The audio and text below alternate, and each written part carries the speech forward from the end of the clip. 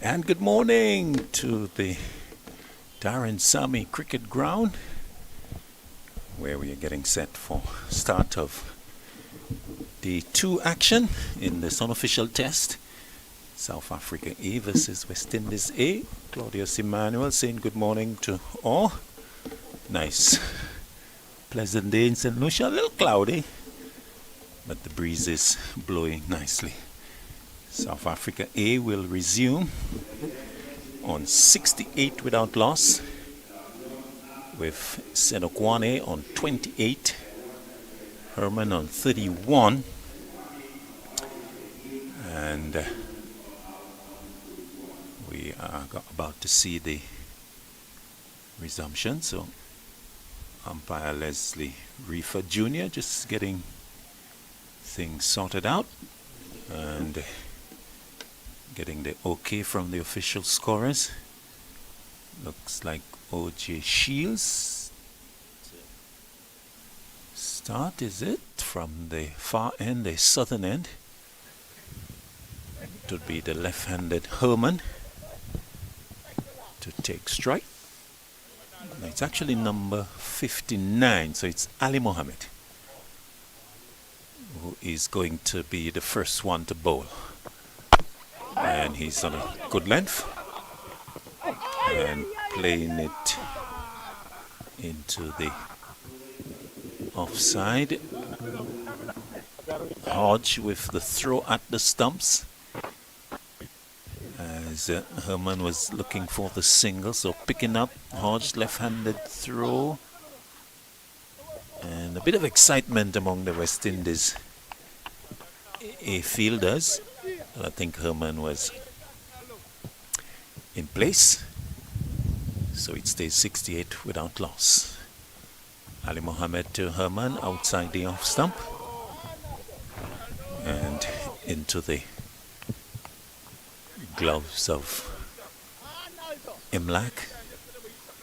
So Imlak, the captain, starting with 2 slips, a gully, extra cover, mid-off, deep point, mid-on, forward square and long leg.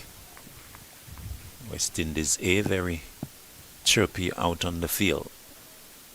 It's the first over of day 2, bright sunny day, as turned away by Herman and finds the mid-wicket fielder Alec Atenes, and there's no run.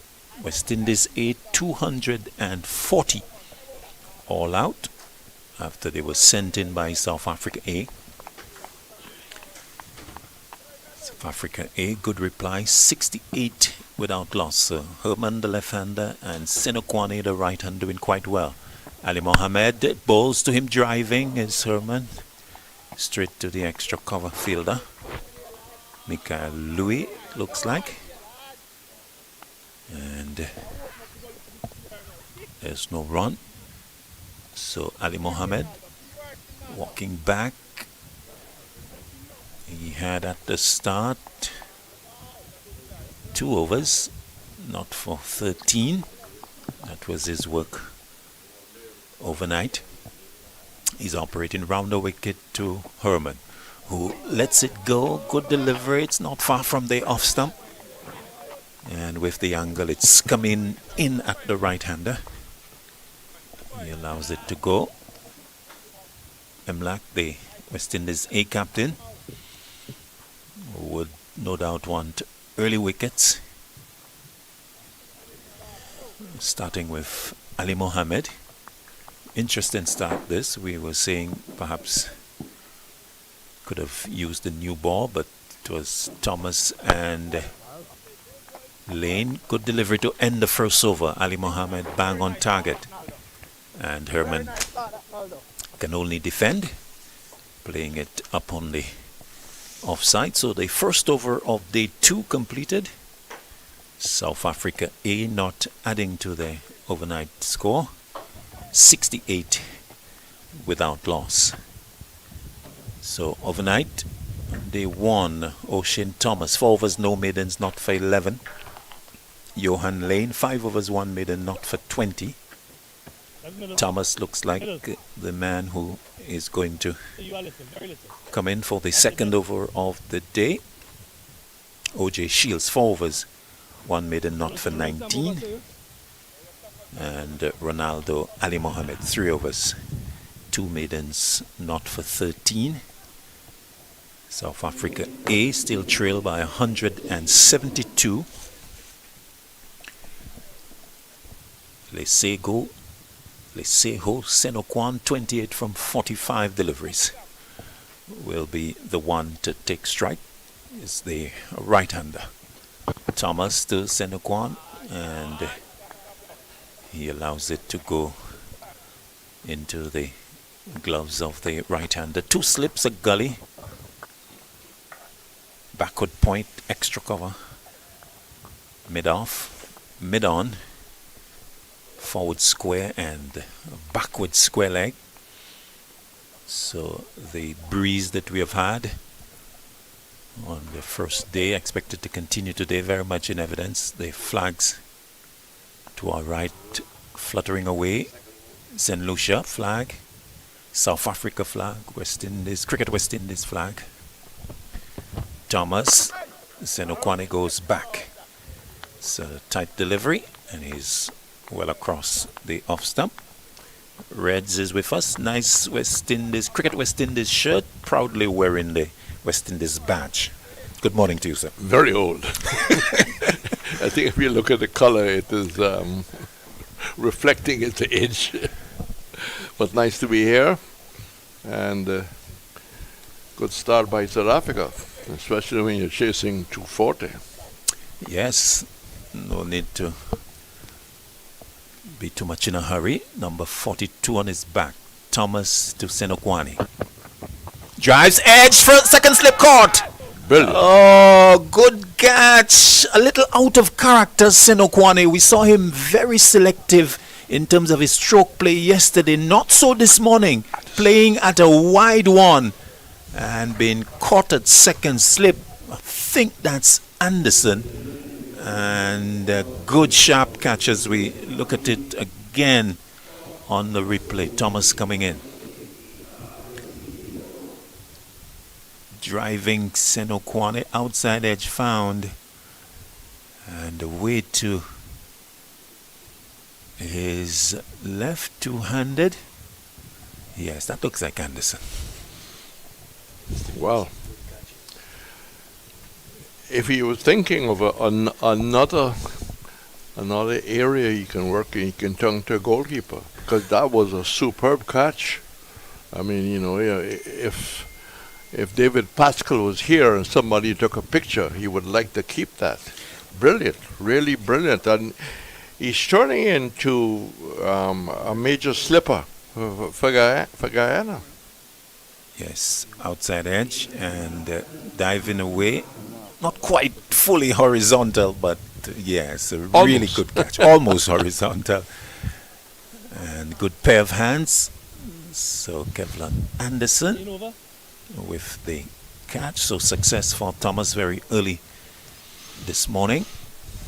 The new batter coming in, Marquez Ackerman, the South Africa ace keeper. Don't think that he would have been expecting to be batting so early on day 2. That he's come in with all of his experience. 71 games, 4,588 runs, average 44.54, 1100s, 27 half centuries. This is a fair amount of experience for the 29-year-old. 3 slips and a gully waiting. Thomas to Ackerman. Down the leg side, and a lot of work for Emlak, who was not able to haul that in. A wayward delivery down the leg side. And Thomas didn't really make the adjustment for the left-hander. And way down the leg side and going all the way to the boundary for 4 wides, buys. What's that, Coxie? It was in fact a no ball, so getting everything wrong there, Thomas.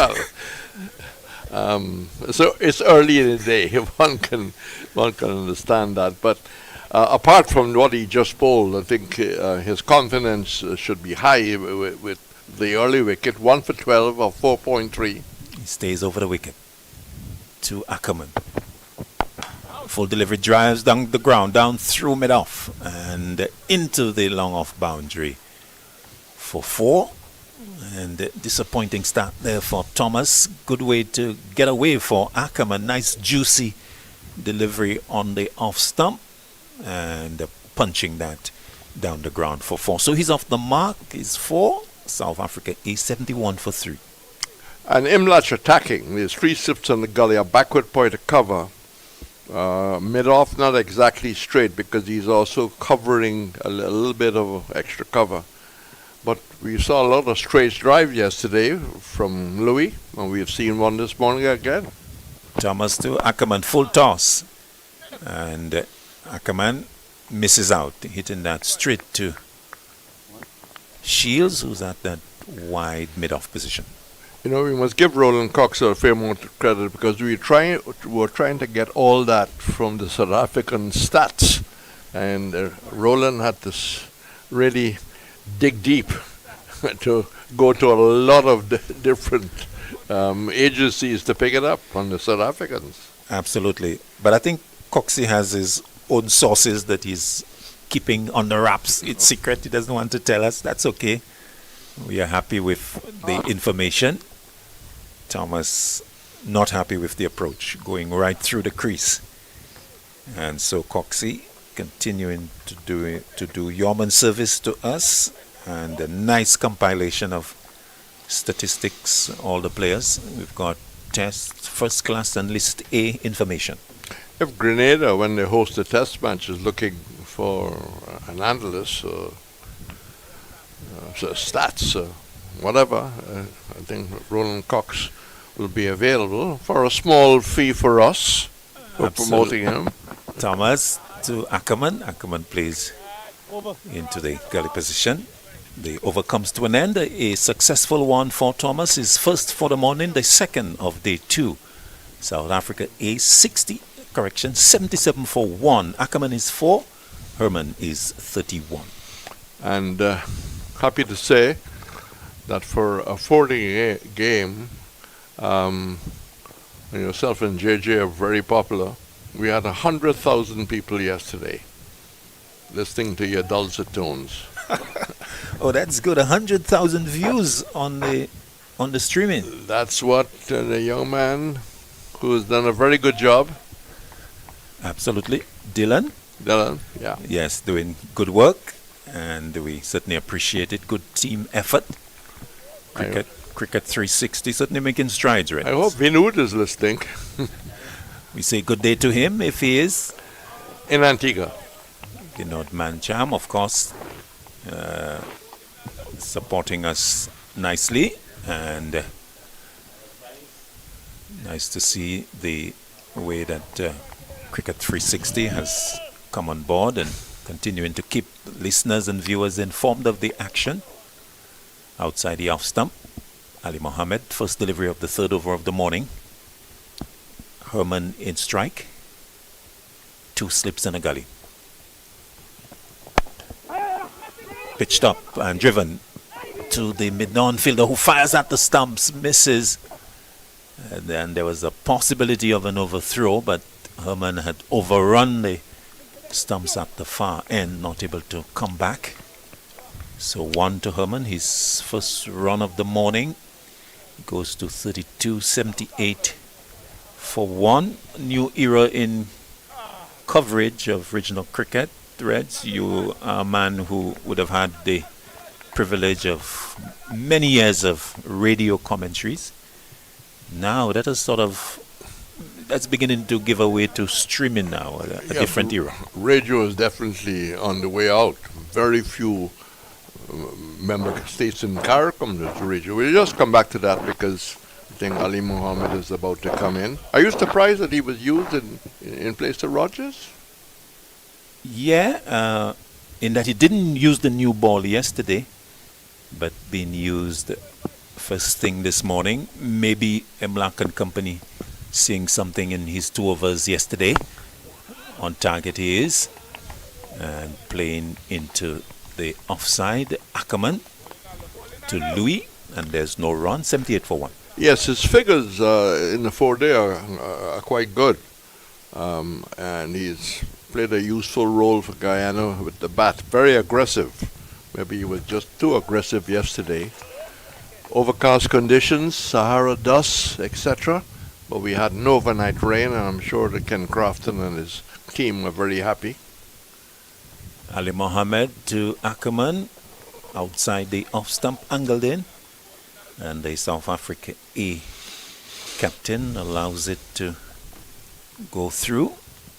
So Emlak would be happy with the early breakthrough this morning. Senokwane being dismissed. Caught Anderson Bowl. Thomas didn't add to his overnight 28. Ali Mohammed continuing round the wicket.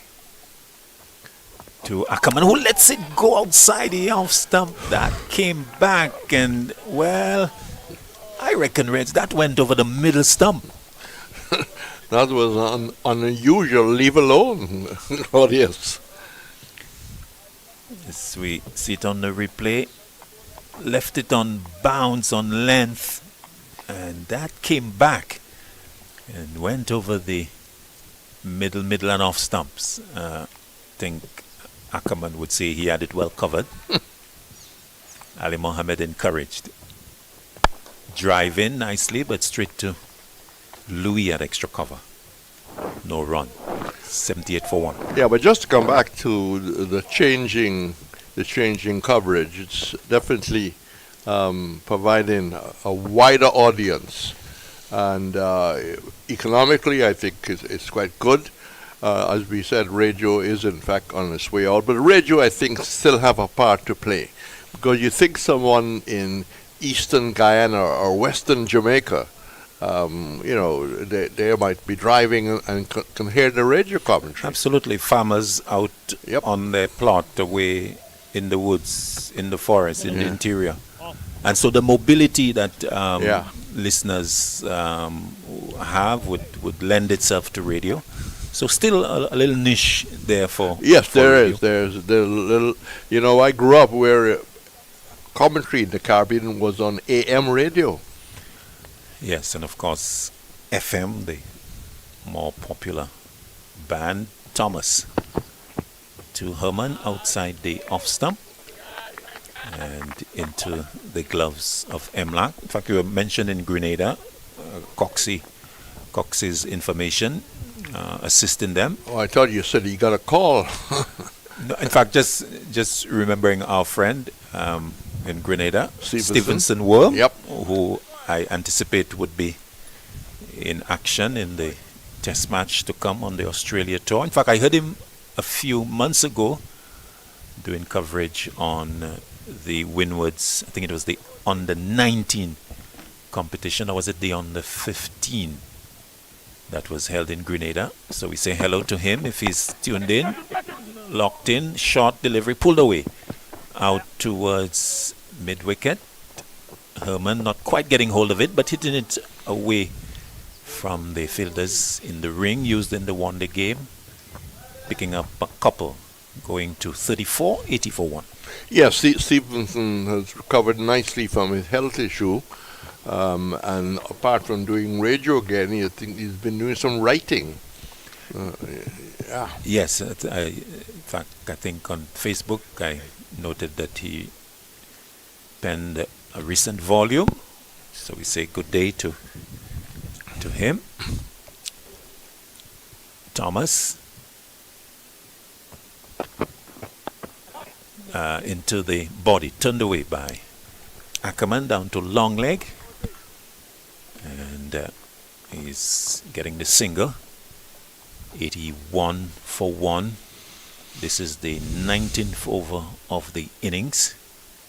Reminding you that West Indies A batted first, 240 all out in the first innings after they were sent in, and South Africa A batting for 15 overs on day 1, so they resumed this morning 68 without loss. This is the fourth over of the morning. Thomas outside the off stump, no ball called. And so Thomas again infringing on that front line. 82 with the no ball. Thomas has the wicket this morning, but a little lacking in control. Of course, this is his second no ball of the morning, and has been a little wayward, but credit to him, he has sent back the man Senokwane, so picking up the first wicket of the morning, looking for more. The bowls straight into the pass, clipped away through mid-wicket and into the boundary for 4. Lane just picking that up from beyond the boundary. So a loose delivery put away there nicely by Ackerman as he takes his team's total to 86 for 1. He has doubled his score with the boundary. With the field that Imlat just got, with 3 slips of the gully, a backward point cover mid-off, he's got a man down by the scoreboard and a fairly straight mid-on. He's not supposed to be outside leg stump because there's nobody at mid-wicket on the boundary. Indeed. And he's bowling to a man with huge amount of experience. Over 4,000 and a half runs at the first class level. 1100s, 2750s. Thomas to Ackerman, short, good one. And Ackerman rocking away. And Thomas, this is where he needs to be, in that general region. Exactly. All of a sudden he remember what sort of field Imlat just set. But with the success of the wicket, if you were a former fast bowler, is he maybe just trying too hard? Could be. In fact, as we speak, the leg side is being strengthened. So he has some more cover on the leg side. So 3 slips and a backward point. Extra cover mid-off. Thomas to Ackerman. Ackerman forward.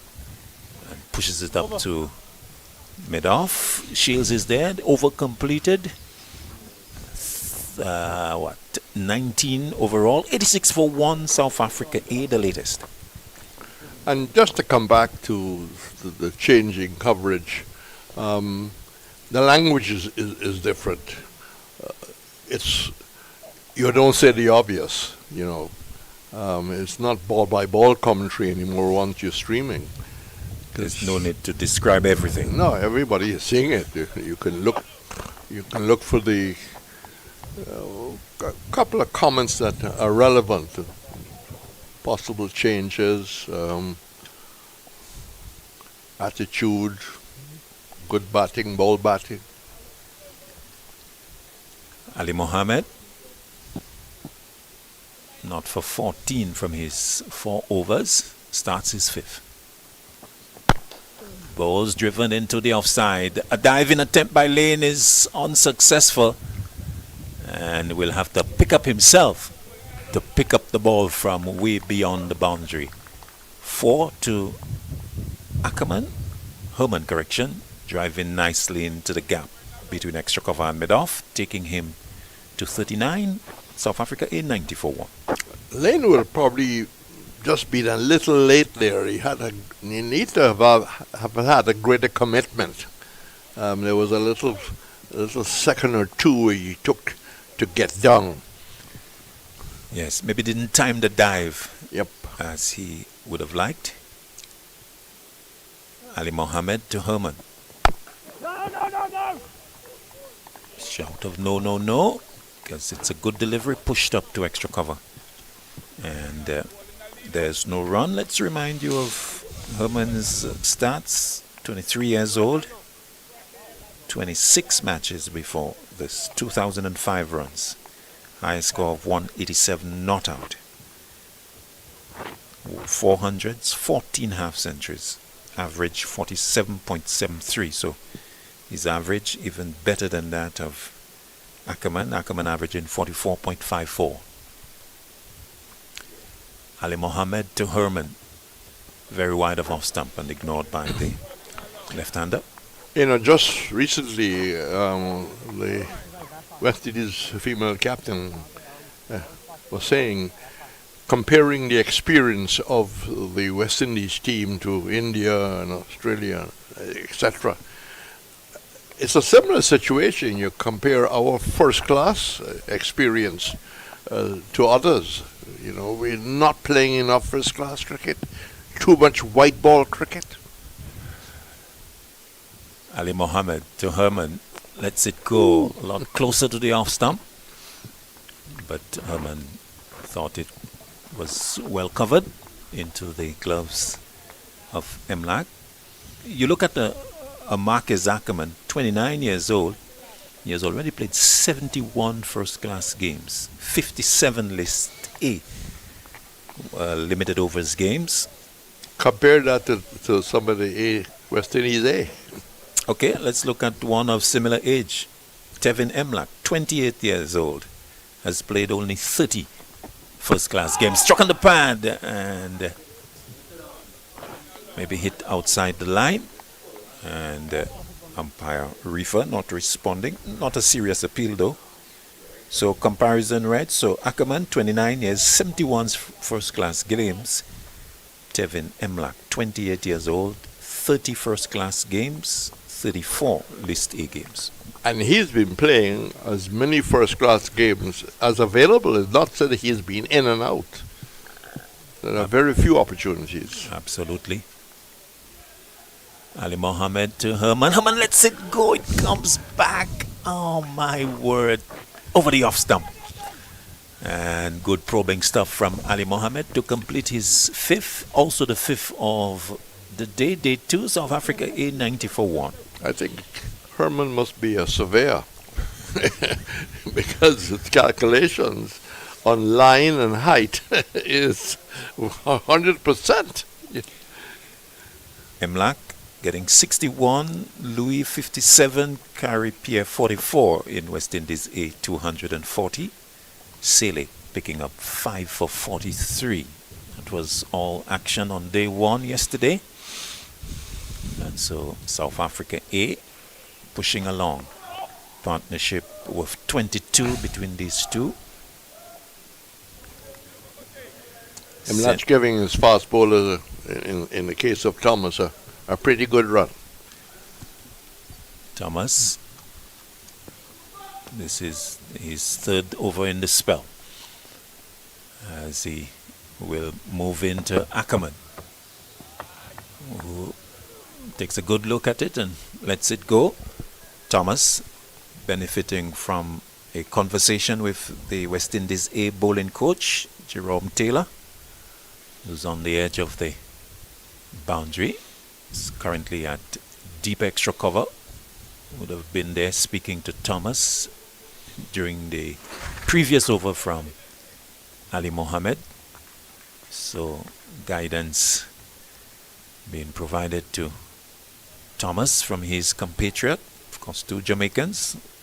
So the communication you'd expect would be quite easy.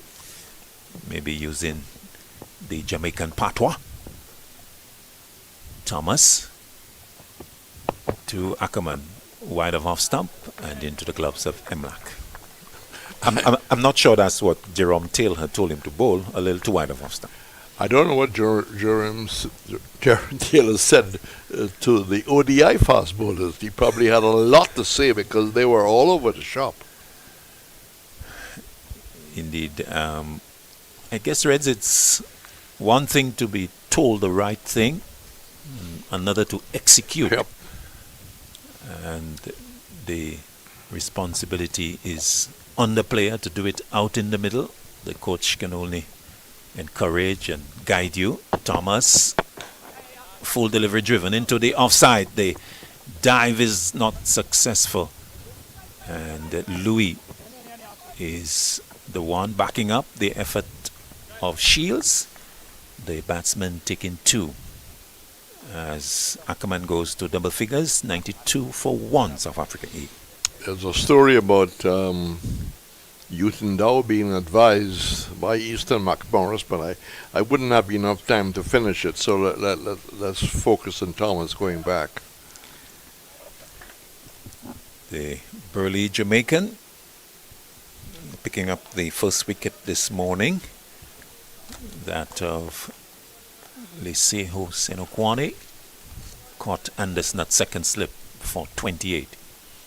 Thomas to Ackerman, drives, not getting hold of it, this time straight to Shields, who was happy to pick up this one, not so challenging as the previous one was to his right. So 2 deliveries left in the Thomas over, and nice to have the experience of Jerome Taylor guiding the up-and-coming West Indies bowlers. Thomas to Ackerman. Shot pulled away through square leg for 4, maybe even going backward of square leg and into the boundary for 4. So short and put away by the experienced Ackerman, taking him to 14. And a total 96 for 1. Another loose delivery put away. Yes, once he bowls that line, I mean, he's got the mid-wicket, which Imlach has given him, but you can't set a field for bad bowling. That was short. Just spoiling his early work. 1 for 30 now of 6.5. Ackerman with his 3rd boundary. So pushing along nicely. Thomas to Ackerman. Short, cut away, down to ahead of the man at the backward point boundary to his right. And another boundary. So successive boundaries for Marcus Ackerman to complete the Thomas over as the 100 comes up for South Africa A. The captain going to 18 with his 4th boundary. Not good bowling by O'Shane Thomas. No, Thomas, well, we've been saying, so no point to retrieve it. So, good-looking scoreboard. You're chasing 240 or 100 for 1. Very good start, although they lost the opener overnight.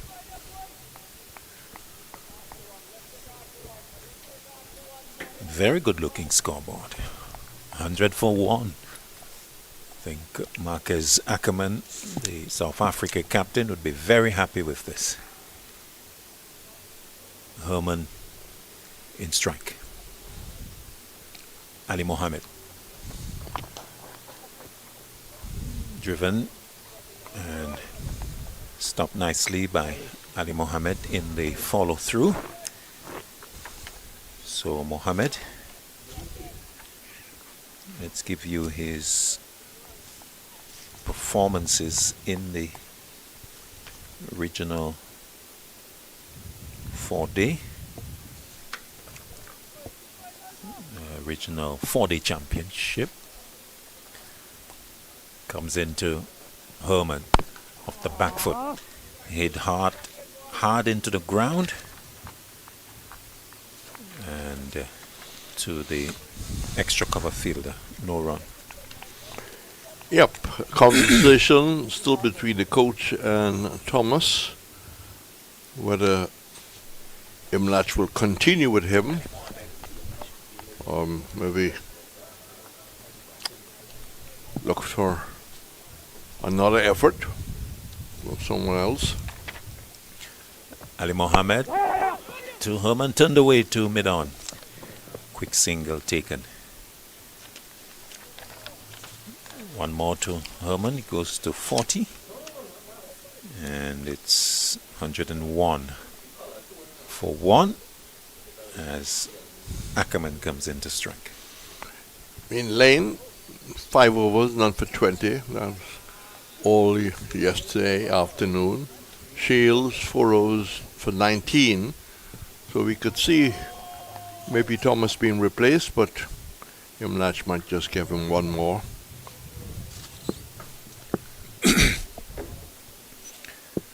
Two slips.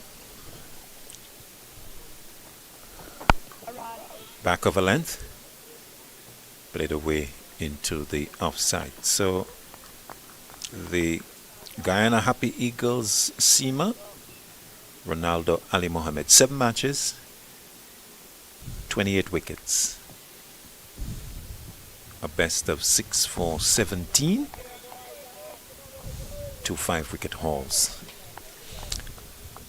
So up there among the wickets. In fact, the most by a seamer in the tournament, outside the off stump to wide.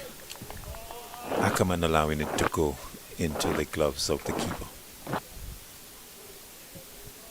A couple of announcements overnight, Claudius. I see Maxwell has called it a day in one of the white ball formats. And Clarkson, I think, has retired. Okay. So, Glenn Maxwell, Yeah, the the Australian. Australian. Ali Mohammed to Ackerman driving. Straight to mid-off. Lane is there. And the over is completed. South Africa A 101 for 1. We have had 22 overs in the innings. Yes, that little story between McMorris and Newton Dow was a game I did against Jamaica, Guyana against Jamaica. And the instructions from McMorris, who was fairly big, Clyde Walker type size of first slip, said, Newton, do not bowl short to Fredericks. Pitch it up. You have a better chance. So after 5 short deliveries, 3 4s and 2 6s, McMorris runs up at Sabina Park, and before he can get to Dow, Dow says, yes, skipper, pitch it up.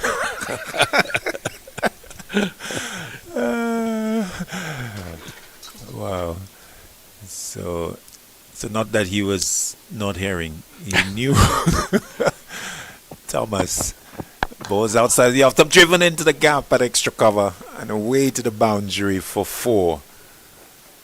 So Herman taking advantage of another loose one from Thomas, this time overpitched and put away into the gap between mid-off and extra cover out towards the boundary. 105 for 1. He goes to 44. Yes, just not consistent enough with his line length there. He got the line almost right, but the length was just too full, offering the drive. 2 left-handers, so it's not a difficult period for the bowlers. Same line. Thomas to Herman. Outside the off stump, good delivery, but it's a no ball.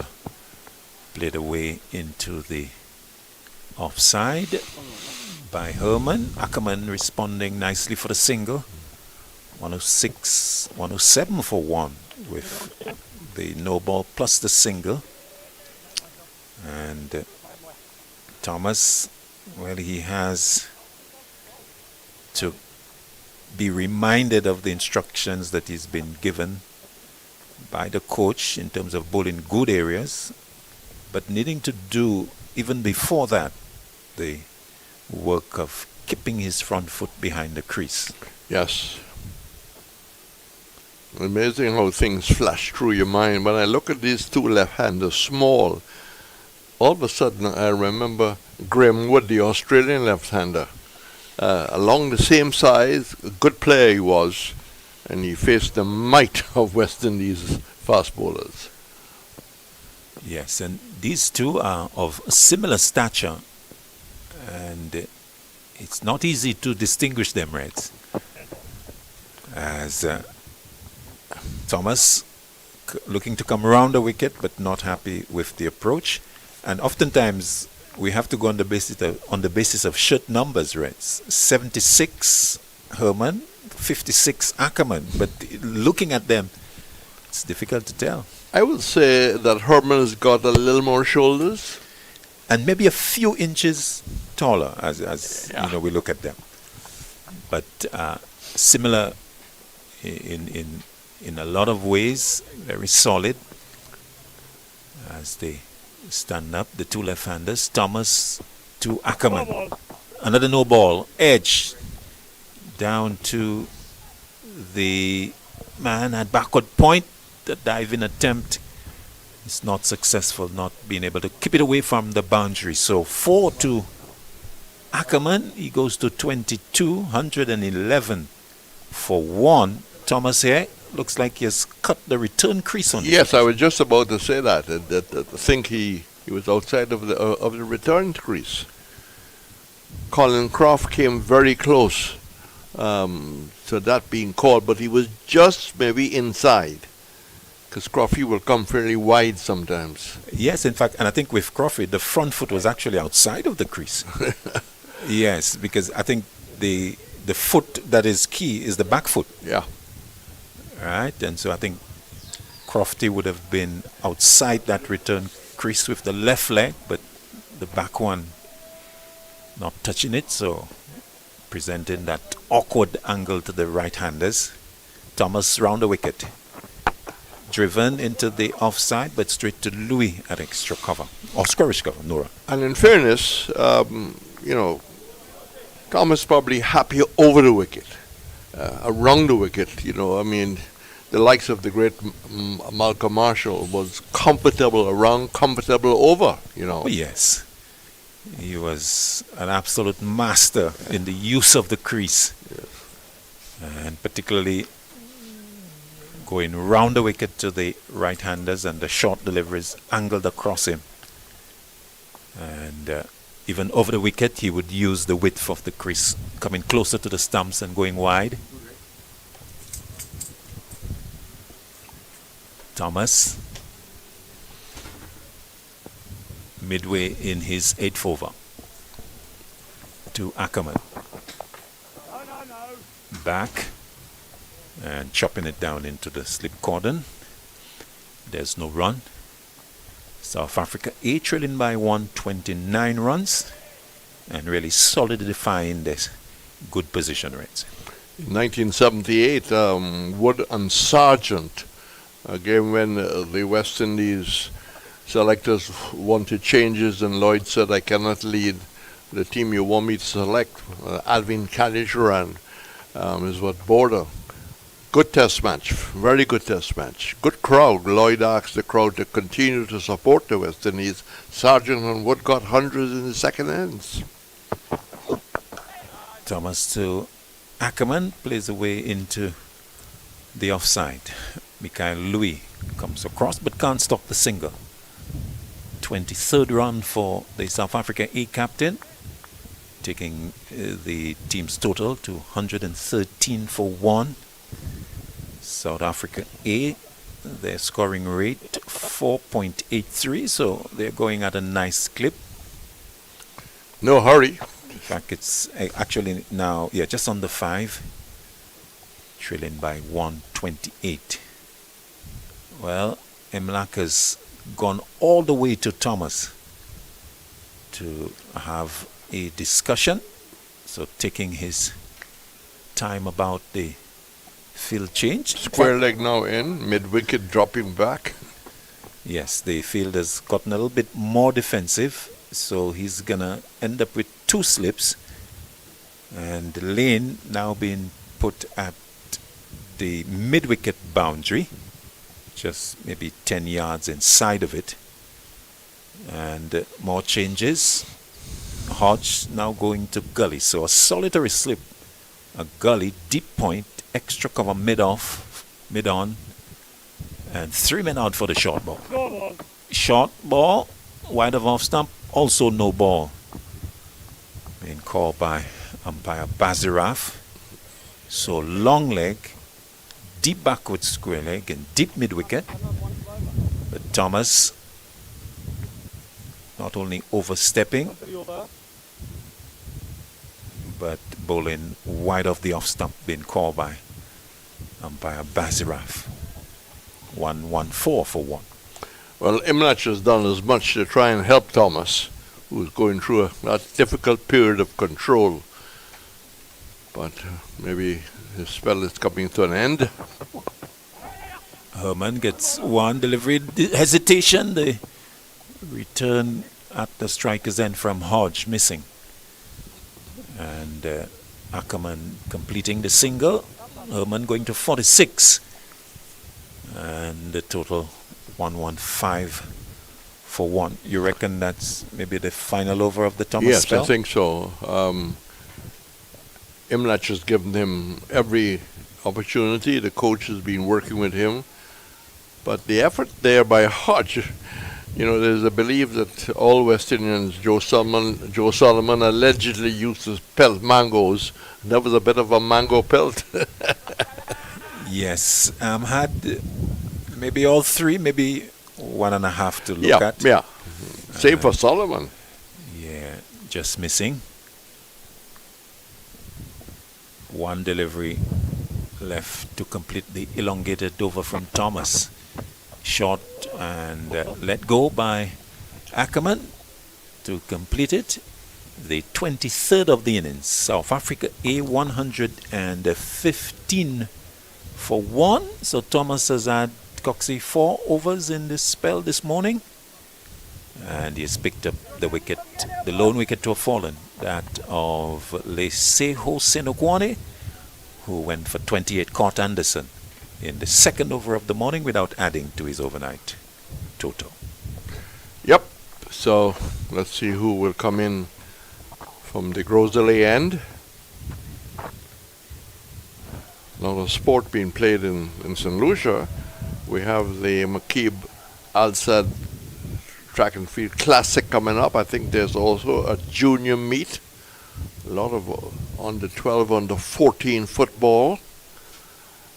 Every time we leave here, we see the basketball crowds. They've been attracting a lot of crowds. I think there was a final, and somebody outside of Greater Castries won the title. Can't quite remember. I saw it this morning.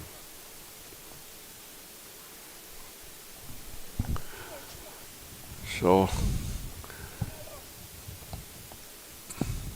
field just been adjusted. And Ali Mohammed continuing. I grew up watching Lance Gibbs and Edwin Mohammed, who was the father of Timur Mohammed. Timur once almost got a test cap in England. He was brought in because of injury. He got 100 against the minor counties. He got 45 against Warwickshire, but they decided they'll pick the team from the original squad. Tough. Again, concentration outside the off stump. In fact, I remember a double 100 by Timur Mohammed versus Winwoods, Guyana versus Winwoods. I think that's the same game that Julian Charles got 100. And I think it was up in Berbice. Mm-hmm. Yes, Julian Charles, yeah, he would have played. Interesting, Julian Charles and I would think the likes of Timur Mohammed, they would have played at the time for West Indies B. Yep.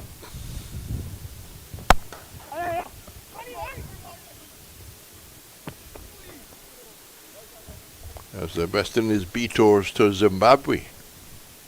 And some of those teams are very strong. I think Ignatius Cadet also was selected for one of those. Yes, Julian Charles and Ignatius Cadet, of course, both of them St. Lucians. So why did we move from the designation B to now A? Well, changing world we live in. Yes, perhaps I guess I would proffer a guess.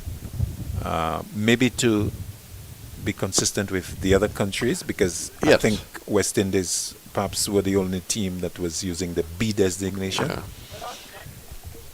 And maybe A sounds better than a B. Well, A for apple, B for bat. Yes, but of course describing the sort of second string team just below the full international senior team. The good about this, it's a 4-day test. And people believe that Test cricket is the ultimate test. Ali Mohammed, 2 slips on a gully. His line has been a lot better than Thomas. He's been concentrating, and that's a good bit of work. Good bit of work there by the cover Fiesman. Had to really hustle to the right. Total remains at 117 for 1. Cricket being played in Antigua, Leeward Islands tournament. I was speaking to Marty Richards this morning. He said it's one of the annual tournaments with a different format.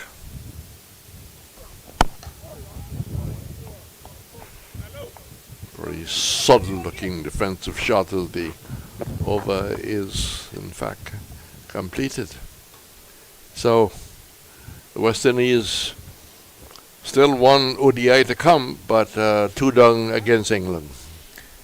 England, well, they've won the series, but of course, an opportunity for West Indies to pull one back. And if we had just maybe batted all the overs, I think we were 47 or 48 overs.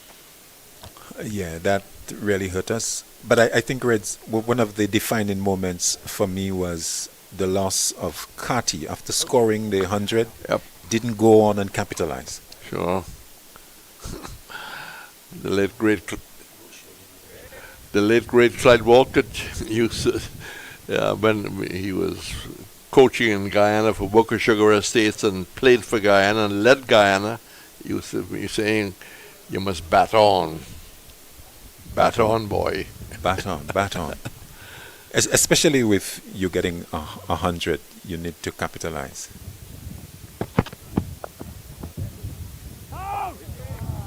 Good stop.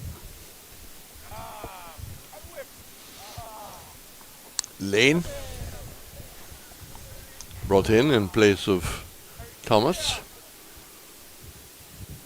Yeah, we thought that he was tiring, and I think it's the right thing for Emlak to have rested him. Would have achieved the objective of getting that early wicket, Yes. the loss of Senokwane. I think he was credited for the effort, getting the breakthrough. That's over the top, looking to pull that down towards long leg, and that peeled off the outside edge and cleared the gully, and giving, of course, the third man no chance at all. So miscued, but Lady Luck running with South Africa A, as the total goes to 1 for 121. And bringing up the 50 partnership for the second wicket. Ackerman not in control, going for the hook.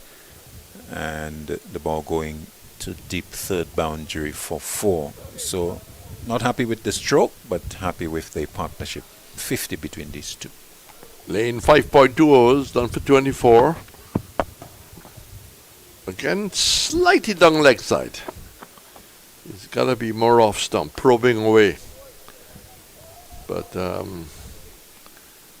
good 2025 season. Tall and slim. And thus having deep thought as he walks back to his mark.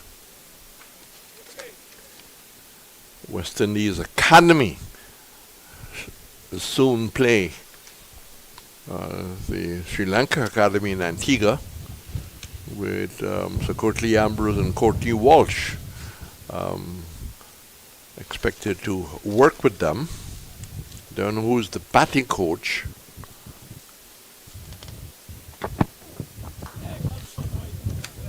Right on target. Defensive shot.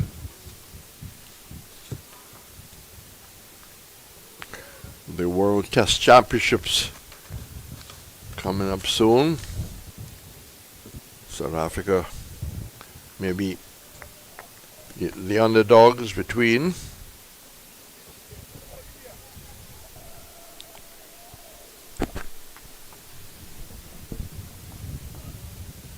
Lane, slim.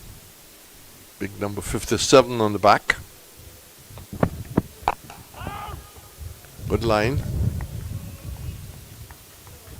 And straight away, greater control from the commentary box end. Very much so. And I think that's what Emlak would have been looking for. And starting well. Yes. Lane figures of 6 for 30, his best ball. And picking up 27 wickets. So that's why he's here. Excellent delivery. Emlach took that over the right shoulder. Very good delivery. Angled in, he's operating around the wicket. And Herman had to play and just found that seaming away and bouncing. And pulling the bat away, maybe he would suggest at the last minute. So good stuff there from Lane, his first over of the day. So that's a good start for him. Getting his first bowl on day 2. South Africa A going along nicely though. They are 118 away from the West Indies A's 240. 1 for 122. Not that far away from 240. It could well come, depending on the strike rate, the runs flowing, maybe within the first session. Ali Mohammed to continue.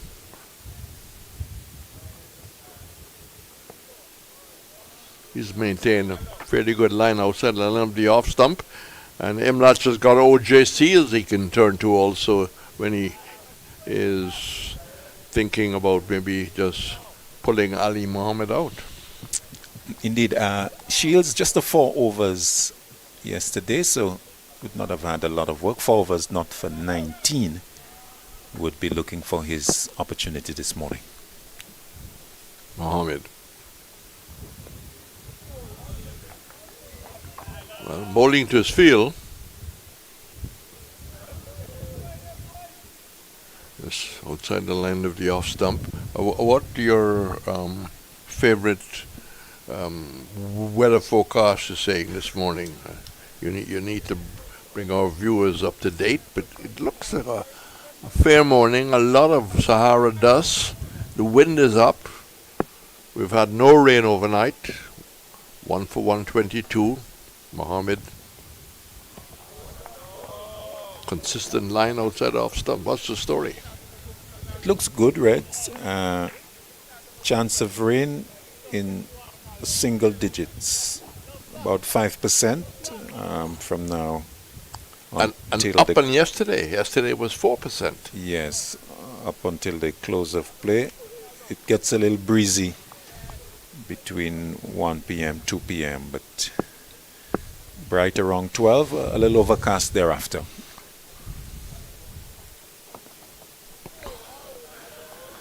Again, as I said, he must be a land surveyor.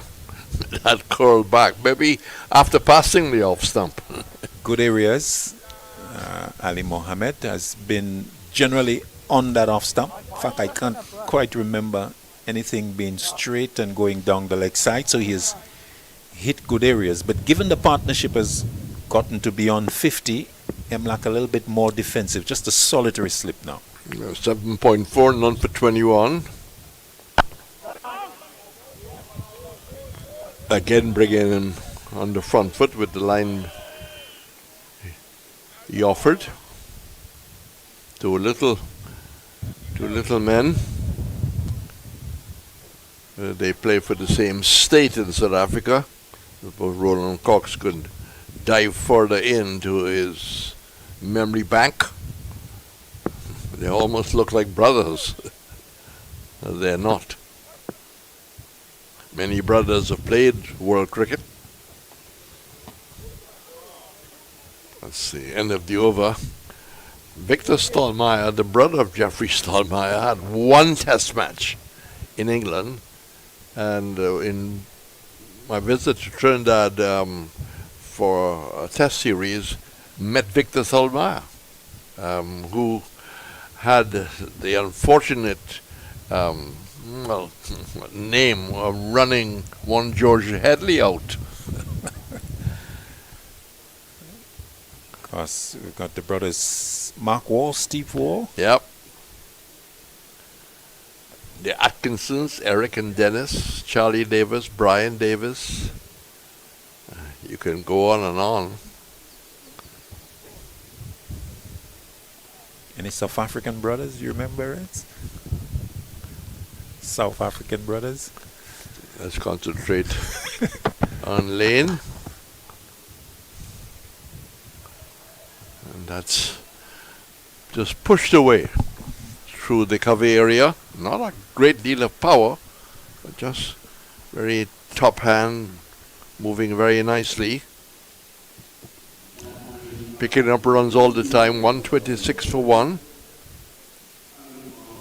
And 50 for Jordan Ackerman, Reds, coming off 81 deliveries, 132 minutes, 4 fours. Nice push drive, as you said. And one of the features of his batting has been his ability to find a gap. And no different on this occasion. It's gone to 51. Partnership pushing up to 58. Yes, good partnership. Sometimes you lose one, you lose two, but that was not the case. So, one achieving the 51, close to it. That's turned away as Lane, who's been fairly consistent with his line. There's just on the line of the leg stump. Yes, brothers over the years. You had the Australian, the Archer brothers, Ron Archer. So, many brothers. The Amanat brothers. You know, once you start, you're pushing yourself to remember all the brothers. You know. Gomes, well, Larry and Sheldon. Yes, yeah? Larry and Sheldon. Sheldon did played for Trinidad and Tobago, got a double 100, but never played for the West Indies. Brilliant fieldsman. Ben and Adam Holyoke for England. Yep. I think they're, well, one passed away. One, I think, is in Western Australia. We've got Current brothers, Curran, Sam and Tom Curran for England. Yep. Well, 3 brothers. There are 3.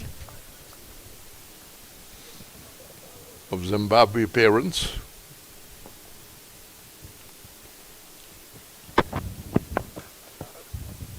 Indian brothers in the IPL.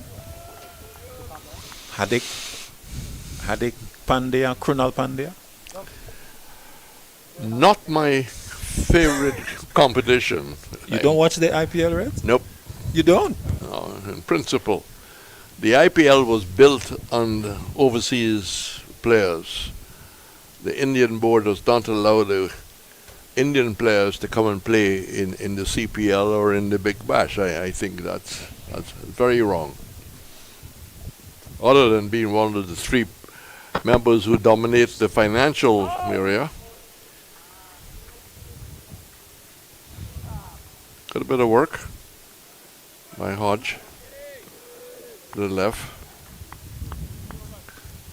So you understand why I don't watch the IPL? Yes. In fact, I remember a comment you made earlier, Reds. You were suggesting that there's too much white ball cricket being played by the youngsters? Throughout the Caribbean, is white ball followed by white ball. I think in Antigua they're playing white ball. Just short and nicely tucked away. Just transferred the weight, got the other foot up and clipped it away.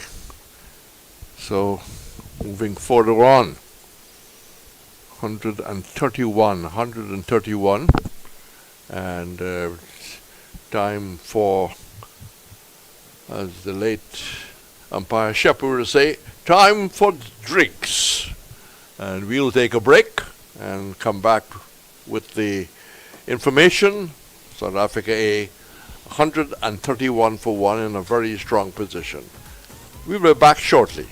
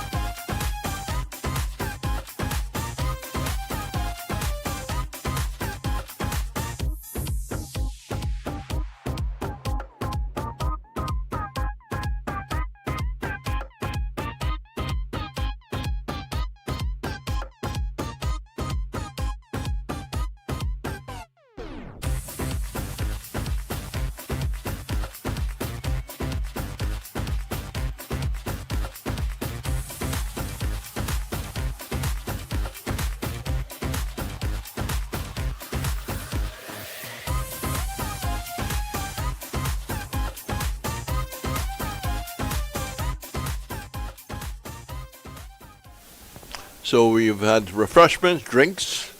On cold days in England and New Zealand, tea can be served. Well, that wouldn't be necessary in the Caribbean. So 12 overs in the session, and the West Indies picking up the wicket, Faustino Kwani,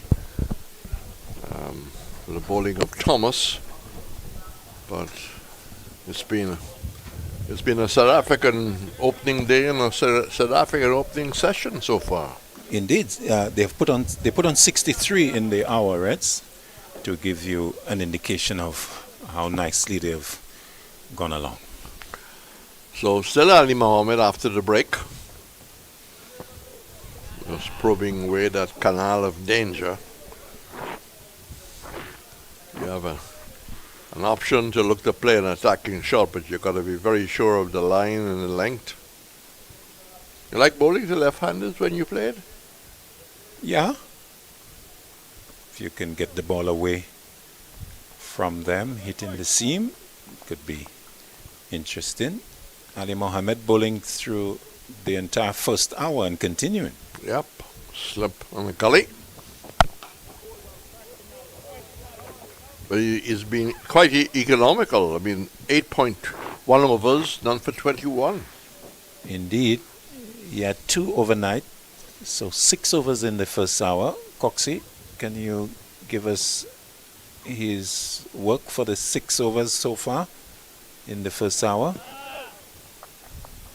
If we just what he would have had overnight, the 2 overs, and then Mohammed out and caught just outside the off stump. Really paid dividends. That probing away outside the off stump.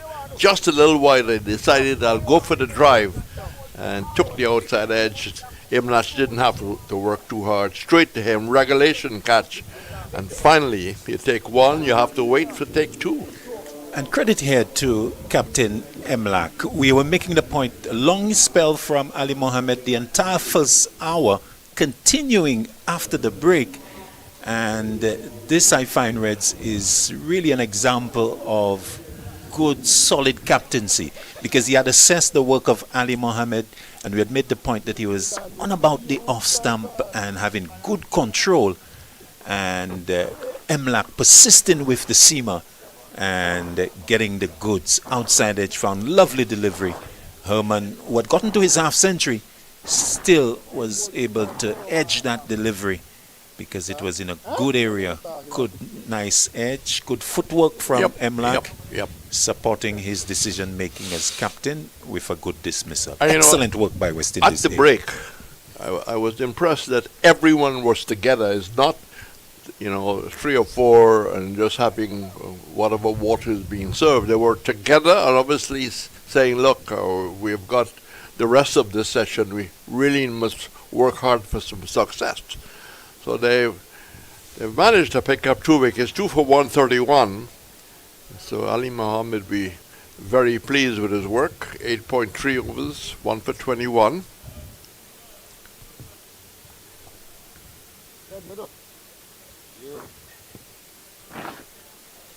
There was a discussion of whether Imlach should be given the vice captaincy.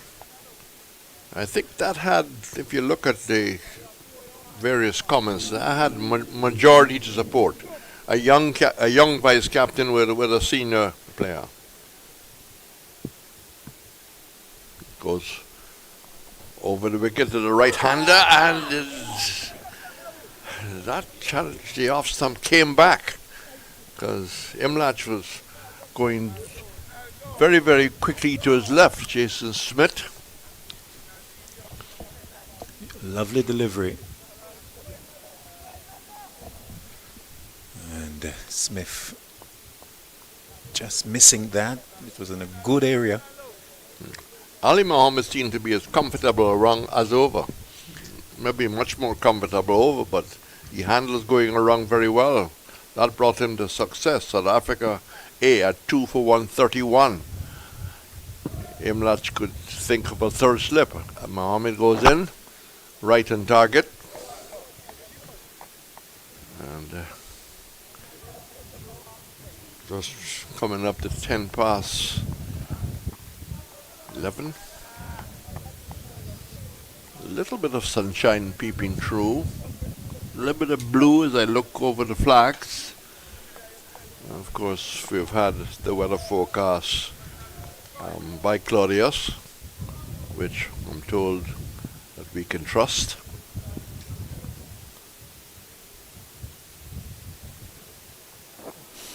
He's not happy. Just reminding me, if I go way back to Ram the Race,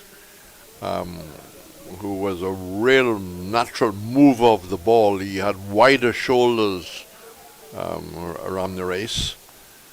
might have had an opportunity to play for Surrey, but his wife was not happy playing, living in England. Just too wide.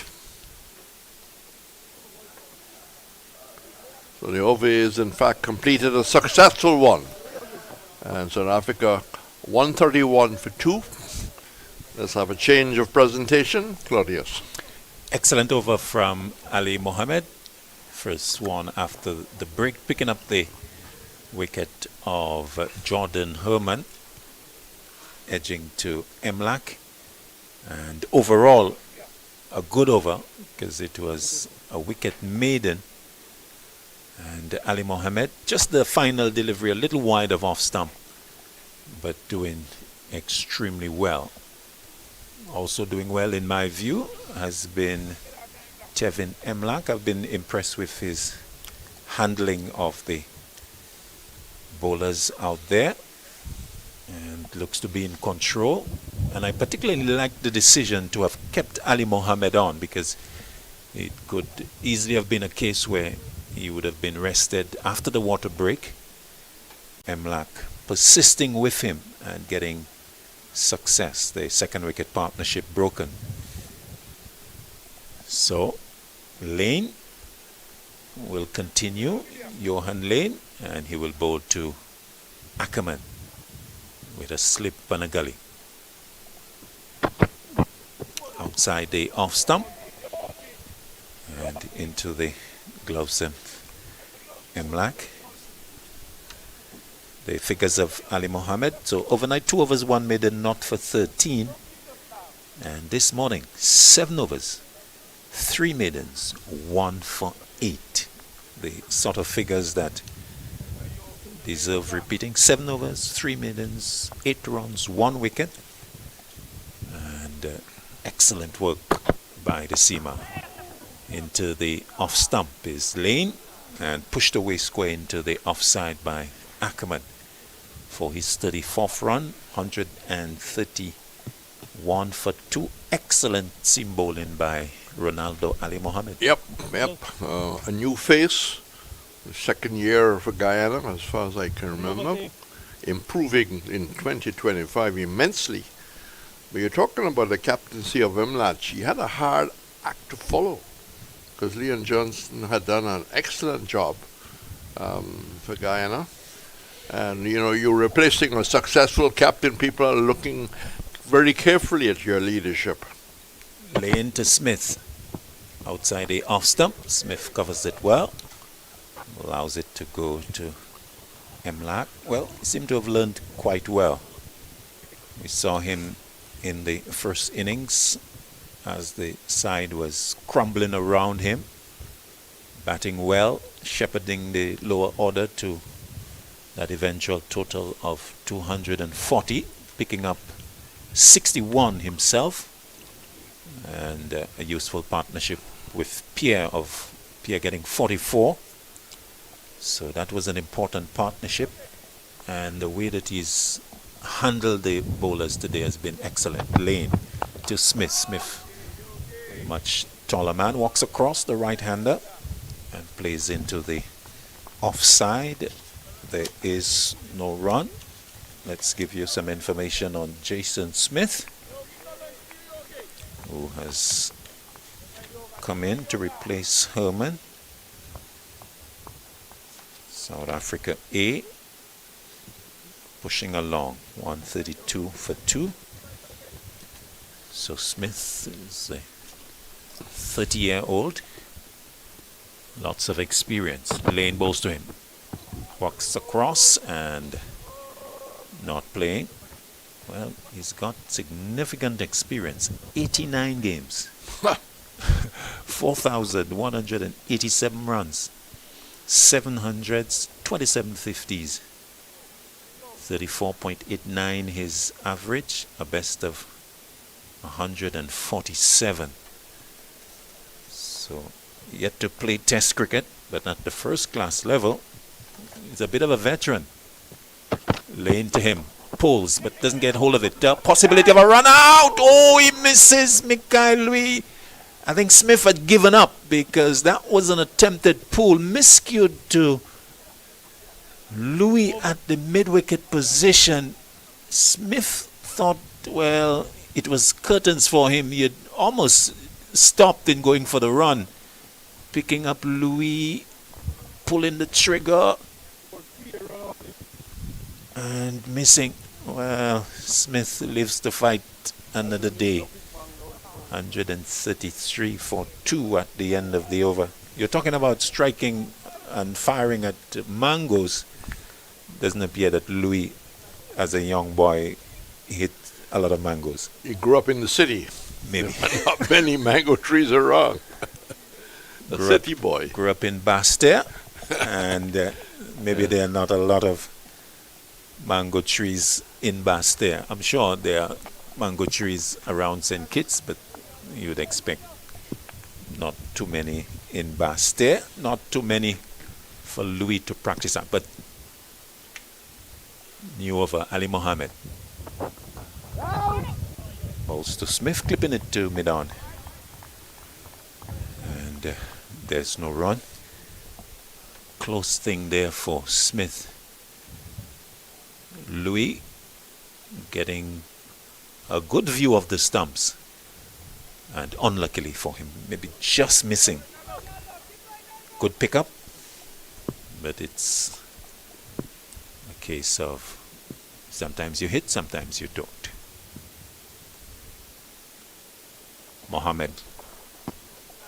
Ali Mohammed, I should say, outside the off stump, and Smith allows it to go into the gloves of Imlak. We were talking about Timur Mohammed. For people who have not seen him, but let's say will remember David Gower, and I'm not comparing. There's a little bit of the Gower in Timur Mohammed. Very nice in the eyes.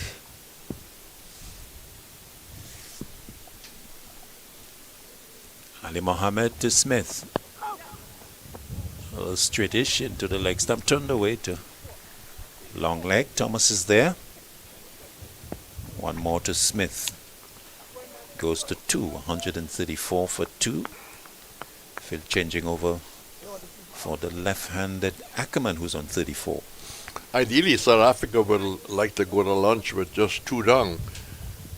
If the West Indies A can pick up a third wicket, they probably would feel that they have just inched back into the fight, and they would have won the session by picking up 3 wickets.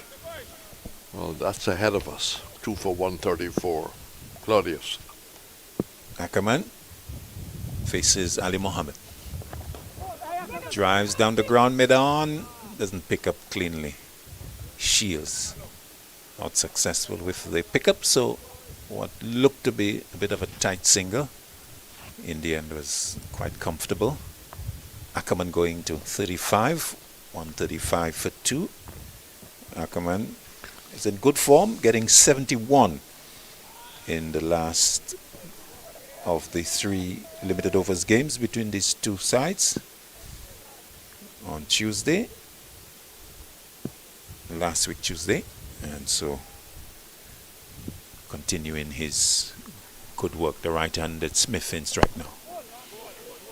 Forward he goes, pushes up to mid-off, and there's no run. 135 for 2. I get the impression looking at the action of Ali Mohammed, there's a lot of effort to use the seam a lot. His action is different. Uses a lot of the arm. Yep. And maybe not generating maybe maximum pace into the leg stump, but pushed away to mid-on. To complete the over, another tight one from him. Just the 2 singles coming. 135 for 2. South Africa A scoring at 4.5. The bowling figures.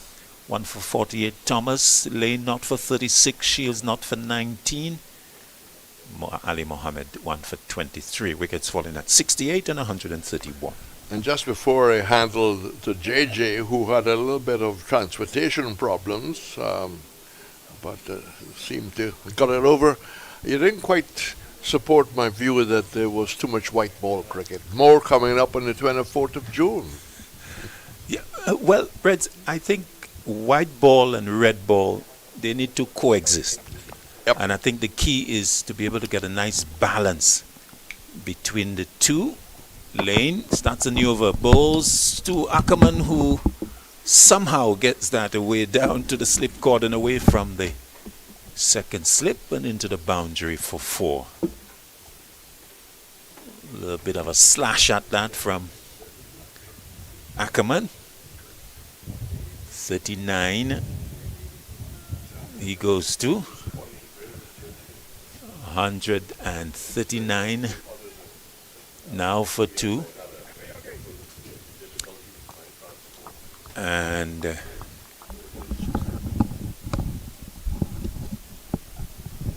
Reds taking a break as Lane to Ackerman. Ackerman punches it up to the onside, the forward square fielder. Quickly in, but can't stop the single. Good response there from Smith as Ackerman goes to 40, 140 for 2. As we say good morning to Jamal James, the original JJ. How you doing, sir? Morning to our viewers and listeners. Good morning, Claudius. I'm doing well. It's a beautiful day for cricket, so why wouldn't I be? Indeed. Nice breeze blowing, nice sunshine. Good conditions for batting. Good conditions for bowling as well. Lane to Smith. Outside the off stump and let go by the right-hander. So as we were saying, Jason Smith, 89 games. So this is his 90th game at this level. 4,187 runs. 700s. So lots of experience. Ackerman, equally experienced. Some 71 matches. Almost 4,600 runs. Full delivery on about the off stump, pushed up to the mid-off fielder, Atenes, and there's no run. So we're about 35 minutes away from, according to my watch, from lunch on day 2. The South Africa A exactly 100 runs away from the West Indies A total. Lane to Smith. Smith is struck on the pad, but a little high as the ball cuts back. And hitting him well above the knee roll. He's a tall man. And so no real significant appeal to talk about. But Lane bowling in good areas. One delivery left in his 9th over. Yes, Claudius, and I'm just going through some of the stats just to look at, since you mentioned that this gentleman has played about 80 games. A delivery that is having Smith in a little trouble, leading edge, but along the ground, ending up to mid-off to complete a good over from Lane, coming back after the boundary, the first ball of the over. At the end of it, Smith is 2, Ackerman 40, South Africa A 140 for 2. Yes, so just to get back to what we were discussing, you mentioned that Jason Smith, he's 30 years old and has played 89 first-class games, this being his 90th. And just looking at by way of comparison, you see Gavin Hodge, who's 32 years old, and this would be his 79th game. Mikael Louis, he's 24 and he has played 22 first-class games. So Hodge and Smith comparable, fairly comparable in terms of experience. Fair 78, 89. But 2 years difference. Yes, Hodge older. Ali Mohammed starts. And looking to swing away is Ackerman. The appeal going up, but looking to be well outside the off stump. Ackerman looking to access the backward square leg region. And no real interest being shown by umpire Reefer. So he stays on 40. It's 2 for 140. This is the 32nd over of the innings. Ali Mohammed continuing this economical spell. Driven into the offside to the deep point fielder. Along the ground, single taken. Anderson fielding for the first run for Ackerman, 141 for 2. Jason Smith, the right-hander, will come into strike. Yes, that shot before the last was very interesting. He moved across his stumps and tried to create a scoring opportunity. Recognizes that Ali Mohammed has that slightly slingy action, that he would get that ball to move in, walked across, tried to whip it away. Yeah, just right there. And got outside the line, so a relatively safe shot. Ali Mohammed to Smith. Outside the off stump. Smith, with all of his experience, allowing it to go.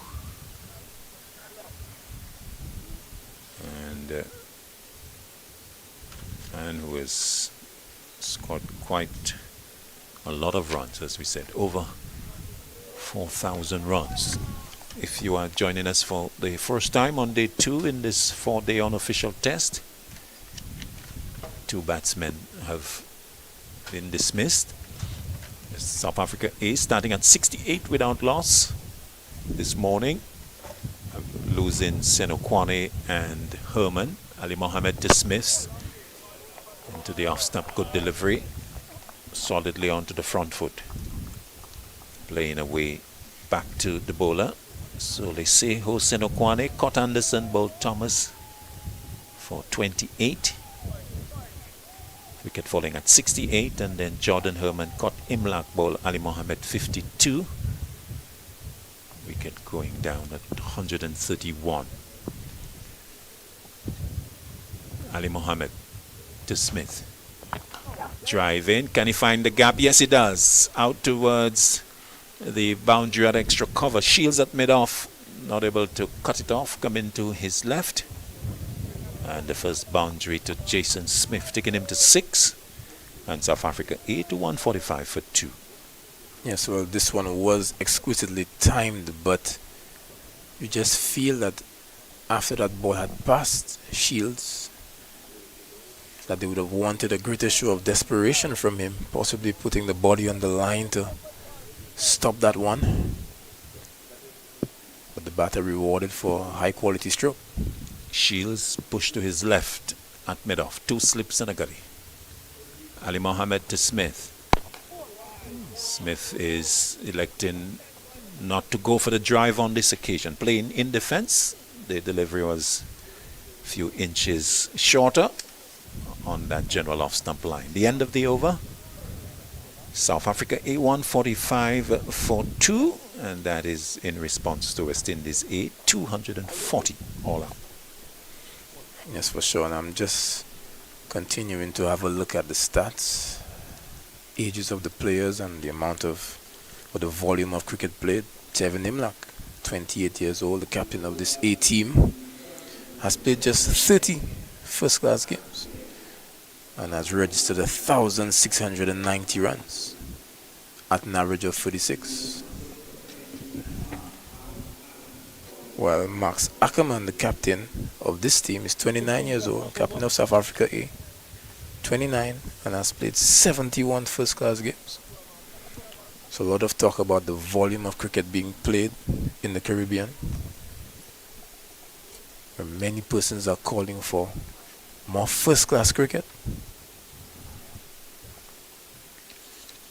And the level of readiness and preparation for when the players make that transition to the international team. Bowling change. Carrie Pierre being introduced. So Imlak, first utilization of spin in the innings, coming in the 33rd over. Left arm orthodox of Carrie Pierre. He'll bowl to Ackerman. Slip and forward short leg. Reverse sweep. The appeal going up, and umpire Banwari, correction, Bazarov going towards the square leg umpire to complete the adjudication process. First delivery from Pierre, reverse sweep, and that has been caught at slip, but the decision from umpire Bazarov seems to be in the negative. Maybe a bump ball situation. Bumping under the bat. I suspect so as well, but a very interesting way to start against the spinner, the reverse sweep. Sure that has come into Test cricket. Pierre over the wicket to Ackerman. Driving and caught on the edge of the circle. Looks like the substitute fielder.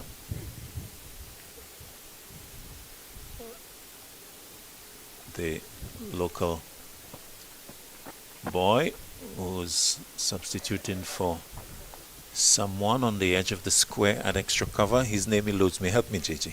Tariq Edward. Tariq Edward. From our West Indies and the 19 World Cup player. Athanaze goes from short leg to silly point. Pierre to Ackerman, reverse sweep. Away, out towards the backward point. Michael Louis on the boundary. So the single. So Ackerman very keen on employing the reverse sweep, utilizing it twice already in the first over of spin. We've just had the 4 deliveries, and so Ackerman showing that it's a stroke that, despite its controversial nature, is very comfortable with it. The right-handed Smith in strike. Pierre goes round the wicket. And Smith hitting that back along the ground to Pierre. 146 for 2. 25 minutes away from lunch on day 2.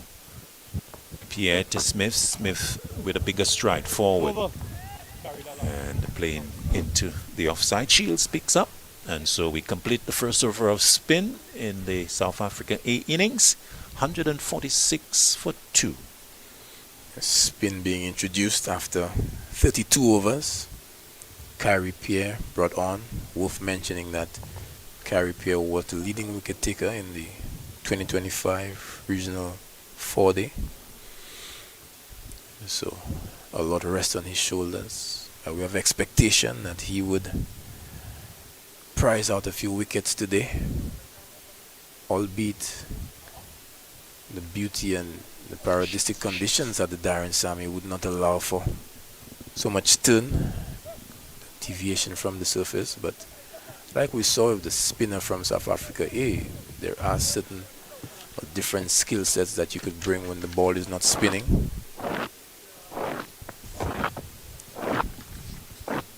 O.J. Shields being brought back. We saw him last evening. 4 overs, 1 maiden not for 19. So he gets an opportunity with about 25 minutes to go to lunch to run in. Maybe a spell of 2-3 overs before the interval. And he will bowl to the left-handed Ackerman with a slip and a gully. Starts into the body, out towards mid-wicket. They call for 2, but they decide against it as Ali Mohammed is quickly in from mid-on. So just a single. Ackerman going to 43. 147 for 2. So O.J. Shields, the Jamaican, 15 games before this one at the first class level. And how old is he, Claudius? 29. 29. Best of 4 for 86. He's at 32 wickets. At this level, average a little high, 36.5 6.59. He'll bowl to the right-handed Smith now, who's back and across and plays away into the offside, no run. I like the look of Smith, the way he gets right in behind those back of a length deliveries, covering the off stump and looking quite solid, bringing all his experience to bear. 2 slips a gully, backward point extra cover mid-off. Shields over the wicket to Smith. Bowling a little too straight into the legs, clipped away to forward square. Atanase is there. There's no run. There's also mid-on and long leg below us. The head coach of the West Indies A team, together with the fielding coach. So they are on the boundary. So John Eugene, Andre Coley. and Andre Coley, taking a different perspective of the action. They're right behind Emlak, watching Shields coming into Smith, pushing it up to mid-on, and there's no run. So Shields been given an opportunity to get into the action. This is his 5th over, and he wants to plug away in good areas. He's got the support of the 2 slips. Nice breeze blowing from leg side to off side that will help his away movement. Shot pulled away, finds the gap at mid wicket and into the boundary for 4. So just too short there, and nicely put away by Jason Smith with the short arm jab, bringing up the 150 for South Africa A as he gets into double figures. 151 for 2. 150 coming up in 212 deliveries, 172 minutes, 23 fours and a 6. That made a wonderful sound of the bat, and that prompted a field change. You just see that Afanese has been moved to his left. Shields to Smith, full toss and put away out towards mid-wicket. Atanase would look to pick it up but will be unsuccessful. A very poor delivery from Shields. Seemed to have gotten out of his control there, and Smith capitalizing, ending the over with 2 successive boundaries, going to 1,455 for 2, and not a good over, the first from O.J. Shields. And it looked to me as if the batsman was toying with the field, because he played that shot. Tevin Imlach, he played the pull shot. Tevin Imlach moved him to his left, and the very next delivery, he plays that ball exactly where Afanese came from. So fully aware of the changes in the field and has the skill set to capitalize on some loose deliveries. Gary Pierre will continue, coming up for his 2nd over. Pierre, who is one of the oldest players out there, 33 years of age, will move into Ackerman, the South African A captain. He's got a slip and a silly mid off. Off the wicket, Pierre to Ackerman, reverse sweep again, and not getting hold of it. So Pierre best of it for 27 at this level, 110 wickets from his 44 games, his overall first class record. Flighted into the off stump and pushed away into the offside. Mikael Lewis there, and there is no run. Off the back foot, pulled away out towards mid-wicket. It will go into the vacant mid-wicket boundary for 4. So Pierre going short and been put away by Marquez Ackerman to bring him to 47, and South Africa A to 159 for 2. The swiftness of the footwork was very impressive on this occasion. Rocked back and deposited this one over mid-wicket. You just have to love the look of a left-hander when he's in full flow. Pulled out the sweeps, and now he has unfurled a pull shot. The field remains the same. So Thomas at long on, so mid-wicket remaining vacant. Reverse sweep out towards backward point. The fielder almost overrunning the ball, but recovering to complete the fielding, but not preventing 2 from 2-4. Ackerman, who goes to 49, so he's poised on that half century. 161 for 2. Ackerman loving that reverse sweep. And he gets some decent power and timing in it as well. Because he needs to have the length to play it, executing them against the fuller length delivery, hitting it on the half volley.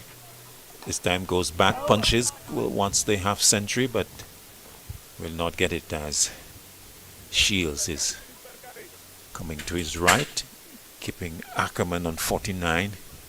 161 for 2. Final delivery of the over. Pierre to Ackerman, who is letting it go outside the off stump. Ackerman, a bit of a indication that he wanted to charge Pierre, maybe playing a little cat and mouse game with him. End of the over. 161 for 2. South Africa A, they have faced some 35 overs. Ackerman at 29 said that 71 first-class matches behind him with 1100s and 27 half-centuries at an average of 44.5. That is impressive. And you had mentioned to us that Kyrie Pierre is one of the oldest players in the team, but he just has about 34 first-class games. So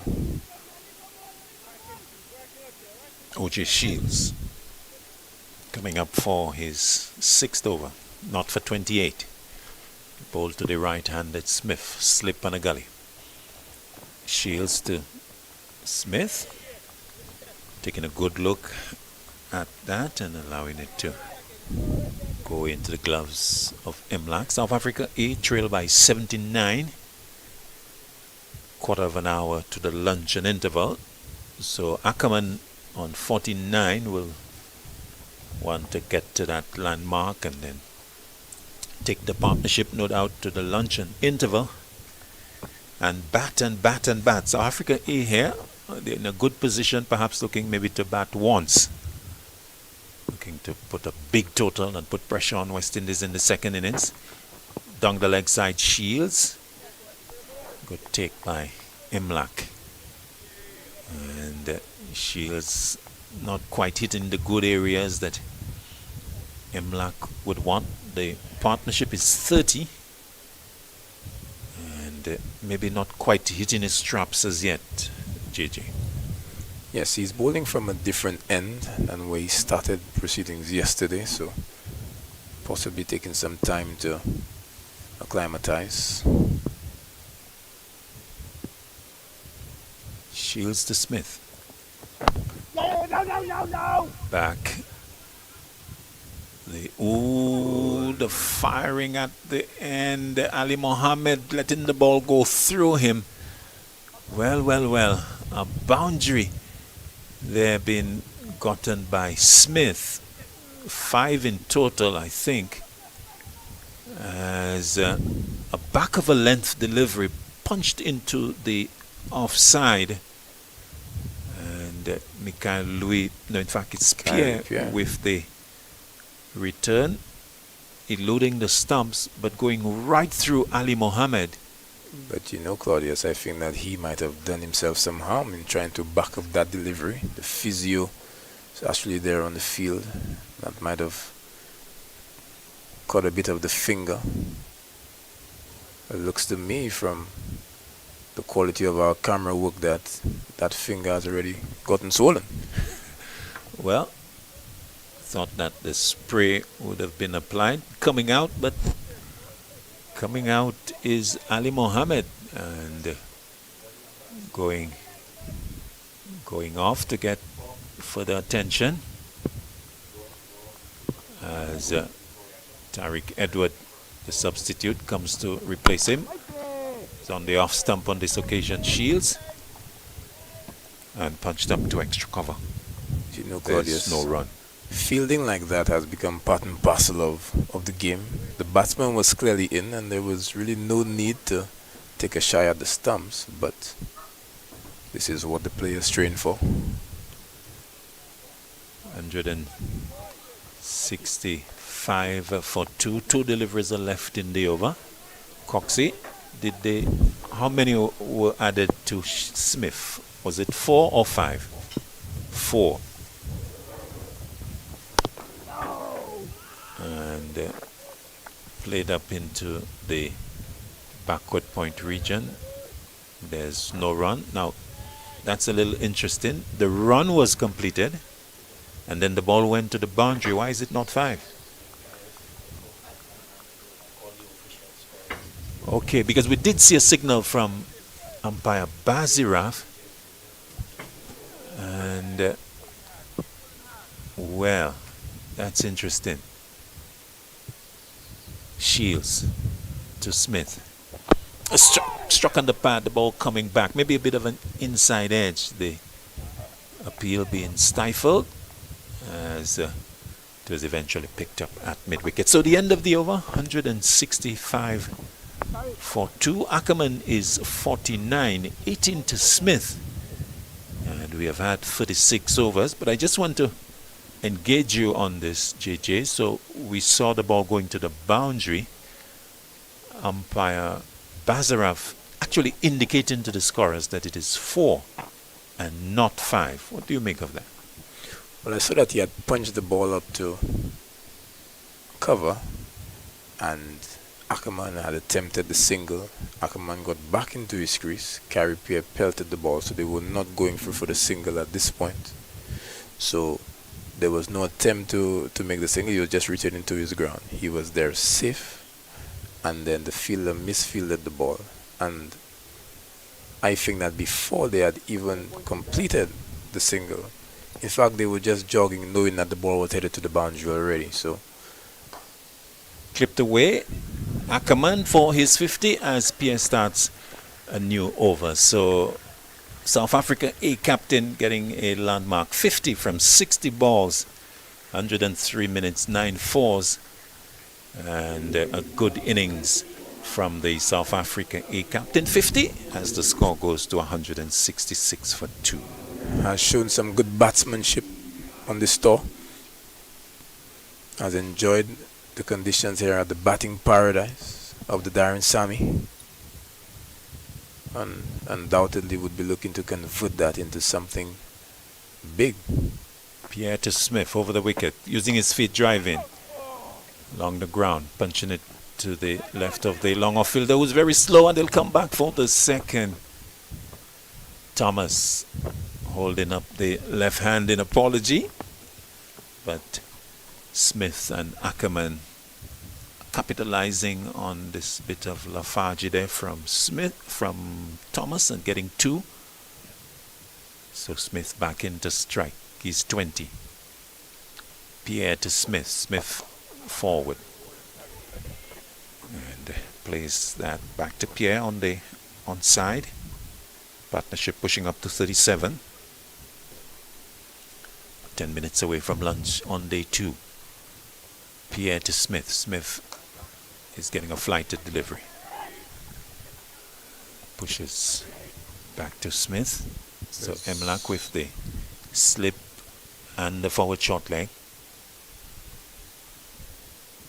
Pierre to Smith. Pushing up to Shields at extra cover. And there's no run. 1 delivery left in the Pierre over. comes into Smith. Smith is a bigger stride, pushing out in defense. Good delivery from Pierre, keeping things relatively quiet, ending with a dot ball. 3 runs in the over.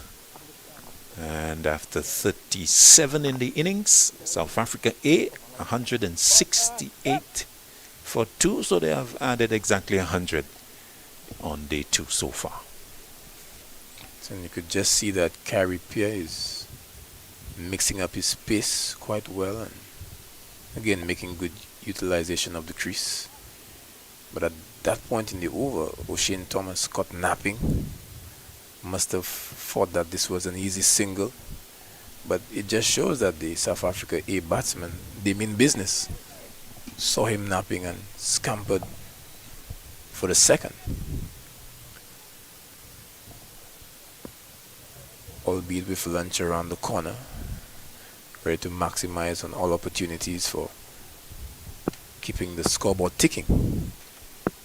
Shields starting his 7th over. Ackerman in strike. Punches out towards the offside. A long run for Pierre. I think he's going to pull it back. They've taken 2. Would be looking for the 3rd. No, they are happy with 2. Punching away into the offside. Marcus Ackerman for his 52nd run. 170 for 2. Yes. That was a beautiful drive. It didn't get the result that it looked like it deserved. But he gets into some good positions. Meeting the ball with the full face. He's looking quite ominous for the West Indies A. Long leg, deep backward square. 2 men out on a possible hook. As this time driving down the ground to mid-off. Fielder coming down to cover. And picking up nicely. Ackerman. 52, he has faced 62 deliveries, so pretty brisk rate of scoring, 83.8. And so, very nicely, Hodge at the mid-off position doing the fielding. Shields to Ackerman, short, pulled away fine. Can Thomas get across? Yes, it will go to him. They'll think of the second, but he's able to release it quickly enough, and so they stay at 1. 53 now, Ackerman. 171 for 2. Smith on 20 comes in to strike.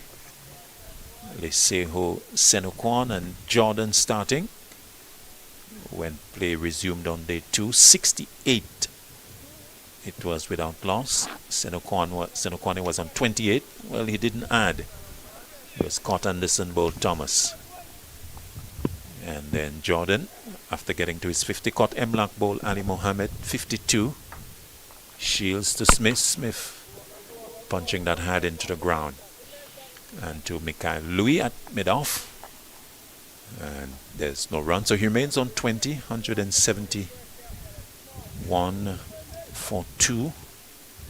Partnership between these two now worth 40. As South Africa A look to go to lunch. They trail by 69.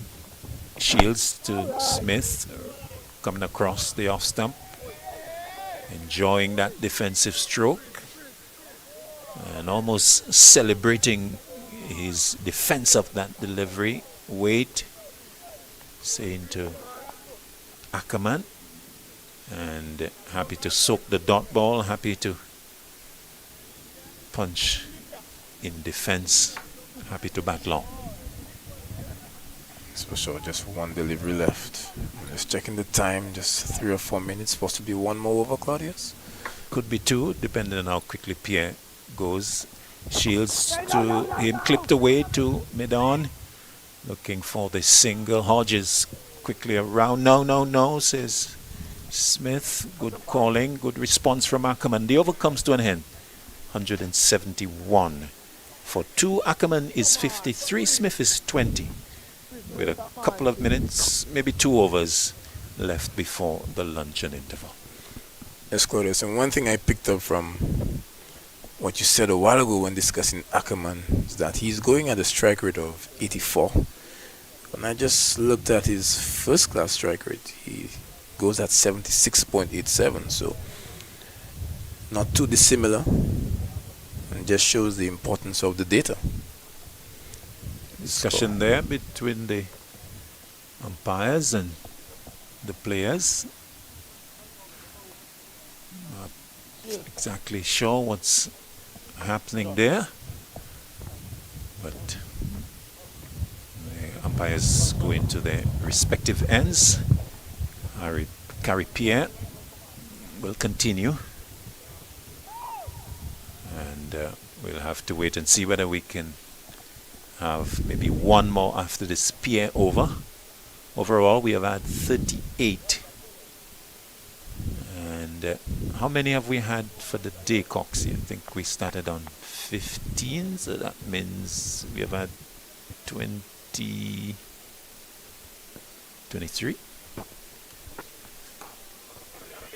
Pierre bowls and played up on the side of the wicket by Ackerman, so we have had 23. So 24th being bowled for this day 2. Pierre to Ackerman, who gets a good stride in and then allows it to go. Interesting, no reverse sweep. This was about the line that he was executing that shot to in previous overs. Maybe batting for lunch. Pierre to Ackerman, who is playing straight, pushing back to Pierre, and maybe has shelved the riskiness of the reverse sweep for now. We might see it after lunch if he survives. Pierre looking to dismiss the South Africa A captain. Bowls to him, back, punches along the ground, out towards mid-on.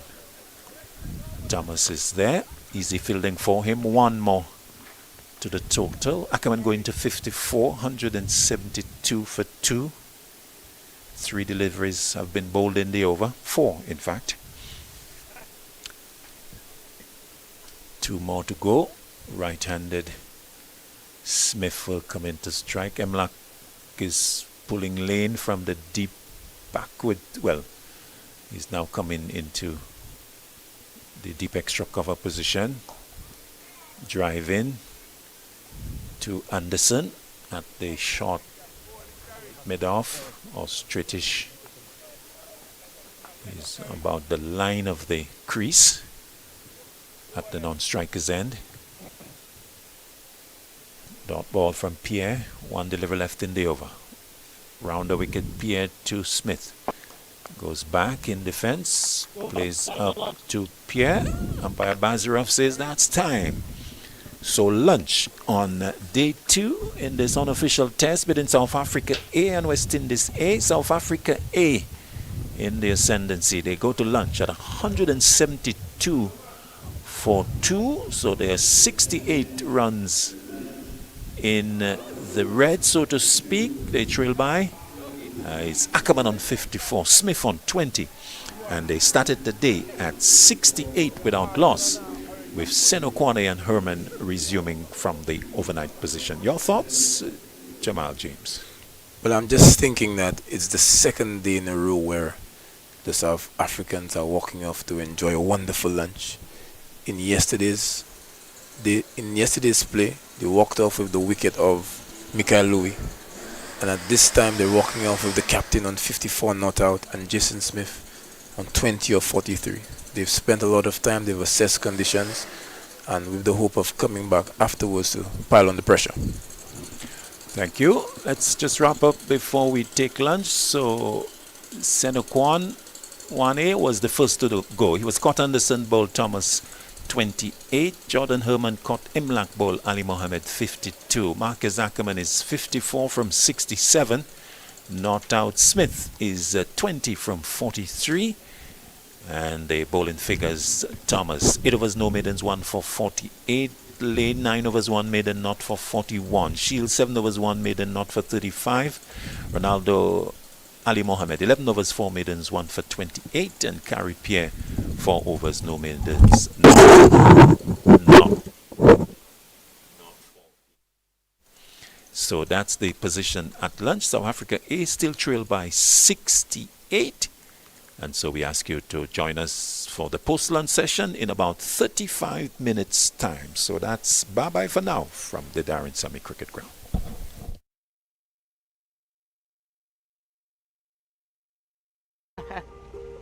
Shay, West Indies women taking the first straight this summer at home against South Africa. You know once that first ball's bowled, it's game on. Full of energy from the start. For real, Haley. The fans already lining up. Flags waving, drums beating. Because when we home, we full of energy. Let me add in quote Sammy real quick. See what the vibe is. Shay, skipper, I was just about to call you. This will be a summer to remember.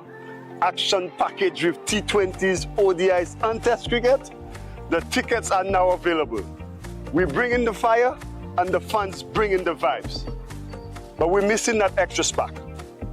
Hold on, I know who to call. Coachman Sammy, you know I'm always ready. Always the play. Teja, we heard you're the man with the vibes for this summer home series. We need a fire to light up this whole region. Haley, say no more.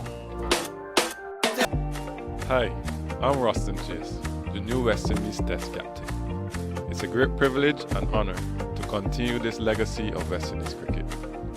The team's first assignment under my leadership will be against Australia in the Full of Energy Men's Home Series, with 3 matches being played in Barbados, Grenada, and then Jamaica. So Maroon fans, please come out and support. We need your energy, we need your vibes. Get your tickets at windiescricket.com.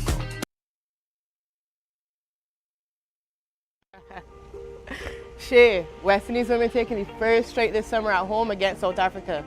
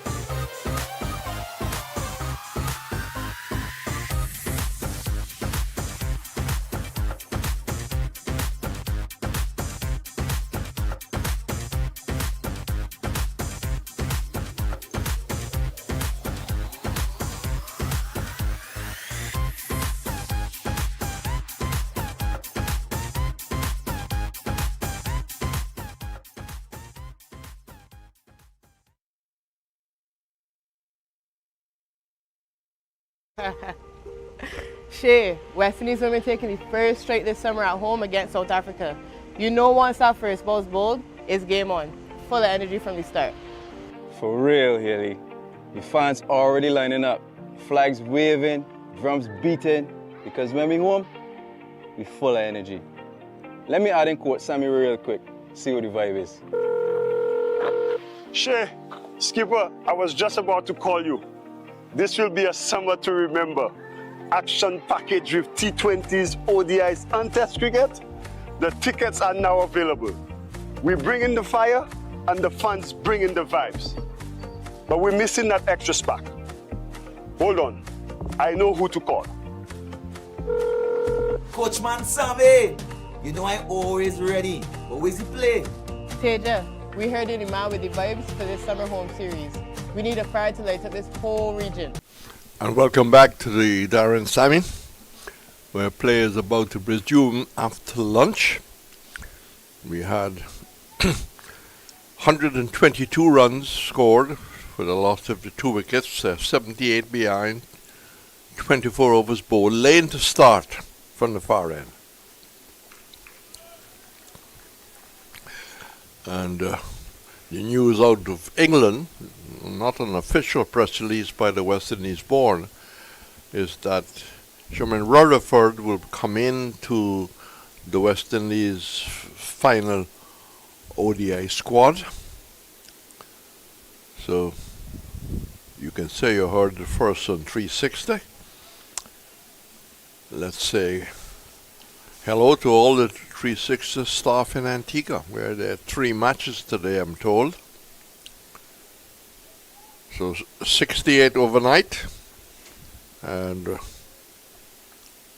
172 for 2. Good looking shot, straight to the cover for Eastman.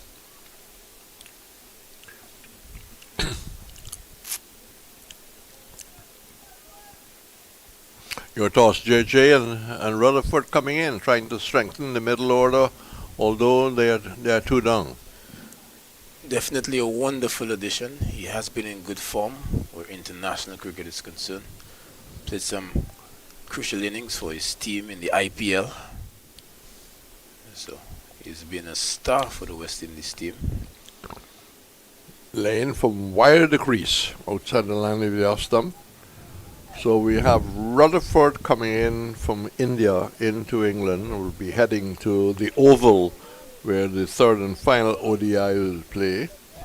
And we have Pretorius joining us here for South Africa A. He was in the IPL and scheduled to come in. Just looking at where he's coming, it looks like all-rounder. Lane. A little wide outside the line of the off stump. No pressure on the left-hander. Yes, but you know, Rez, if I'm not mistaken, Rutherford was part of the ICC Team of the Year. Had a stellar year. Remember, he got at least 4 half-centuries in a row. Oh, no doubt he's been a solid member of the West Indies team. He seemed to have a big day temperament. He's done well in the IPL. I think quite a few Guyana supporters would like him to play for the Amazon Warriors, but he's not going to in next one. That's driven straight, driven square, and the 3rd man comes around. They're back for the 2nd run. Rutherford JJ will be playing for the Royals in next CPL. Big jump, big shift. And that's a big player for sure. Yes. Moving away from his previous franchise. 174 for 2. West Indies badly needing a wicket before lunch. South Africa were happy to go, only losing 2. Siokwani caught Anderson, brilliant catch off the bowling of Thomas for 24. And Herman caught Imlach off the bowling of Ali Mohammed for 52. Ackerman was 54, Smith was 20 at lunch. partnership of 47. We've had 2 of us completed, and I think so far we have seen that Ken Crafton has produced quite a good 4-day pitch. Yes, another excellent wicket at the Darren Sammy. Good batting conditions. And the West Indians would be hoping that this old adage that after a break brings a wicket, they'd be hoping that that would be true in this instance. We saw that last night Senukwani laid a good foundation, came in this morning and didn't add a run to his tally. So it is possible that they can get a few wickets. It happened to them. Remember, Reds, they were 79 that loss and 100 for 4. So wickets can fall quickly. Imlach going for the attacking support for Pierre. He just semi off using his feet, and it's knocked down the cover. So a slip and a selling it off. We're trying to put pressure on Smith, who's on 20. Good attacking move by Imlach. And that's the arm ball playing forward. So again, we repeat, you heard on 360 that Rutherford has been included. That's the information we have got out of London. Looking to use his feet. I think Pierre will be happy with that, because the stumping opportunity, but he did get back to ball. Pierre from wide the crease, tucks it out to the onside.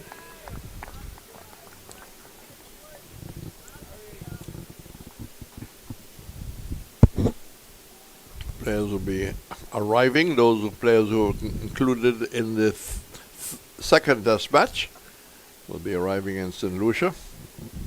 And that includes Herman Joseph, who will leave the West Indies party. He's short of work, really and truly. He hasn't played a lot of cricket in the last 3 months. Turned away, half stop, dived Louis, but couldn't pull it back. Had a couple of meters away from him, and the single easily taken. 2 for 175. So interesting that we will see Joseph in the second 4-day test. Would love the look of a really fast bowler on a surface like this.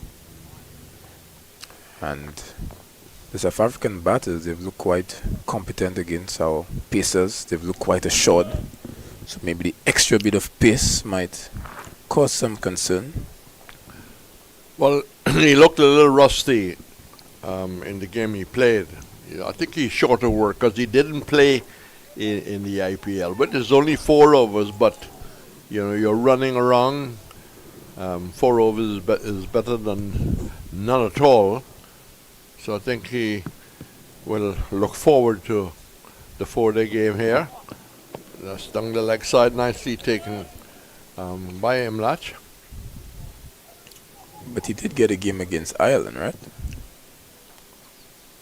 He did play. It was a bit expensive. Yeah, well, I was concentrating on the ODI in England. Yeah, so you were saying he's a bit rusty, but he wasn't given any work against England. Is that because of the potency of the pace department with Seals and Joseph? Well, that's so. But 4 overs is not any great work for anyone. If it was only Ireland he played against. Fast bowler need work, need to get those miles under his belt, rhythm, confidence, pace up. So it was a wise move to bring him here. Obviously, those selecting the test team are looking, it gives everybody a good chance in preparation. That's turned away nicely through the forward square leg area. Again, good bit of work. Ball being relayed from one to the other.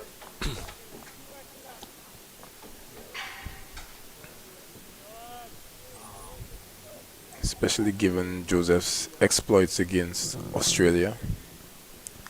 In Australia, you'd want to see a guy like that fit and firing, ready to go from ball one. Well, a lot has happened since then. I mean, his life has changed upside down. He's playing the shorter format. Whether that helps his test cricket, that's another question. Lane, off the back foot. Beating cover to his left. This might go into the boundary. It does. Well done by Louis, pulling it back. Those long legs paying off. As the return is floated back into the gloves. And they are back for the third run. 180 for 2. It was 78 behind at lunch. The field changing over for the left-hander. Yes, good work there by the cameraman, right, to get that effort from Mikael Louis. Yeah, brilliant. Brilliant. The Reds, Lane is bowling both sides of the wicket. He was just clipped to mid-wicket for 2, and now being punched off the back foot for the offside for 3. Well, this is really the after-lunch performance, and that's driven, well, really and truly peeled off the outer part of the bat because he was looking to hit that squarer. So, not meant to third man, and into the boundary for yet another boundary. 184 for 2. Yeah, but for sure, Lane would not be complaining about a shot like that. The field is set for exactly that. He got the outer portion of the bat, but the batter went so hard at it that it just flew over the cordon. Well, there's a slip and a gully. Short cover, square cover, mid-off, mid-on, mid-wickets, fine leg.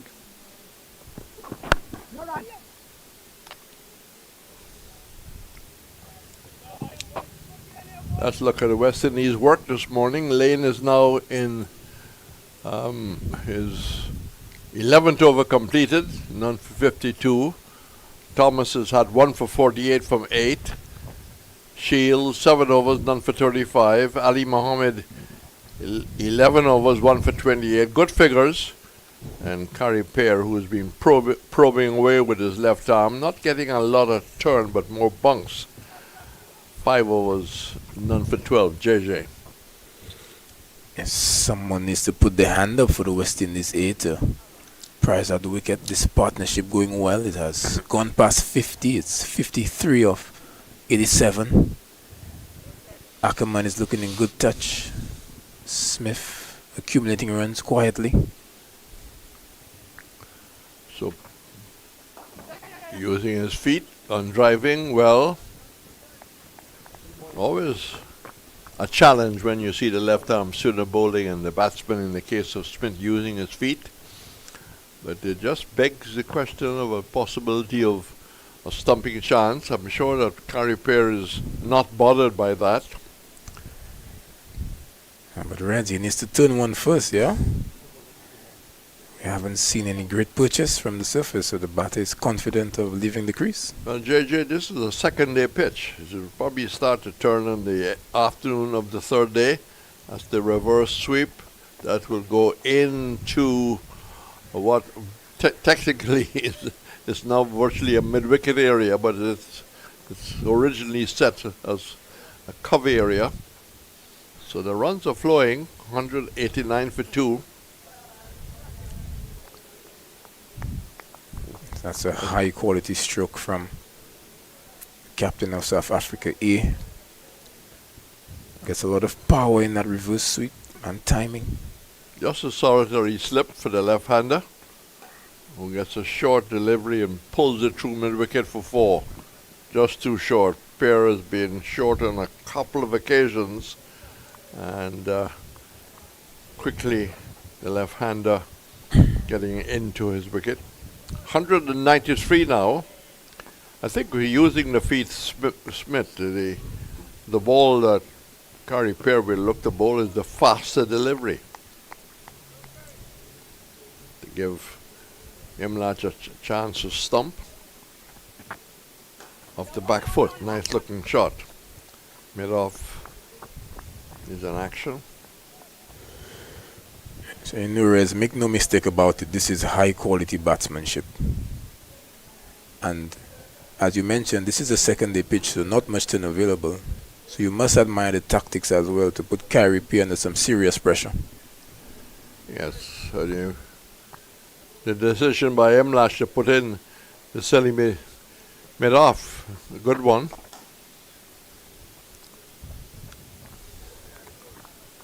Good timing by the right-hander Smith. Yes, that's a sign of an attacking captaincy, because it does help Gary Pear when bowling to the right-hander. 195 for 2. Sun is out. Overcast conditions. Sahara dust not helping. That's swept away as Pear is just outside the line of the leg stump. And over is called. They're rushing up towards the 200. 199 for 2. They're closing in on the 240. And the West Indies, they badly needing to break the partnership. JJ. Truly wonderful batting again from Ackerman. Reds mentioned it, not much turn available. He's in complete control, showing us a wide array of strokes. We've seen the reverse sweep, regulation sweep, paddle sweep. He rocks back and he pulls.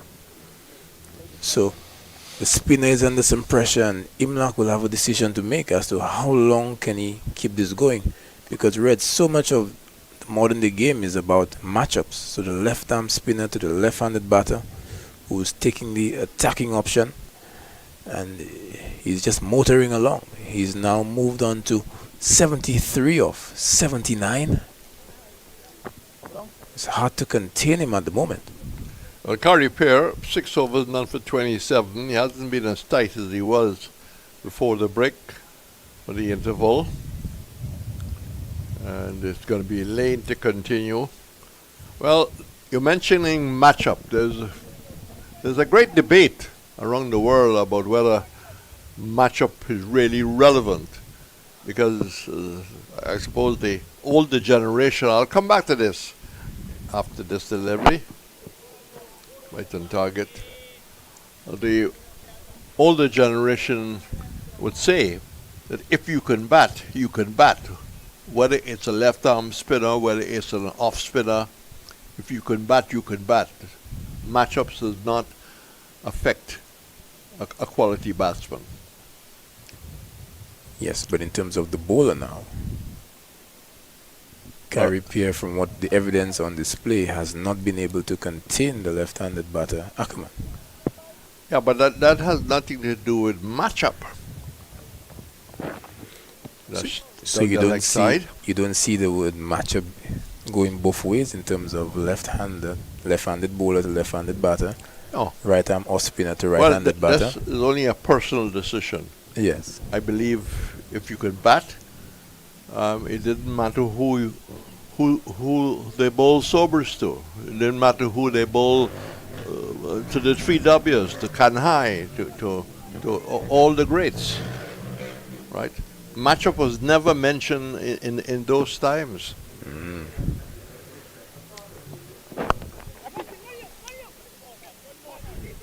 Possible mix-up. Gary Pear again firing this one. The batters have been good in the communication, strike rotation, a positive feature of this partnership. When the boundaries aren't coming, the singles definitely are. 200 for 2. We have 43.3 overs. They had 24 overs in the first session. 172 runs scored. The left-handed captain, Ackerman in strike, driving straight, and that was almost past lane, but stuck the boat out and almost gave a diagonal not quite a diagonal, angle pass to the mid-on. Kept in 200 for 2. A lot of batting to come. Because Quisheli, who has been very impressive, followed by Pretorius, who we're going to see, and Munsami dropped in the order. That's short and handled very well. You can't bowl that kind of length. Mid-pitch almost, half tracker, and quickly in position. 204 on the board. And now we see Akamo moving to 77. 77 Ocean Drive. I think that was the name of a movie. 77 looks impressive. Turns that into 3 figures, even more impressive. Slip of the gully, lane. Just outside the line of the off stump. The over is called by umpire Rifa. Great cricketing name in Barbados. And pair is no doubt going to continue. So 204 for 2, they're very positive since the resumption of the South Africans. Yes. Ackerman racing on to 77 of 82. And that last pull shot that he played, there was just some ferocity behind that one. Johan Lane needs to put in some more effort if he's going to bang the ball in shot. This one pulled way in front of square, usually an indication that the batter got onto that one quite early. With this quality from Ackerman, ominous signs for the West Indies, eh? Well, just too short. And Ackerman saw the opportunity and didn't miss out. So we have a couple of the South African players, Physio and the 12th man coming out, I think to offer a quick drink, a quick towel. In the meantime, Curry pair in discussion with a couple of players. Pair none for 27. He had a good 4-day season, but this is maybe a higher level in good batting conditions. He would have enjoyed playing in Guyana or playing in Trinidad and Tobago. Walking first pair comes up.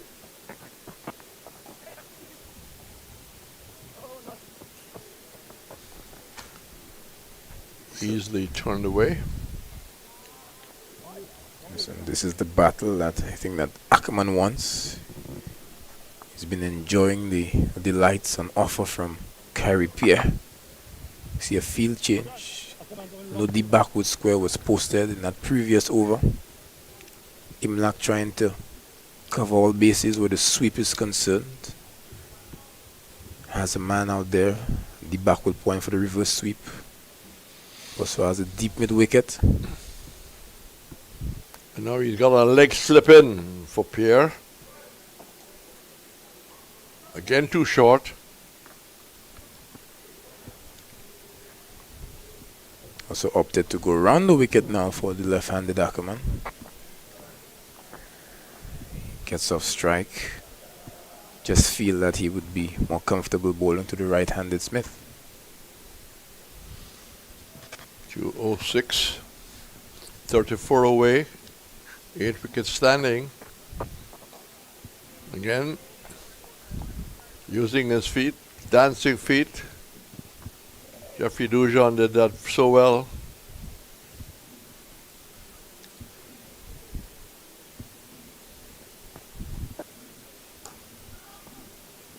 More effort there by Pierre to get a little bit of purchase, but not a lot of turn on offer. No. For attacking field, placing there's a short mid off. It's lovely shot, but not a great effort by O.J. Seals. He had enough time to get around, just get something behind it. And the runs continue to flow, 210 for 2. Don't think the effort was that great. Not at all. It's the second time that we've seen that from Shields, but you must admire that shot from Smith. Something that he's been prepared to do, use his feet and get down to the spinner. He found the appropriate length on this occasion and whipped it past the right of mid-on and picks up a boundary. Yeah, putting pressure on Pierre. Pierre would, of course, be delighted if people was to try and simply play him from the crease, but certainly Smith 34, and that 34 has come off 62 balls, so he's been a lot more productive. Now the mid-on, there's a short mid-on, and there's a long one now. Smith is well forward. Well, we've been saying from day one, JJ, that we have seen about 5 or 6 South Africans who probably could go on to play at the highest level. A lot of talent. There's plenty, and good things are happening in South African cricket. Remember, they are due to be playing the World Test Championship final against Australia very soon. Well, this is a team to share. News out of England is Rutherford has been brought into the last ODI. We haven't had a report on Tyson. Whether Tyson was not selected because of the injury, or whether Tyson was simply replaced. Yes, I think that was confirmed at the toss. So here's hoping that he will overcome the concussion he might have suffered. And there's no headaches, no little trouble with eyes, concentrating, reading. Looks to be Ali Mohammed reintroduced into the attack. And is greeted with a shot over square leg for 6. It was pitched up outside the leg stump. He's been very consistent. So yeah, he didn't start that very well. 216 for 2. That's a lovely pickup shot. He advanced down the track, got outside the line of the off stump, and played this one with the swing and with the breeze. Yes. Wonderful batsmanship again from Ackerman, who moves into the 80s. 84 of 84. Strike rate 100. Looking very dangerous for West Indies. They are attacking the spinner now, attacking the pacer, and that prompts Imlak to come up to the stumps to do the wicket-keeping duties. Ali Mohammed was very impressive this morning. Needs to maintain that as driven, well stopped by Lane, moving across his right. Tall, has a height of a 400-meter runner. Michael Holden's partner, Seymour Newman. Seymour Newman changed from one of a promising career as a fast bowler for Jamaica to a track star, beat Juan Torino. So the right-hander now to face Ali Mohammed. Fine leg has come in, slip of the gully. Backward point, cover, mid-off, mid-on, mid-wicket, deep backward scare, back on the rope. Skewed. Well spent, showing that by nature he is not totally orthodox, he is attacking. Use of the feet very evident in his display so far. 217 for 2, 45.3. Mohammed over the wicket. Working That arm working the shoulders, trying to get a little bit of sideways movement. But South Africa moving confidently from the lunchline position. Partnership jump was 47. It's gone up to 86.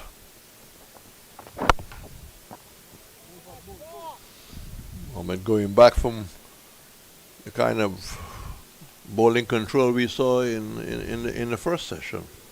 Yes, most definitely, but Jason Smith has been patient. But Ackerman has looked to take the attack to the bowling. So they definitely seem to be more willing and more comfortable to bowl to Jason Smith. Change of presentation coming up. So this Manuel. Solitary slip gully.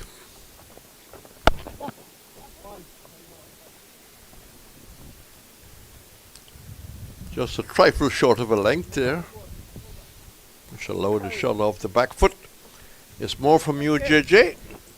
Dressed in blue, you're a blue boy today, and then it'll be a man in a different color blue. With dark trousers, maybe the wife went shopping. 218 for 2 from just 46 overs. The run rate up to 4.74. That would definitely be a concern for Tevin Imlach and his men. South Africa A moving the game along quite quickly. Would have looked to Carey Pierre to have brought some control and consistency, but he has been attacked. Welcome back to the box, Claudius. Thank you, JJ. Carey Pierre bowls back of a length to Smith, who really enjoys playing off the back foot. Looks very comfortable, goes back and pushes it to lane out into the offside. More to the right hander. He's 36 to 19 for 2. The partnership 88. Again, a good combination between these two. Ackerman 15 away from his 100 as a leg slip to contend with. Pierre to him, goes back, makes room, hits into the offside, into the gap, and away into the boundary at extra cover for 4. Quick feet on this occasion, going back towards the leg side to access the offside and doing so successfully. Boundary to him, taking him to 89 and a total 223 for 2. This is his 15th boundary in addition to a maximum. Carey Pierre has been trying different things. He opted to go round the wicket, but Ackerman still found a way to access the boundary. And when he's on strike to Pierre, he just gives a feel of one-day cricket with 5 men posted on the boundary. Pierre now over the wicket. Reverse sweep, doesn't beat the, well, does. We'll get the single. Campbell, well, we'll get more than a single. Campbell not picking up that and having to be backed up by the man coming from the deep point region. So 2 to Ackerman, taking him into the 90s. He's 91. South Africa A getting closer. They're trail now by just 15. And in a solid position. Pierre to Ackerman, goes back and hits along the ground to long on for his 92nd run. 226 for 2. The partnership with 95 between these two.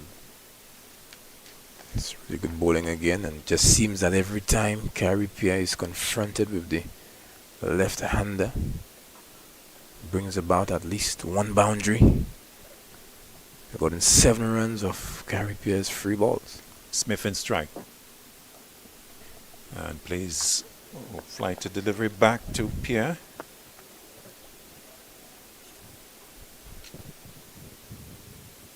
West Indies here having a lot of work to do. Pierre to Smith using his feet, but just checking the drive and playing it to Atenes to complete the over. He's on the edge of the square at short extra cover. The 47th of the innings. West Indies A having to toil on day 2 of this game. South Africa A 226 for 292. Ackerman, Smith 36. You know, Claudius, when we were on yesterday together, I brought about the point to you that should the West Indies A batters attack the off-spin of Subrian to have just made that tactical move, and when it is their turn to bowl some spin to South Africa A, Carey Pierre has not been allowed to settle. He's bowled 8 overs, he's gone for 41. If they continue in that round, he'd have no choice but to bring back the Pacers sooner than he would have wanted. Ali Mohammed to Ackerman, looking to turn it. Big appeal. Umpire Reefer is not responding. Could shout this. Loud appeal. And maybe for the first time, Ackerman missing. And got it again. High up on the pad above the knee roll and maybe going down the leg side. Yes, definitely. Bowled this one from really wide of the crease. Didn't look like it had much going for it. Round the wicket, Ali Mohammed to Ackerman. Back of a length delivery, turning it out to the left of the mid-on fielder. Louis is there but can't stop Ackerman getting his 93rd run. 227 for 2. South Africa A trail by 13.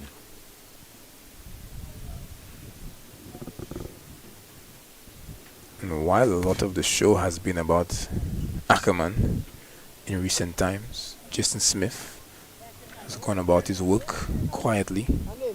36 of 70. It's been a good foil for Ackerman, providing that stability at the other end. Standing up to Ali Mohammed. To Smith off the back foot, cut away, out towards point and into the boundary for 4. Short, and Smith going back and hitting that nicely along the ground all the way to the boundary for 4, taking him to 40, and South Africa A 231 for 2. It's reaping the benefits of the investment of time. That one sat up quite nicely, and after biding time, playing defensively, finally got one that was in his zone. Really expressed himself on that one, taking his tally up to 40. Ali Mohammed again. Smith driving, finds the gap in front of square on the offside and all the way to the boundary for 4. Enjoying the offerings there from Ali Mohammed is Smith, going to 44 with the boundary. South Africa A 235 for 2. This has been a lesson in quality batsmanship. So the bowler was short in the previous delivery, made the compensation, brought it up a little bit more, and gave the batter a chance to display some exquisite stroke play. Field being reinforced on the offside. Jason Smith moves to 44. Ali Mohammed to Smith, pulling out towards mid-wicket. The fielder comes off the boundary, so they take the single as Smith goes to 45. 236 for 4. South Africa A just 4 away from West Indies A. They got 240.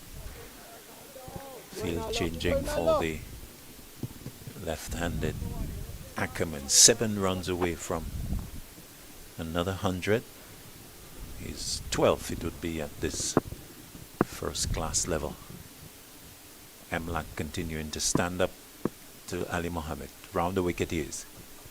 To Ackerman, drives. And will get a single as Atane is not picking up cleanly. That extra cover short. It's Pierre who's at mid-off having to complete the fielding. The over coming to an end. 237 for 2. Ackerman going to 94. And 48 overs in the innings. South Africa A striking at 4.94 in the innings. Yes, and just a while ago I was mentioning that it's possible that the West Indies A would be more comfortable and more willing to bowl to Jason Smith. And just as I said that, he banged 2 balls to the boundary for the offside and took his tally up to 45. Ackerman 94 of 91. And this batsmanship has made for some good viewing. And I've particularly enjoyed the way that they've taken on the spin of Kyrie Pierre. They've brought out everything from the textbook, Claudius. They've used the feet in defense and in attack. They've swept, reverse swept, rocked back, cut, pushed back and pulled all along the ground and in the air. So, bowling change as O.J. Shields is going to be brought back. 7 overs 1 made a not for 35. So he's come back. But as you said, J.J. Ackerman and Smith, they have done a real good job for South Africa A. Their partnership 106.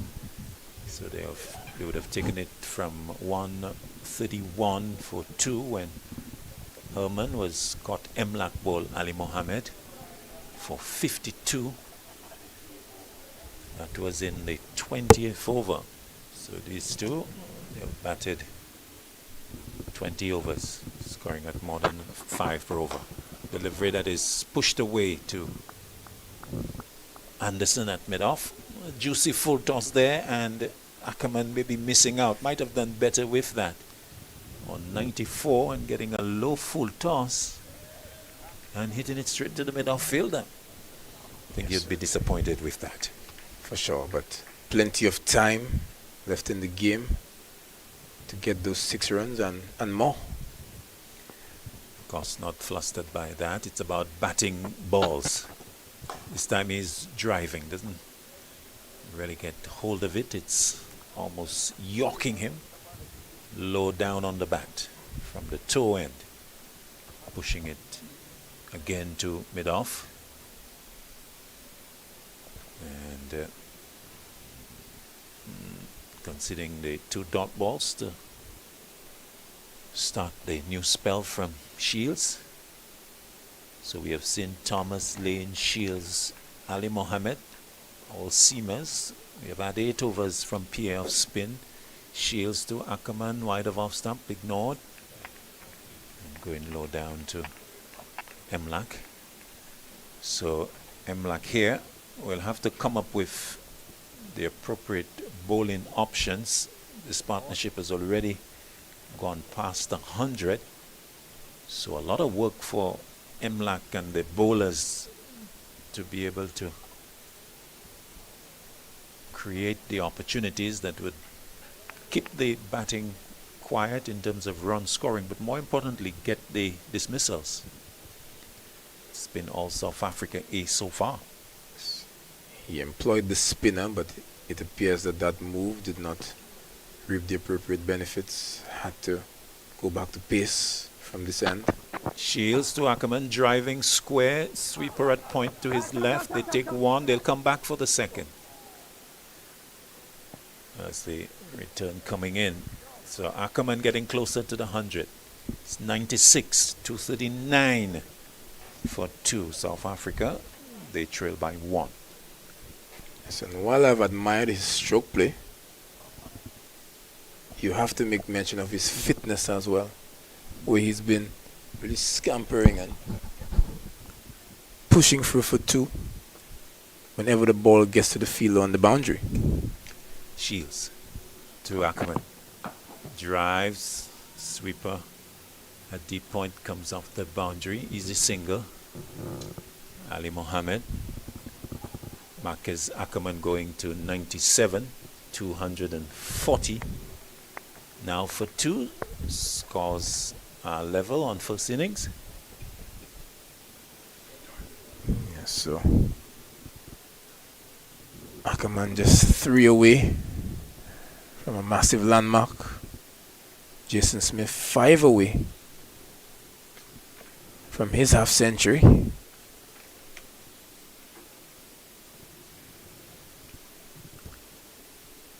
Shields will bowl to Smith.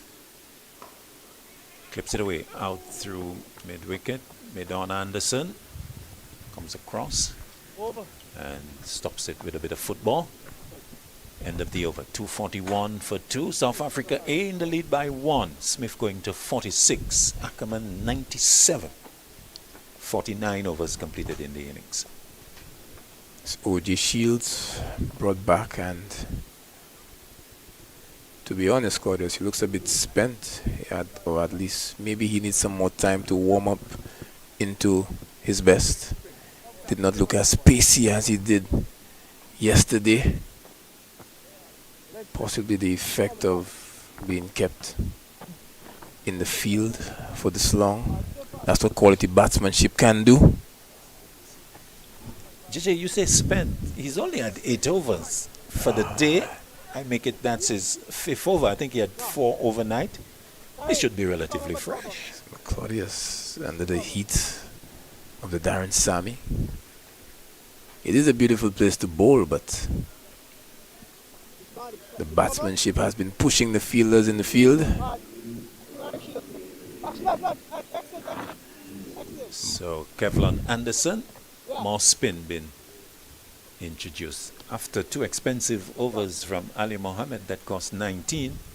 So the attempt to bring in Ali Mohammed to continue his good spell prior to lunch has not worked. Has been curtailed after this 2 overs. Emlak turned into the spin of Anderson. It's going to move into Smith. Outside the off-stump, big drive missing. And taken by Emlak. Solitary slip in position. Batter just indicating that that one may have gotten a bit of drift. Anderson to Smith using his feet, hitting that high. Safely though. Couple of bounces to the sweeper. Louis coming to his right, so single taken to Smith, not in control, going to 47. And I think Anderson would argue that he has induced 2 false strokes from Smith, using his feet, not in control, and getting the single to the deep fielder. 242 for 2. Ackerman on 97 comes in to strike. Long on, deep backward, squelling in position. Round the wicket, Anderson to him. Forces off the back foot to the long on fielder. Happy to take the single. That takes him to 98. 243 for 2. South Africa A beginning to build the lead. 3 runs in the lead. Smith coming to strike. Anderson goes over the wicket. Smith driving. Can Midoff come across? Yes, not cleanly though. In fact, it will go all the way behind him for 4. Ali Mohammed, a strange type of fielding that brings Smith his half century as he goes to 51. Coming off 77 balls, 99 minutes, 8 fours. And this is the 28th half century of Jason Smith at this level. 247 for 2. He has impressed with his batsmanship and his use of his feet to the spin. Anderson to Smith. Smith turns it through forward square. They will be happy with the single. Bit of shouting from the ground staff. Looks like a bit of rain around. The ground staff mobilizing, shouting to each other to get ready. Looks like it's Some rain on the way round the wicket. Anderson to Ackerman. Ackerman pulls out through mid wicket for 4 and gets to his 100, going to 102 and taking South Africa A to 250. Ackerman bringing up his 12th first class 100 as we've got rain, the players being taken off of the playing area. 102 balls, 98 balls, 16 fours and a 6 as the shower, pretty sharp. Ground staff getting the cover of the wicket out there, and a quick appearing shower. The ground staff also getting the larger cover of the square. So we have an interruption with Ackerman going to 102 with that short delivery and pushing South Africa into the lead further to 52 for 2. Yes, the rain just beating down in celebration of that century from Ackerman.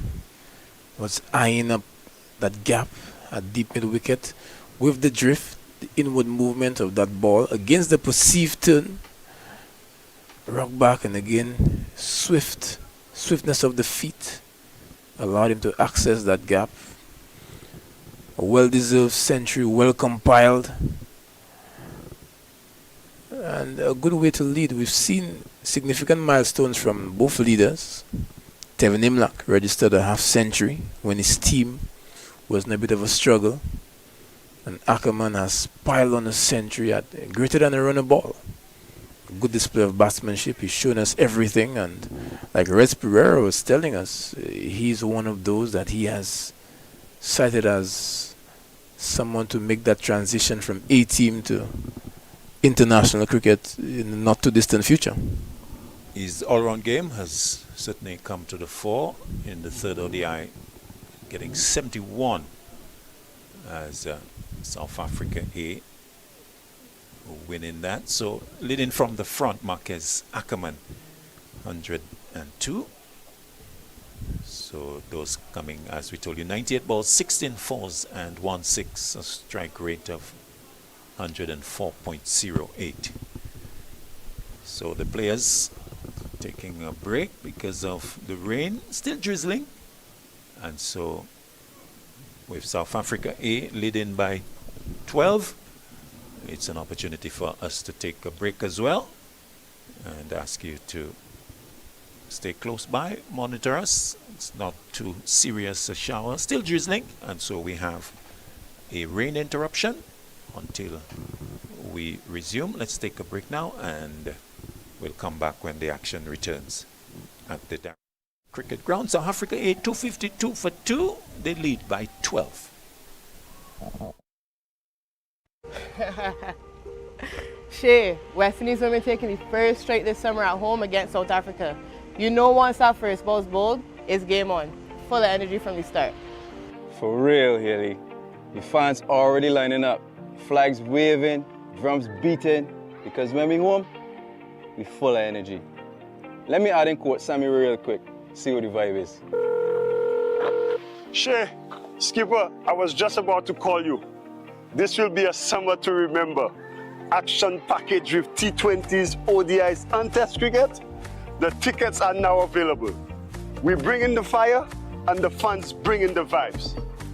But we're missing that extra spark. Hold on, I know who to call.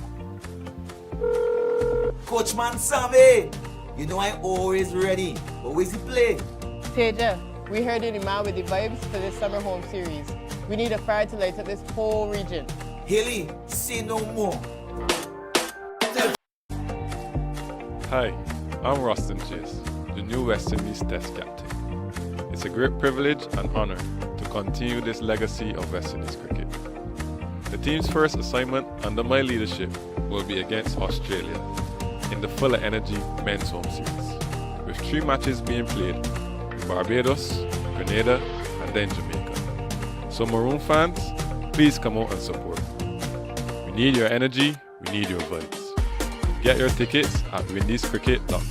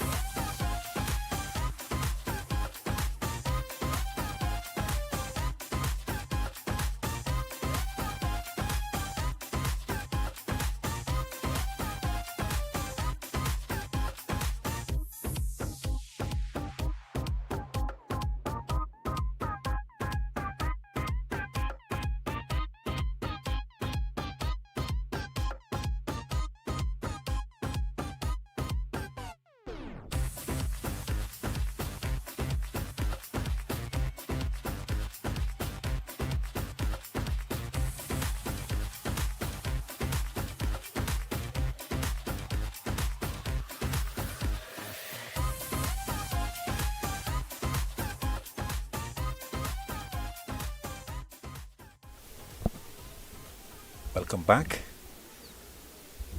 The resumption after the rain break. Rain coming at 1:31 local time, so we will have about 15 minutes or so delay. The ground staff doing good work to get the covers off, the pitch being covered, and then the square, but it was a short, sharp shower, and good work by the ground staff in getting things removed, and we are ready to resume. Good news is that we have the breeze that will evaporate and mop up any of the moisture that would be on the surface on the outfield, but the square would have been protected. So we are about to resume. 2:52 for 2. Reds joins me, and this partnership for the third wicket, 121. South Africa putting themselves in a very strong position, Reds. 12 runs in the lead. Yep, 12 runs in the lead, and we've been saying Shelley, Pretorius, Mutsami, Sobrian, all to come. So, potential of pretty good lead they're building up. Indeed, South Africa here maybe looking to get to maybe 500 and putting pressure on West Indies in the second innings. As far as 500. Yes, maybe looking to bat once, right? Yeah. Because they would be enjoying the conditions so far. Ackerman just getting to his 100. Smith just getting to his half century. So they have the opportunity to start again. And we are about 50 minutes away from tea on day 2. Wide delivery. And playing at it is Smith. A little unnecessarily, you would think, because that was fairly wide from Shields, who starts his 9th over. 2:52 for 2. So South Africa A. I'm in a good position here. South Africa would be getting ready for the ICC World Test Championship. They come up against Australia on June 11. Shields was even wider to Smith, and umpire Basraf calling that wide.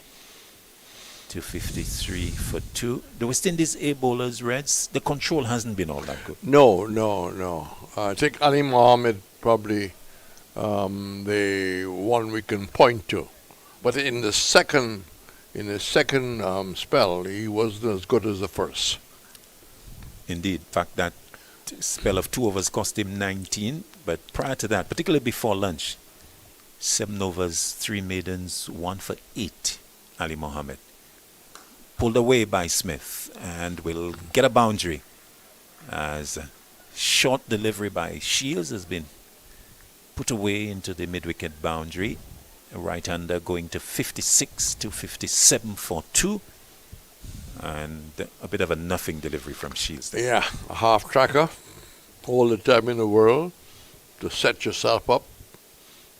Body weight on the right leg. Good balance. And, well, Captain Scan set fields for bad bowling.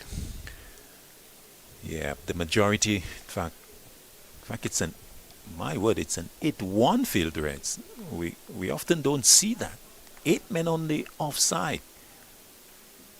Wide of off stump and into the gloves of Emlak. The lone fielder on the onside is Anderson at a wide mid-on position. Everybody else on the offside. Have you ever seen that, Reds, in your umpteen years of Yes, cricket? I've seen that, but when you have the likes of Roberts and Holding and Crawford, Garner, you can set those fields. I mean, we often see 7-2, but 8-1, my word. Shields to Smith. About them! Looking to play a delivery that was outside the off stump, looking to somehow tug it into the vacant onside field, and has inside edged that into the middle stump. The middle stump being completely out of the ground. So success coming for West Indies A as a drag-on. Smith on the inside edge, losing his middle stump. So the success finally coming for West Indies A. Smith going bowled by Shields for 56. South Africa A 257 for 3. Well, if West Indies A really wanted a wicket at this point, it was a blessing in disguise. And it came out of the blue because, I mean, the bowling didn't look threatening. The length was just not good enough.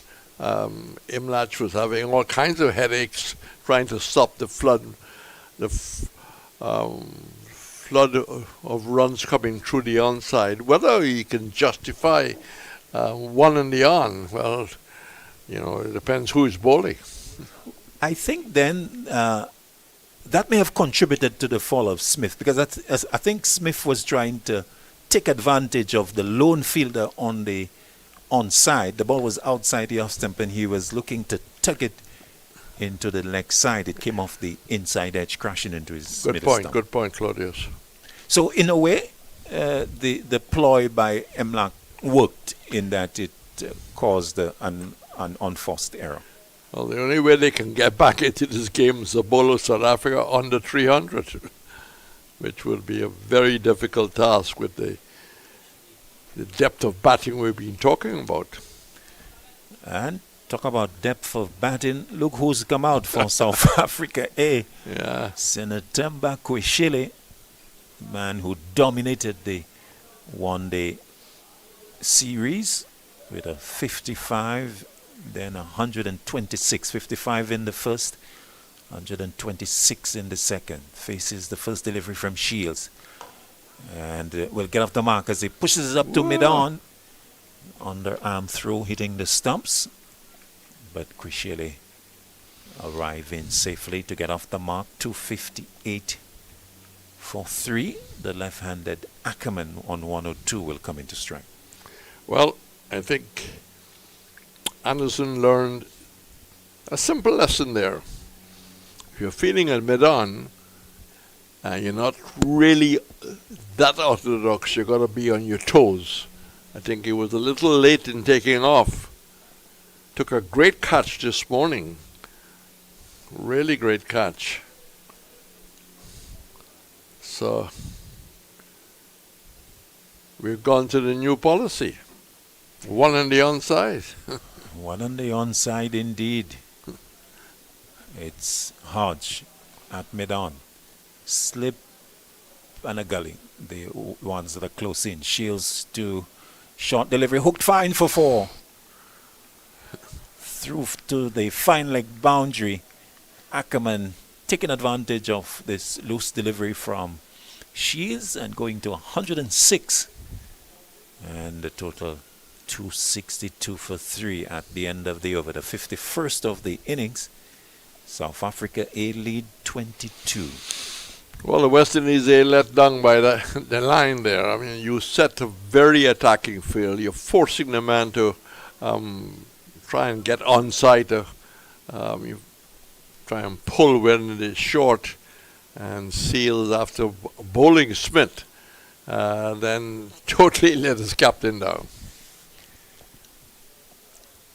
Construction activity very much around the Darren Sammy cricket ground. Number of buildings being constructed in the vicinity, giving a nice view of the action. Maybe with the help of the odd binocular here or there. Yes. But all part of enhancing the hillside. Can the person with the southern orange side roof of the ground. Can they see? Yeah, I think they would need some magnification.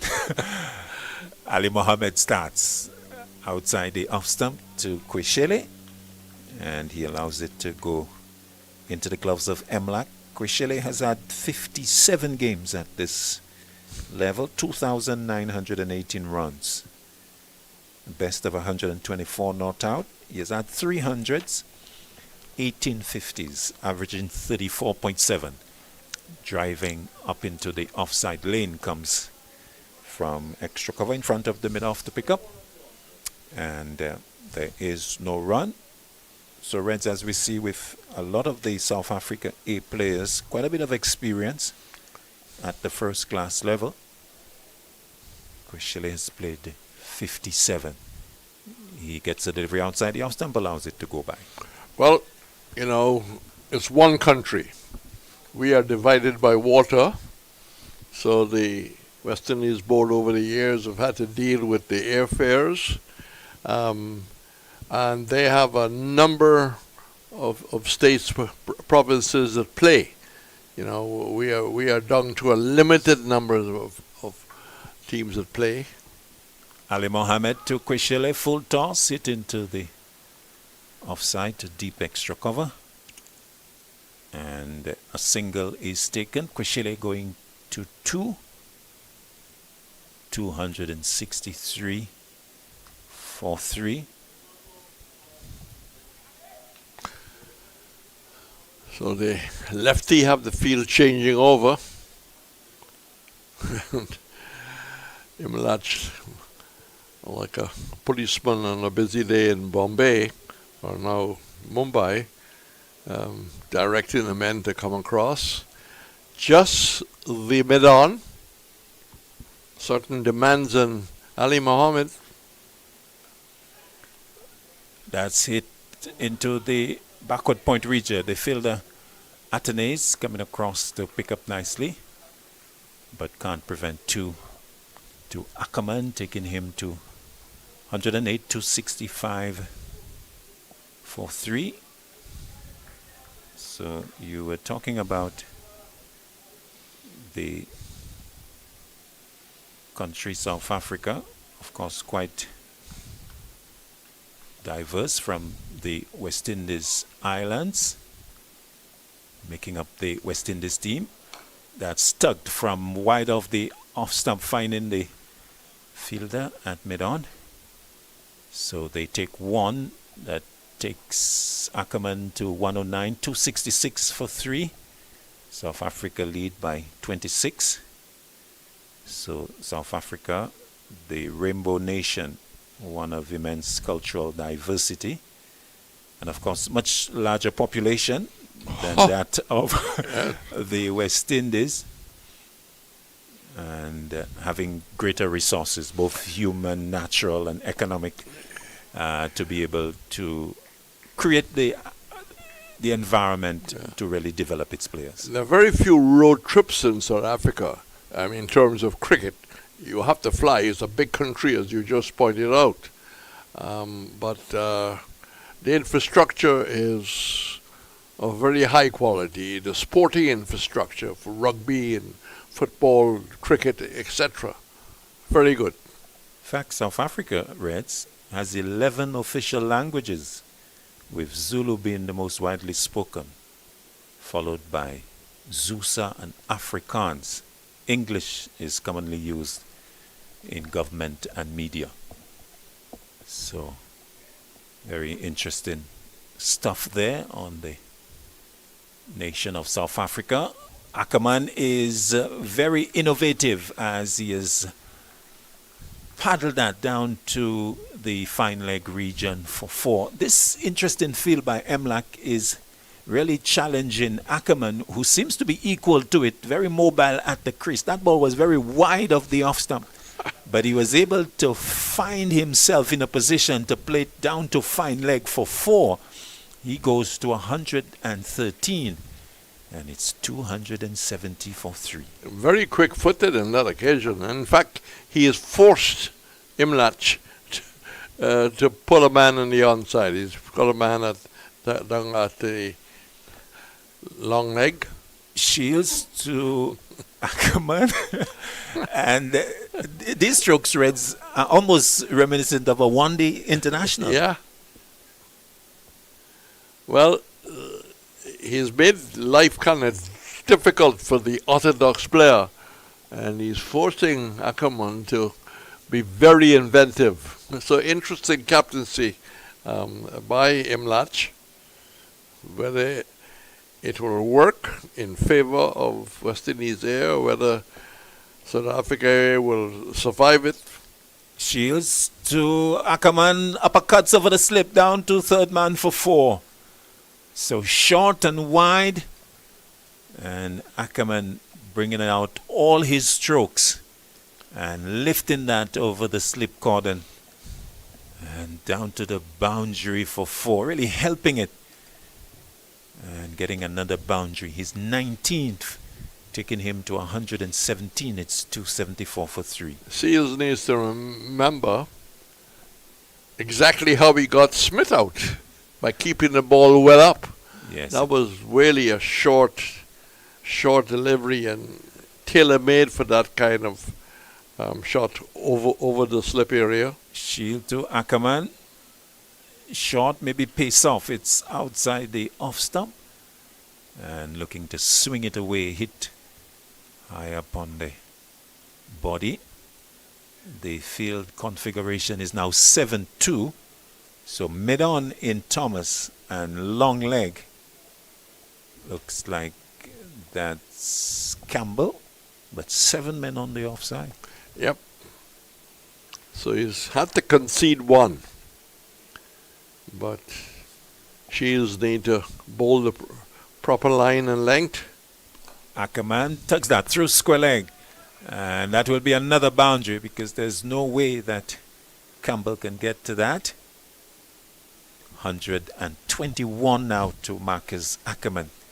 Now South Africa A go to 278 for 3. The lead pushing up to 38. And one must give Imlach some credit for being inventive, but if he's not being backed up by his bowlers, he'll have to concede and become a very orthodox field. Well, he's staying with the 7-2. In fact, that was back a no ball. I think we missed that initially. So 5 added to the total. It's 279. Shields to Ackerman. Ackerman drives into the vacant forward square position, and that will be another boundary. And well, it's beginning to feel, Reds, that this 7-2-8-1 is not really working. Ackerman taking advantage of it. Now going to, with the boundary, 125, 283 for 3. And field change now with an additional fielder going on the onside. Well, it can only work if the bowler is really very disciplined with his line and length. If he's willing to try and hit everything outside off the leg, well, he's giving you a chance. But when you're going to bowl short down the leg side, well, there's just no way that you can operate a 7-2. So Imlach may be let down slightly. Hodge now posted at square leg. So I've got mid-on, square leg, and long leg, the 3 fielders on the boundary. This over has considered 4 boundaries already, plus the no ball. So that's 17. Shields bowls very wide of off stump. And Marcus Ackerman letting it go. Also maybe looking there for the wide call. Didn't get it. End of the over. 283 for 3. South Africa A lead 43. I think Shields has lost his composure. I mean, you look at his figures, 10 overs, 1 for 68. And that's probably the most expensive over he's bowled for a very long time. But it's plan B for Imlach. Can't continue.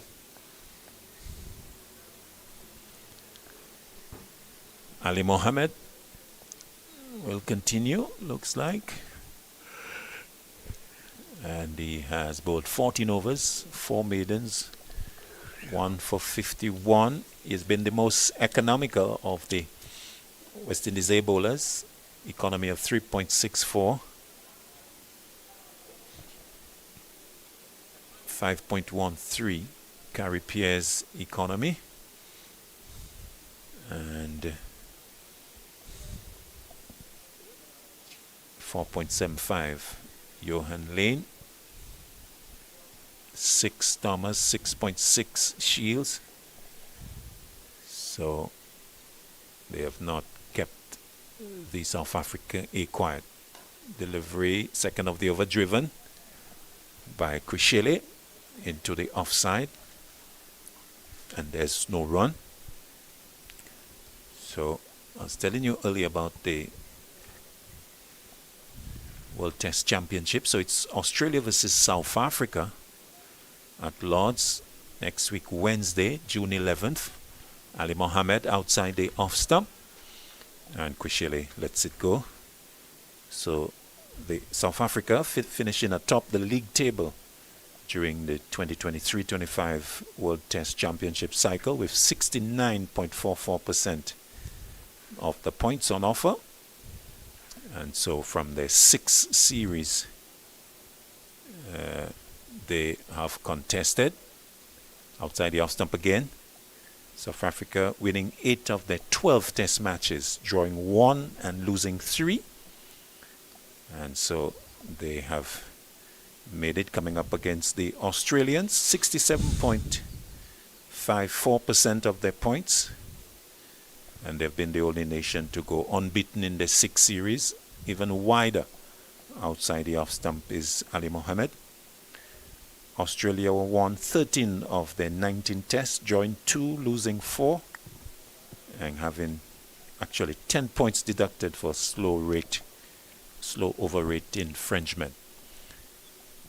Ali Mohammed coming through, but not coming through.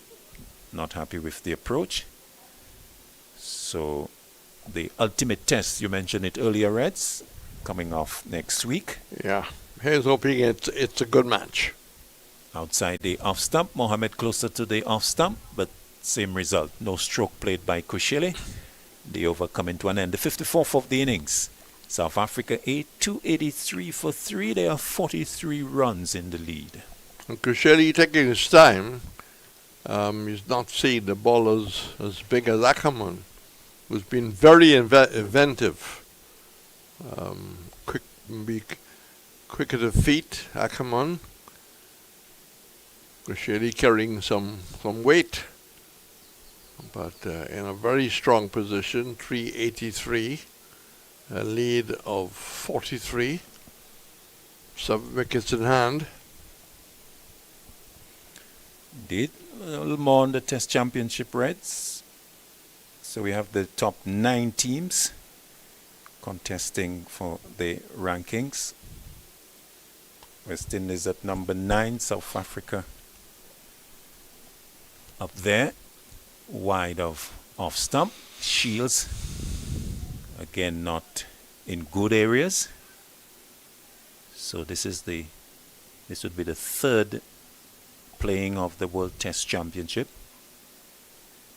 And of course, West Indies about to start the next 2-year cycle, 2025 to 2027, with the first series against Australia. We've been showing you the graphic of the Fuller Energy series outside the off stump.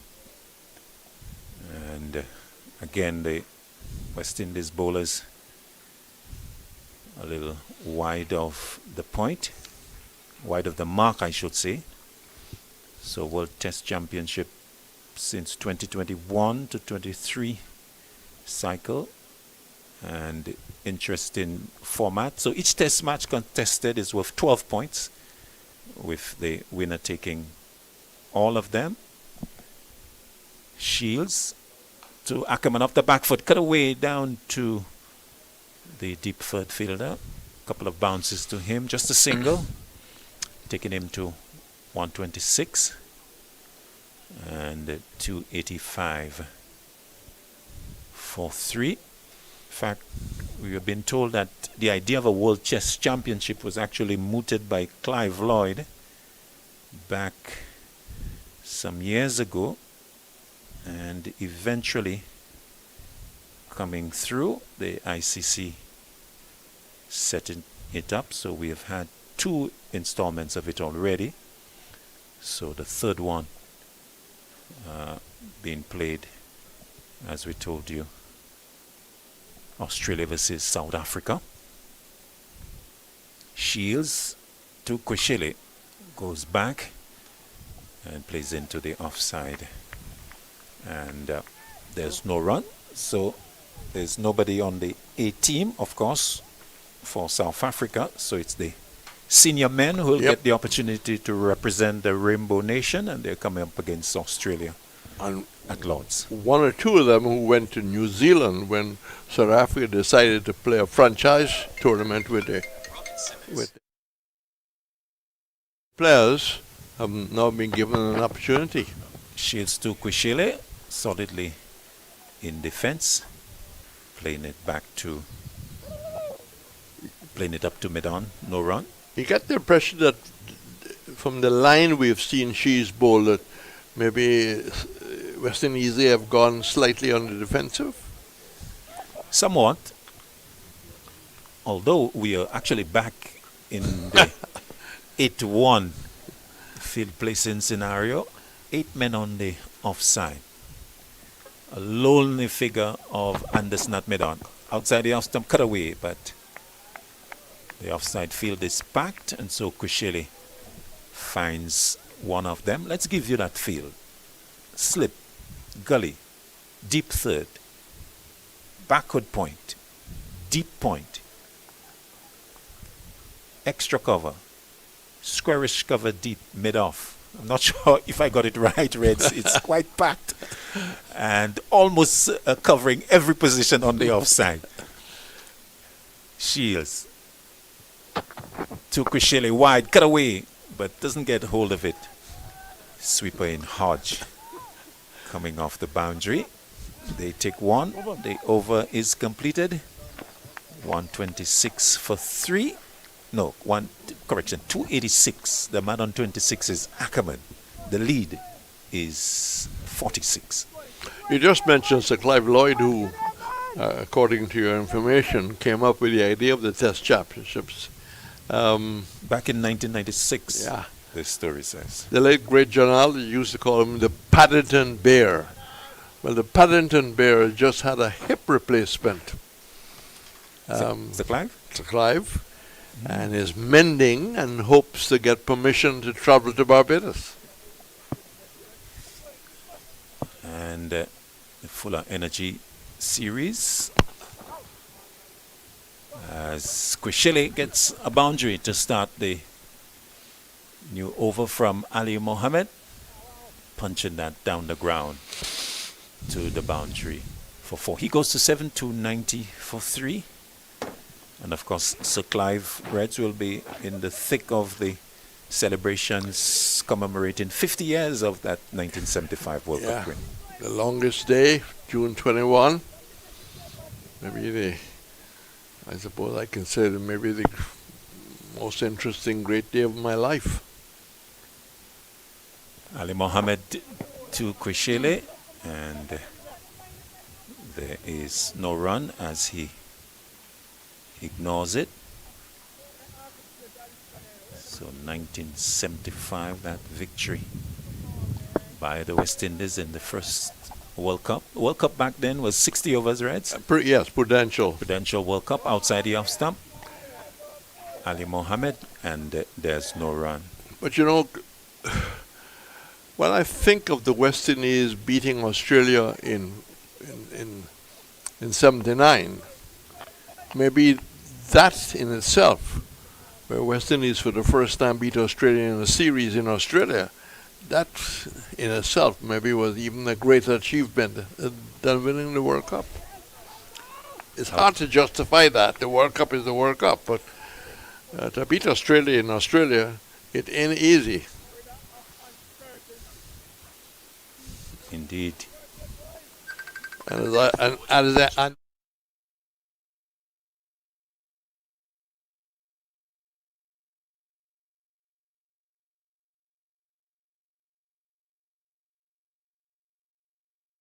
Ali Mohammed.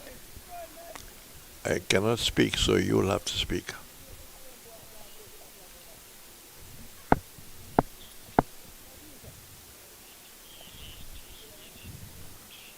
Ali Mohammed again. Outside the off stump. And Kweshile doesn't play. The over coming to an end. 290 for 3. So the South Africa A lead at the end of the over has gone to 50. And we have had 56 overs. And conversation between the two players. The two South Africans, the partnership between them was 33. And it looks like Mlake is going to make a change. And he's going to bring on O'Shane Thomas, who has had overall 8 overs, no maidens, not for 48. So June 21st, 1975, the first World Cup, West Indies getting past Australia. I think, Reds, you indicated that you would have been on commentary during that game with the late Tony Cozier. No ball. Thomas starts with a no ball as Ackerman pushing onto the offside. And there's one. A little recap of that great day in history. Reds, just to... It was very special. 1 week before the World Cup started, Lancashire was playing Gloucestershire. Clive Lloyd team had travelled. The Lancashire side. The game was snowed off. Thomas outside the off stump, cut away by Ackerman, brings the sweep off the boundary. They think of the second, but they don't go for it. And so let's focus on the final. Reds, West Indies batting first, posting a challenge in 291 for 8 in their 60 overs.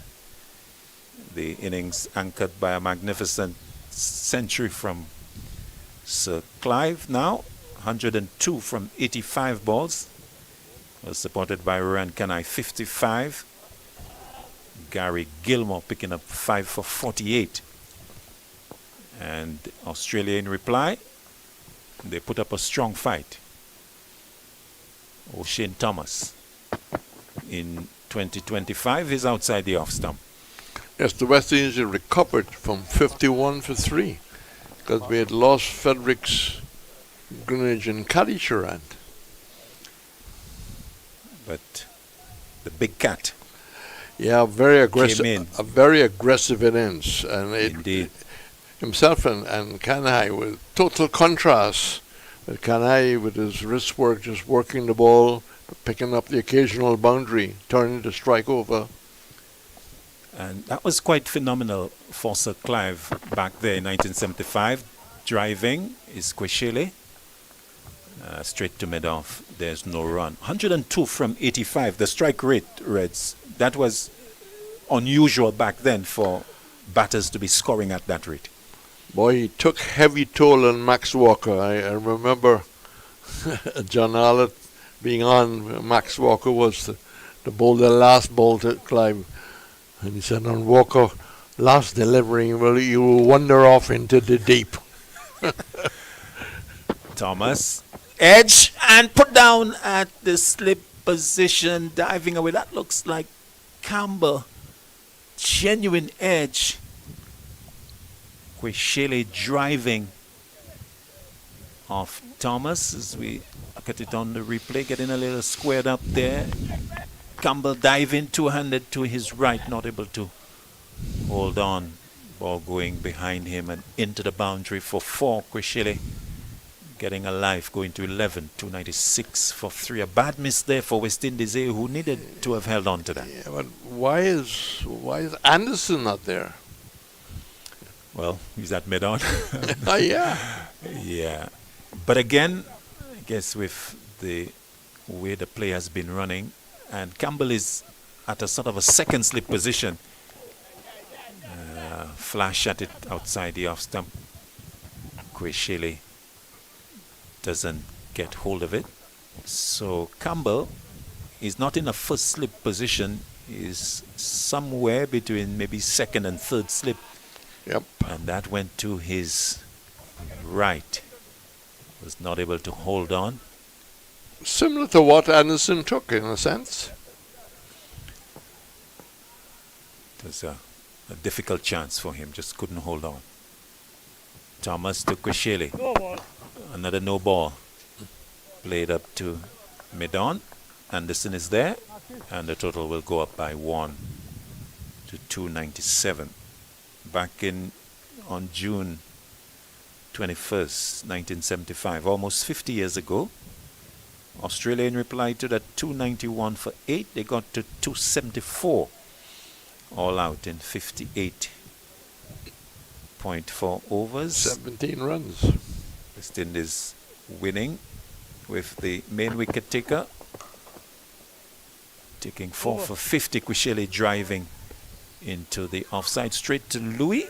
297 for 3 at the end of the 57th over. The South Africa lead 57. And so back in 1975, Keith Boyce picking up 4 for 50. Yep. Pick up the bowlers for West And Indies. will not be there along with Roy Fredericks, the late, both men. But if your magical phone can bring up the scorecard, you'll be surprising to see who took a wicket, who had a short spell, bowling medium pace. So, play will continue, and Imlach adjusting, third man being put in, right back, mid-off is deep, mid-wicket, no, going out to square leg, fine leg, mid-on. So, backward point, now coming across to the left, Ali Mohammed. 297 for 3. That's hit, spanked over extra cover and out to the boundary for 4. Because Ackerman really pushing along, going to 127 and bringing up the South Africa A300. So 301 for 3. The landmark coming from 357 deliveries, 297 minutes, 46 fours and 2 sixes. South Africa A, as you'd expect, pushing on the overall rate of scoring now to above 5.27 now. There's certainly been an acceleration over the past half an hour or so. Hit out towards mid-wicket, chance for a catch, going back, it's over his head. And has gone all the way for 6. Ackerman setting up himself wide of the off stump and hitting with the breeze towards the onside. The figure backpedaling on the ropes, but the ball having enough wings to fly over his head and over the boundary for 6. Ackerman rushes to 137. 50 partnership coming up between himself and Kweshele. Ali Mohammed to him, short, cut away. Deep point in Anderson is posted. And it will be a single. Ackerman going to 138. 308 for 3. We'll shake up the hands between Kweshele and Ackerman for the 50 partnership. And it has come in quick time. Well, Imlach trying his best to break the partnership, to contain, but it's not working. He's just not getting the support from the bowlers. 308 for 3, as you heard. And now we see Anderson going back to the position you expect him at first slip. Outside the off stump, Ali Mohammed to Kweshele. And there's no run. Well, good news, Reds. I've found the scorecard. 1975 World Cup West Indies versus Australia. And you'll be surprised when you read it. Ali Mohammed outside the off stump to Kweshele. And he doesn't play. Is there a particular player of interest? You have to read the bowling figures. The bowling figures. West Indies bowling figures or Australia bowling figures? West Indies bowling figures.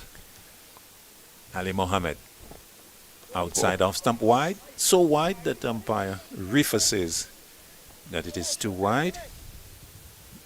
West Indies bowling back in 1975, 50 years ago this month.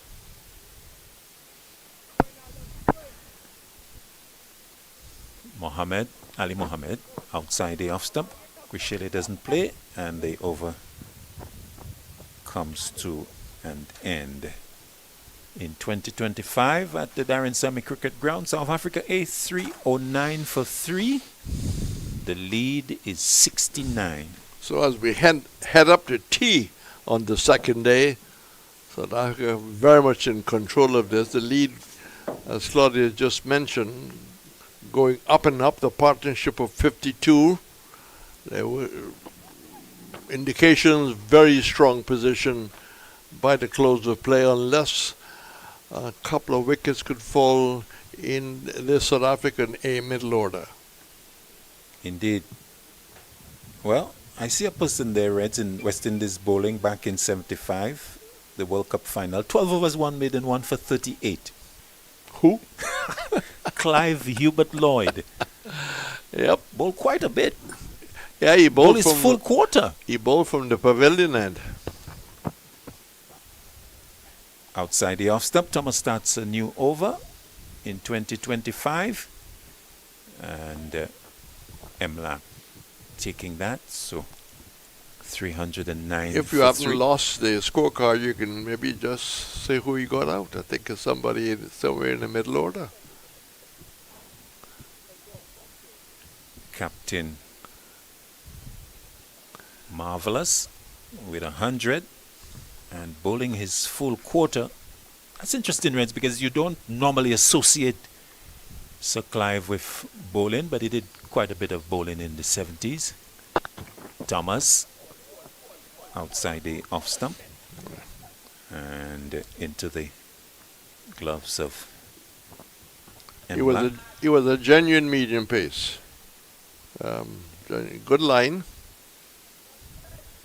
Nice action. Big man he was. Doug Walters bowled Lloyd 35. Ah, that's a big name. Indeed. Yeah. I think Saviton Weeks used to say he took the wicket of Arthur Morris in his only test cap. Using his feet, Ackerman is down the track. Appeal going up from Emlak and belatedly from Thomas. No signal from the umpire. Well, Reg, you were asking me about comments on the streaming. And earlier we were talking about brothers in international cricket. And we had actually forgotten a famous set of brothers. And when I looked in the comments, I saw a contributor saying the Chappell brothers. Oh, yeah. So, yeah. You know, Trevor Chappell, once Ian you start, Chappell, Greg Chappell. Your mind can be wondering, well, we did throw in the Hadley brothers, we did throw in the Amanats, you know. Thomas to Ackerman, guided down to deep third. Yes, and the Chappell brothers. 3. Yeah. Trevor, Ian, and Greg. Yeah. And in the final, 2 of them featuring back in 75, 50 years ago, Ian and Greg Chappell. And Trevor... In fact, interestingly, both of them run out by Viv Richards. Yeah, 5 run-outs he had. He was a cover. He was quick. And he was carrying, very little weight. And he was very quick. But poor Trevor...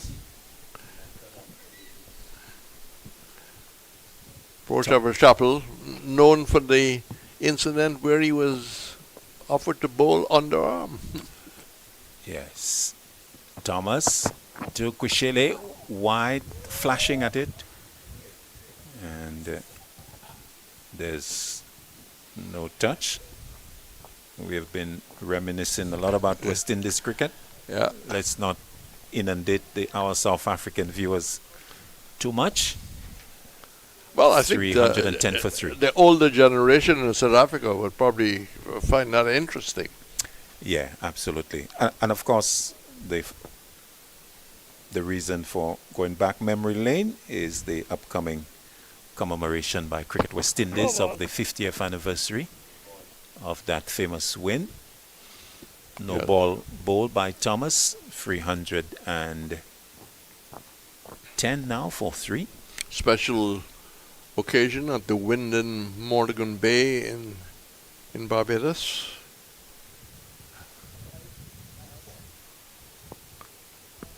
So we're in the beginning of June, so exactly on the 21st of June, exactly on the day. Yeah. 50 years ago. Thomas to Kushile, who's back and playing away into the offside, the over coming to an end. The 59th of the innings, 3-11 for 3. South Africa A leading by 71. And of course, West Indies would have gone on to also win in 1979. Yep. So back-to-back victories, but not doing the three-peat in 1983. Not the same kind of thrilling victory as 75, because it was suggested that the West Indies were very happy for the English openers to continue to score at a slow rate. Lloyd, it's reported or suggested to have deliberately dropped Boycott at mid-on to keep him in the middle.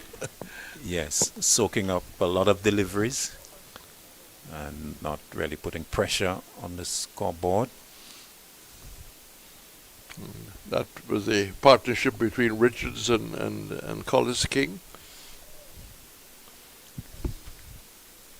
Ali Mohammed continuing. Is 18th over, 17 overs, 5 maidens, 1 for 67. Ackerman on 139. Hits that high. Out towards long off the field, the back pedaling and doesn't take it.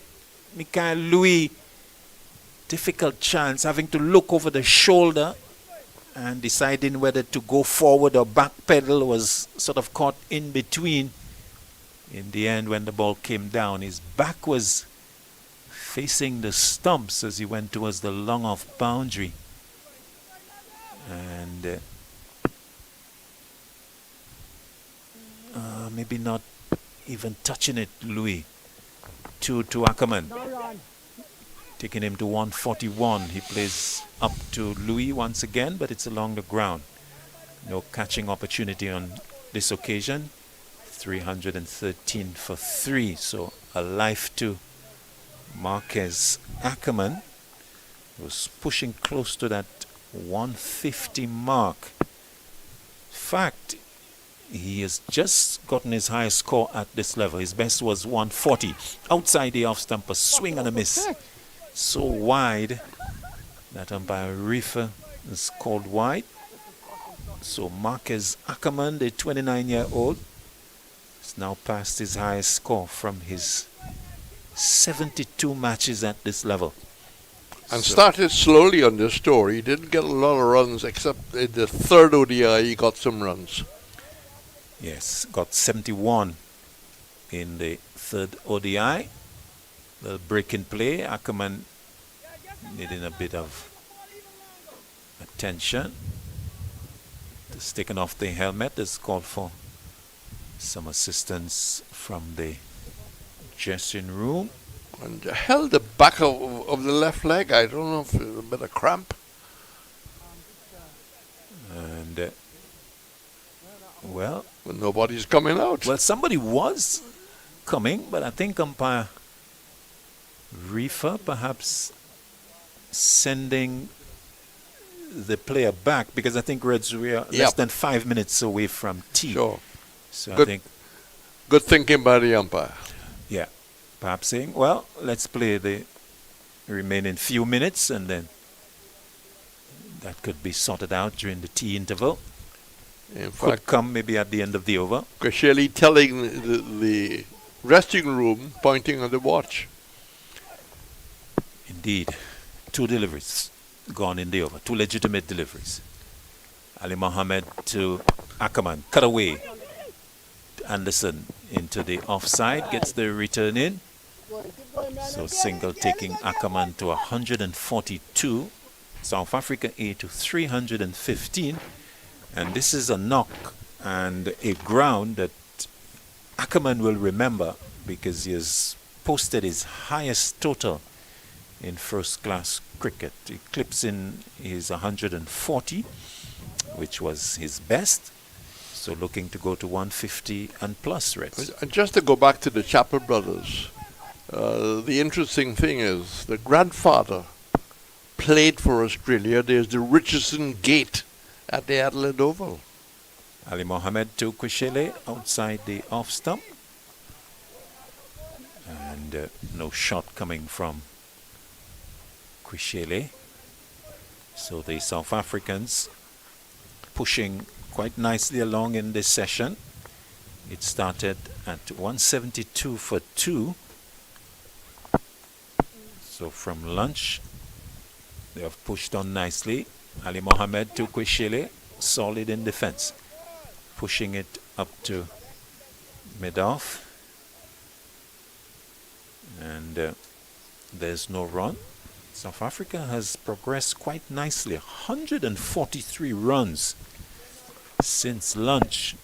And, well, don't forget we had an interruption of rain, about 15 minutes, or an interruption for rain. Played up to the offside, the over coming to an end.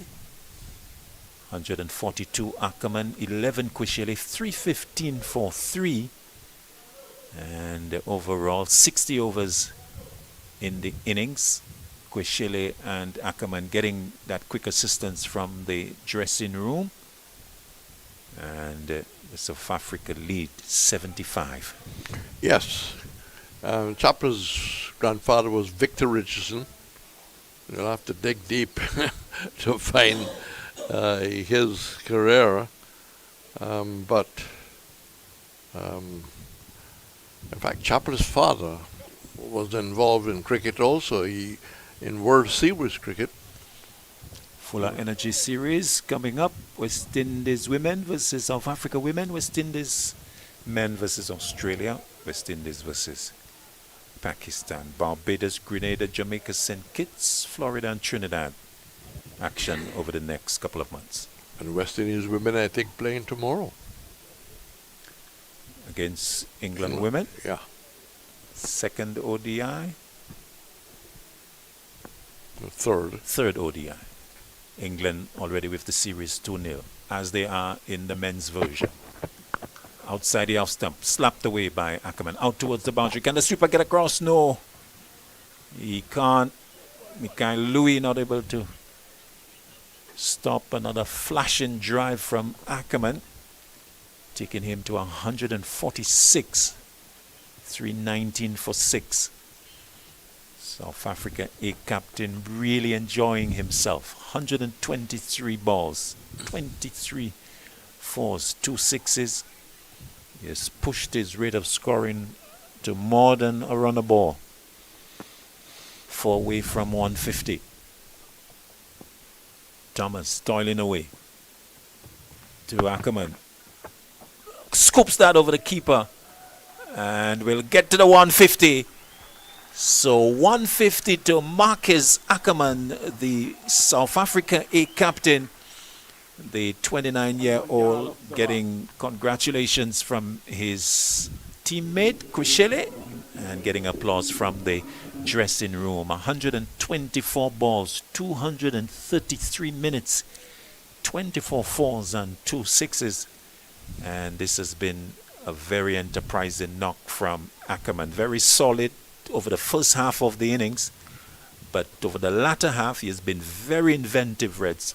Outside the off stump, looking to really manipulate the field, and it's been an excellent innings. Indeed. Thomas.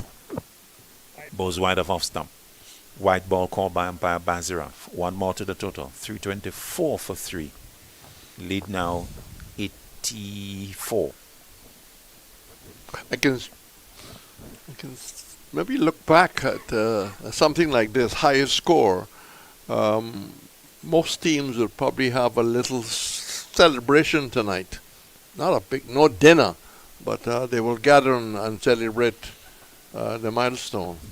Absolutely. Of course, Ackerman, I think he'll want to notch up a double 100 here. Thomas bowls to him. Hoikstad out over mid-wicket. One bounce into the boundary. At straightish mid-wicket. And there's an aggression about his exhibition of batsmanship out there. He goes to 154. 328 for 3. The partnership now 71. And Ackerman and South Africa really pushing on. This is like an ODI innings. Absolutely. He has the strike rate to confirm that. 71 for this partnership. 126 the previous one. And before that, 68 and 63. So a feature of the South African batting has been their combinations. Ackerman wide of the off stump and paddles that, and not good work from the fielder at third man, and 4 to him. Again, he was setting up himself very wide of the off stump, looking to scoop, to paddle, found it fairly wide of off stump, and just guiding it with an open face over the slips and beating the man. Looks like Ali Mohammed on the boundary. A 26th 4 from the bat of Ackerman. He goes to 158. 332 for 3. And the quicker the score is, more time they're giving themselves at the West Indies. Thomas has considered 4 fours in the over already. To Ackerman. Short. No ball. The second no ball of the over. And the first no ball. But the second extra, he had bowled a wide. The third delivery of the over. So 18 already. 2 deliveries left in Thomas's 11th over. The 61st of the innings. West Indies here being put to the sword by Ackerman. He's pushed his strike rate to 124. Thomas to Ackerman. Short uppercut for 4. One bounce, yes. Over the head of the solitary slip. And the West Indies A fielders looking a little bemused. And as flat as a biscuit as Ackerman pushes on. 162 he is. 337 for 3. And the runs really flowing here for South Africa. This is the 5th boundary in the over from Thomas. Yep. He's just wayward in length, wayward in line. And in case a few viewers think that we have gone past tea, we did have that rain break, which is why they're still out there. Thomas again to Ackerman. Cut away. Sweeper is posted. Louis will pick up straight to him at point. And the end of the over. 337 for 3. Well, Hi, I'm Rustin Chase, the new West Indies Test captain. It's a great privilege and honor to continue this legacy of West Indies cricket. The team's first assignment under my leadership will be against Australia in the Fuller Energy Men's Home Series, with 3 matches being played in Barbados, Grenada, and then Jamaica. So Maroon fans, please come out and support. We need your energy, we need your vibes. Get your tickets at windiescricket.com.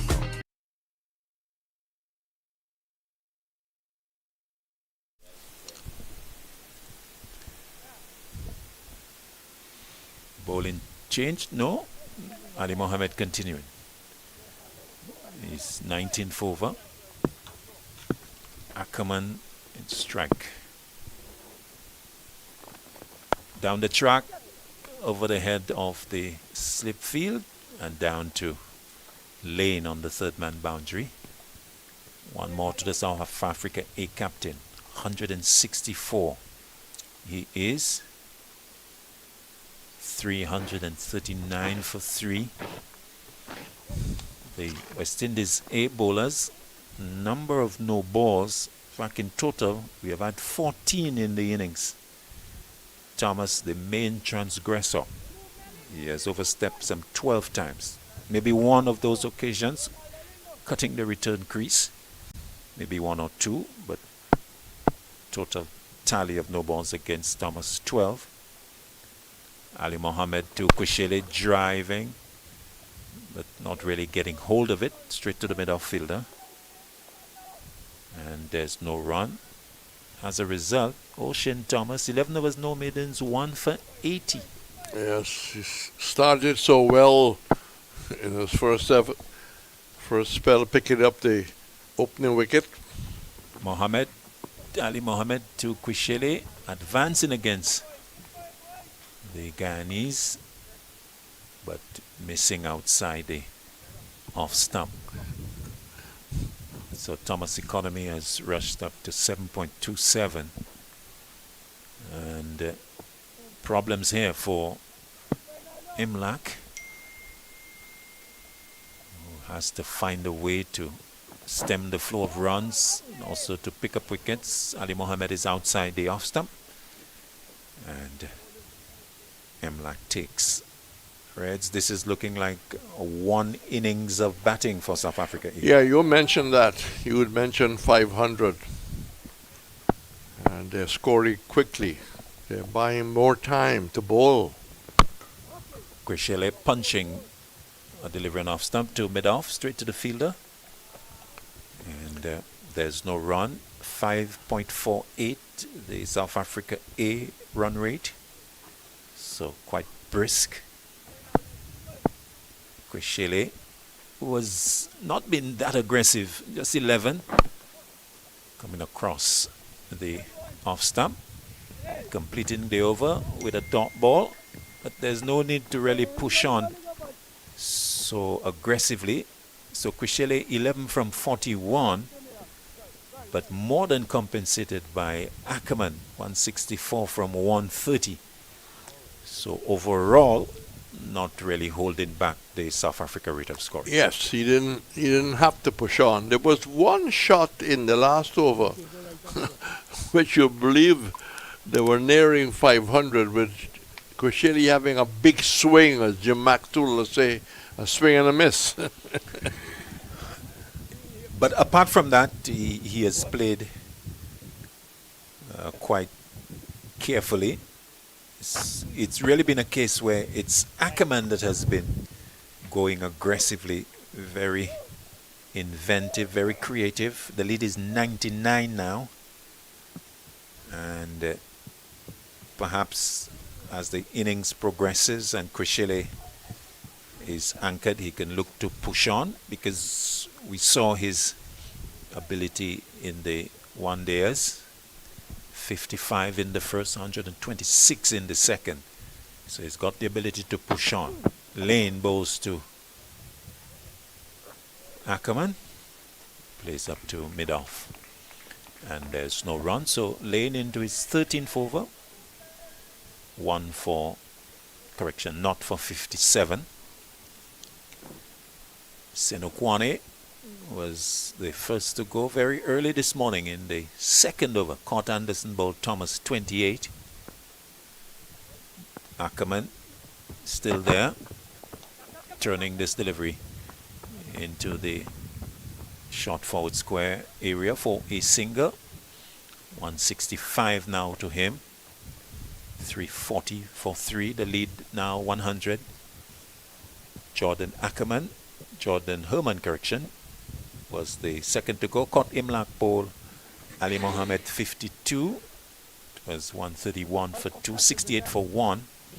And Jason Smith bowled Shields 56. Partnership for the fourth wicket now with 83.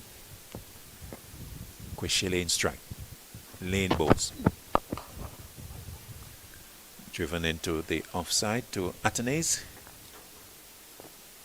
And there's no run. So the third wicket falling at 257 when Shields was the successful bowler. Smith inside edge onto his stumps. So 83 between these two. Quishele has contributed just 11, so it tells you how much Ackerman has pushed on. Lane to Shields, full Quishele driving to Anderson at mid-off. They take one. Quishele going to 12, 341 for 3, lead 101. Yes, strong position as we approach tea on the second day, and beyond this pair you have Pretorius, who we haven't seen, so we're looking forward to seeing his batting skills and his bowling skills. And then Munsami, you're surprised that Munsami has been pushed further down the order? No, not really, because Reds actually opened in the one day as short and helped over the slip cordon by Ackerman. Another boundary to him. 169 he is, 345, the 28th boundary from his bat. Yes. I mean, they scored reasonably quickly in the first session. They've gone a notch or two up. Indeed, overall, more than 5 and over. 5.49. Lane to Ackerman. Plays back into the slip field. And over called by umpire Baziraf, the 63rd of the innings. 345 for 3.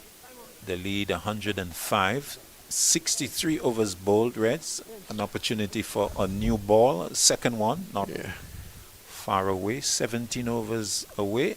You think Imlak already thinking about that? I think right now he's thinking of tea to get off and have a discussion. But there seemed to be no real threat to stop the South African onslaught, or unless somebody is going to produce a near hat-trick. Ali Mohammed with his 20th over. Goes to Quishele, who's playing defensively. Back to the bowler. Let's look at the bowling figures. It's not been a happy story for the West Indies as we look at the bowling analysis. Thomas, 11 overs, no maidens, 1 for 80. Lane, 13 overs, 1 maiden, not for 63. Shields, 11 overs, 1 maiden, 1 for 69. Mohammed in his 20th, 1 for 72. Bowls wide of off stump and Quishele ignores it. Carrie Pierre, 8 overs, no maidens, not for 41. And Kevlon Anderson, 1 over for 11. So just the 9 overs of spin.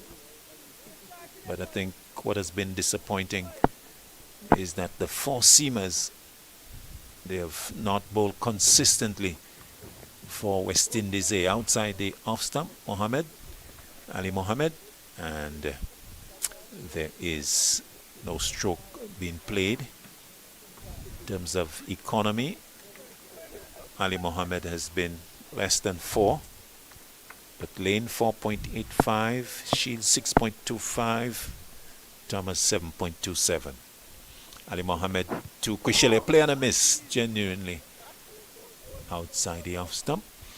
A flash from the little right-hander, and no touch as the ball going through to Imlak.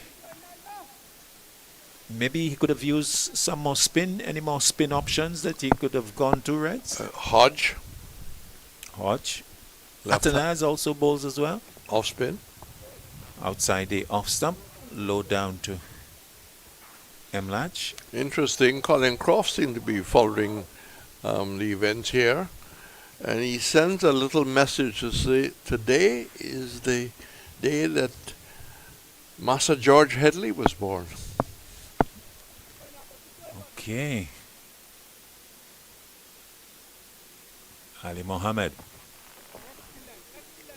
back and ignoring it is Squishele. The over comes to an end. 345 for 3, 64 overs bowled in the innings.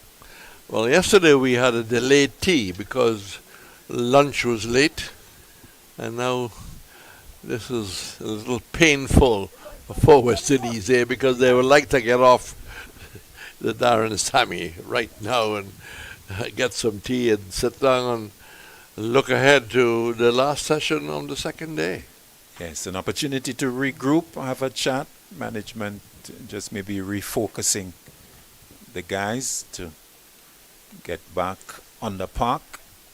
It's not been a good day for them, day 2. Not that day 1 was all that great for West Indies, and perhaps their trouble started there, just only getting 240. Yep. And in reply, the bowling has not really troubled the South Africa A batters.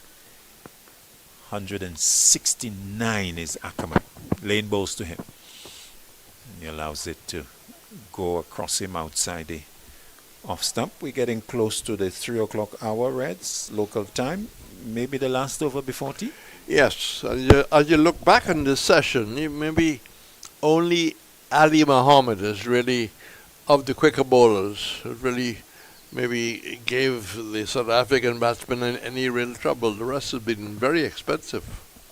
Yes, they've lacked a consistent line. Full delivery, punched away into the offside. Thomas will not really do a lot of work to attempt to cut it, but to be fair, it was in the gap. And away to the boundary for 4. Another boundary to Ackerman, taking him to 173. 349 for 3, South Africa A. I think if he gets, I'm not too sure if he's married, but don't be surprised if you see someone finding a story that Ackerman is honeymooning in St. Lucia. Well, I think he's going to have fond memories of this ground. Certainly this performance, it is his best at the first class level. Lane to him, short, whipped away, fine for 4. Boundaries continuing to flow off the bat of Ackerman.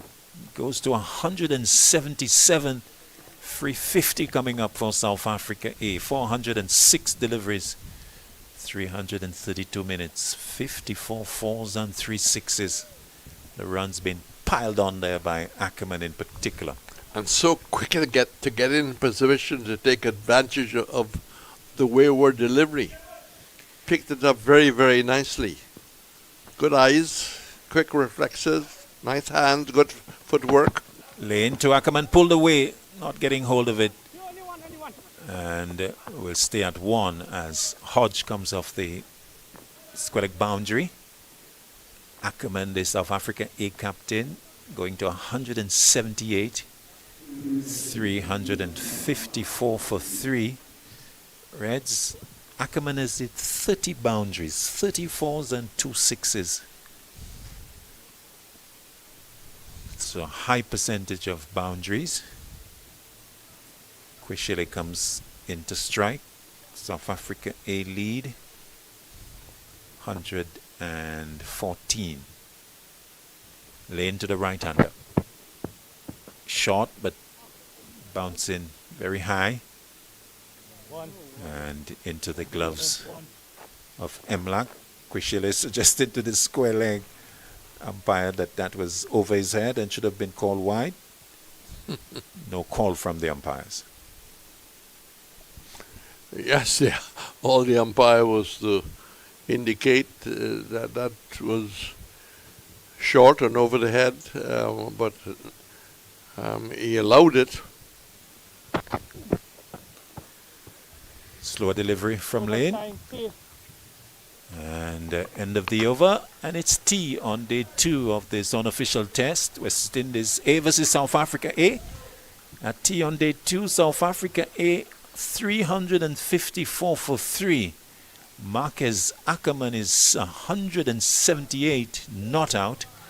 Sinatimba Koishele 12 not out. Partnership between them 97. Overall, South Africa A lead of 114. And it's a session that really belonged to them because they have lost just the 1 wicket. And they've taken the score from 172 for 2. It's an extended second session because of the rain. We have had over 2 hours play, but I reckon they've scored 180 runs. Yep. And that's lots of scoring in a session.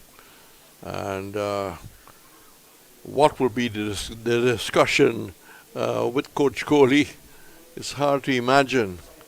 As you think of the battle beyond, 2 of the 8-team players have got to get hundreds if they gotta maybe get out of jail. Fuller Energy Series coming up over the next couple of months with action by West Indies women and West Indies men versus South Africa, Australia, and Pakistan, Barbados, Grenada, Jamaica, St. Kitts, Florida. So time for us to take a break here. We are at the tea interval on day 2. South Africa A 354 for 3. And the short bowling figures. Thomas 1 for 80. Lane not for 72. Shields 1 for 69. Ali Mohammed 1 for 72. Pierre not for 41. Anderson not for 11. Time for us to take a break from the Darren Sammy Cricket Ground, and we'll be back in about 10 to 15 minutes time.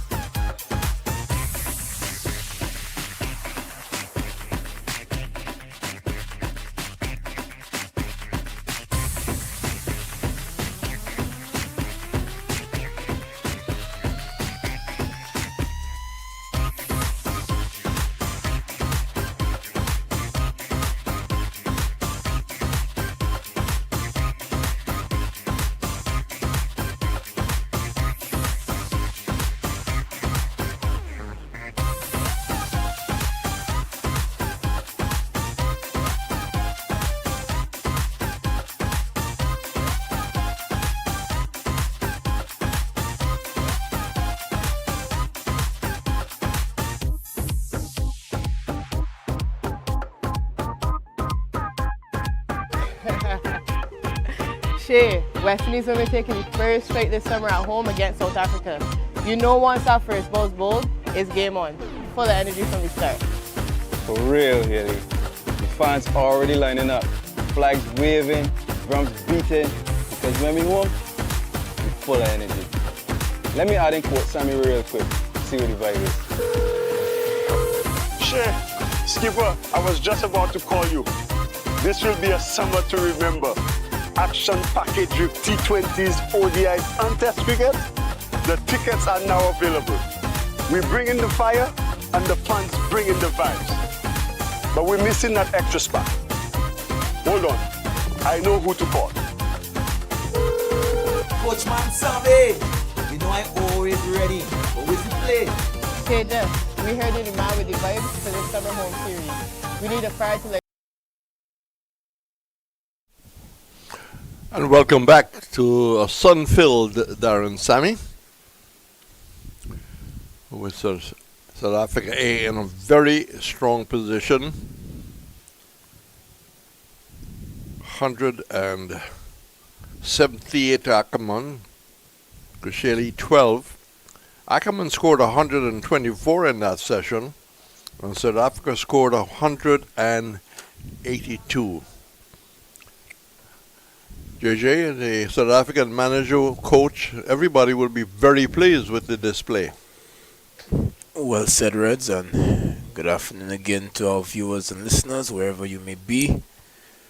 And this innings from Ackerman, Reds, remember when he was about 50, was saying that he was looking ominous for West Indies A, but this innings, not just a big score, because it represents domination, it represents authority and complete control. Yes, what a display by the left-handers. Claudius saying, highest score ever. 34s and 2 sixes. A memory of the Caribbean, and in particular, memory of St. Lucia that he'll remember forever.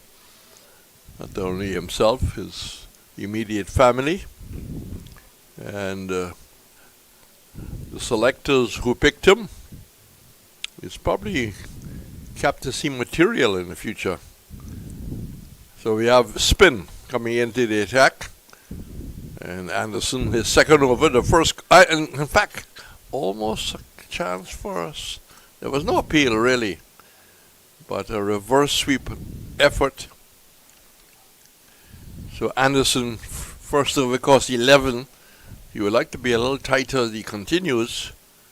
And that's off the back foot, out towards square cover. They will come back. They will come back for third. Effort there by Kari Pear.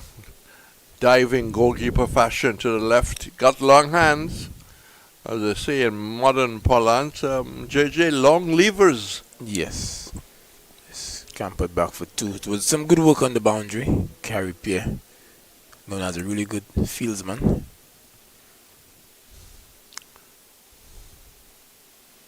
It's a long time we haven't seen a dot ball. And we haven't seen one there because that's nicely turned away. It's really turned out to be a lovely afternoon. I don't know if Claudius App was suggesting we will have just after 25 past 3, glorious sunshine.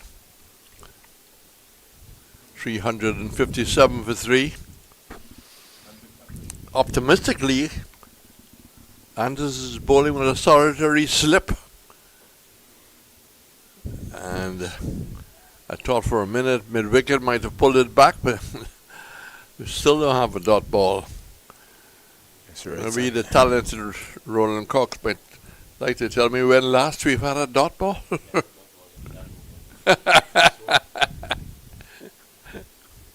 He said, don't take advantage of me. We've had a dot ball. Playing defensively back. Anderson very busy. Going back to his mark. He will looking beyond his bowling. He will look for a solid knock in the second innings. Some people will be saying he has an outside chance for a test cap. And bowls another good delivery. And Ackerman, with respect, playing it back to Anderson. So, players restarting after tea. Again, we say good evening to all our friends in South Africa.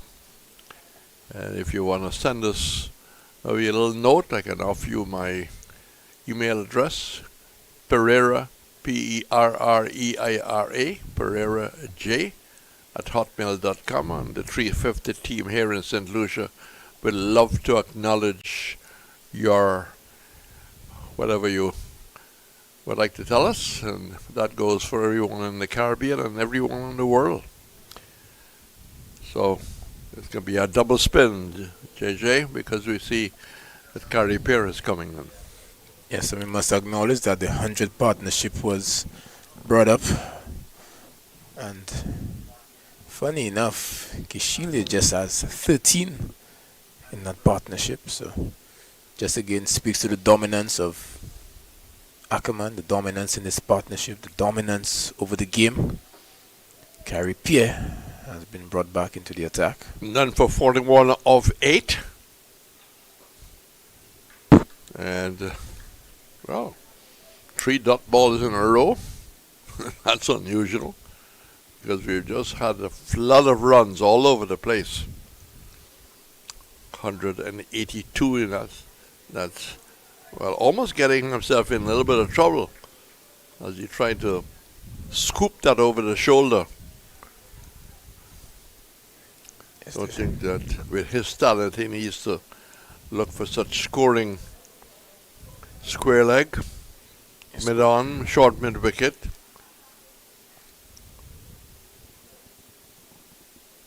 Martinez can be a little more conventional. And, well, for whatever reason, you see the physio is coming out as if Richeli has done some damage. Yes, the shot was definitely on, and there was no fielder posted at 45, no shot fine leg, but I think that he may have hit himself in the head. Yep. And I think the physio might be on for that concussion test. Yeah, we didn't quite pick that up. We were looking at the fact that he nearly got himself in trouble. Yeah, coming off the helmet. As is the case in the modern day, anytime the ball hits that region, test must be performed. Well, some careers have been created because of the concussion rule. Yes. Who can forget Australia versus England? Yes, one South African-born Australian really benefited. He was playing, I think, lead cricket and got an opportunity. So all seemed to be well with Krisheli. Just the way he twirls his bat a little bit reminds me of Mustaq Mohammed. So the field is very orthodox.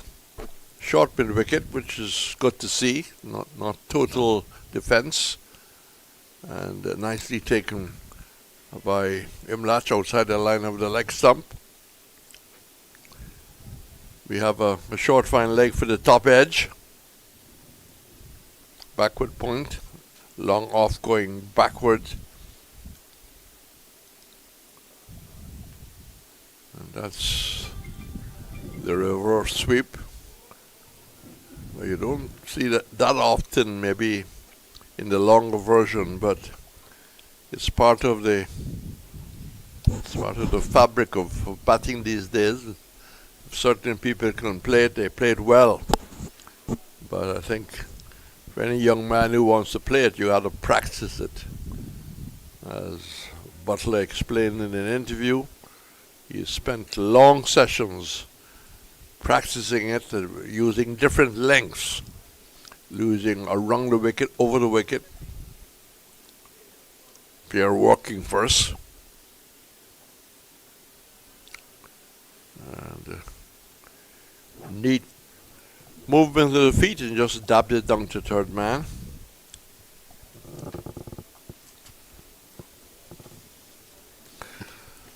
So at lunch, 172 at T354. This could be 500 by close of play. That was the original total that Claudius was suggesting. Well, they need another 140. All the time in the world, JJ. Just feels that West Indies A are up against it. Ackerman 182, Kishile, remember that he had some dominant performances in the ODI leg of the tour. Did register that century and looks to be just taking his time, making the investment of time, settling in on this beautiful batting paradise at the Darren Sammy. Anderson, who picked up 2 wickets in the ODI series, now is short and banged away off the back foot by Ackerman. Yes, we just observed from the running that the skipper has a little bit of a limp. Must have done himself a little bit of harm. Well, he did get treatment for it earlier on. And he's been on his feet for a very long time. That is short and pulled out towards the forward square leg. And he came in at number 3. So he has virtually batted almost every ball except maybe for the opening partnership.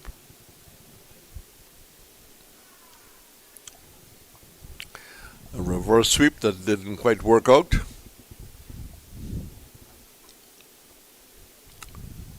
No appeal was made.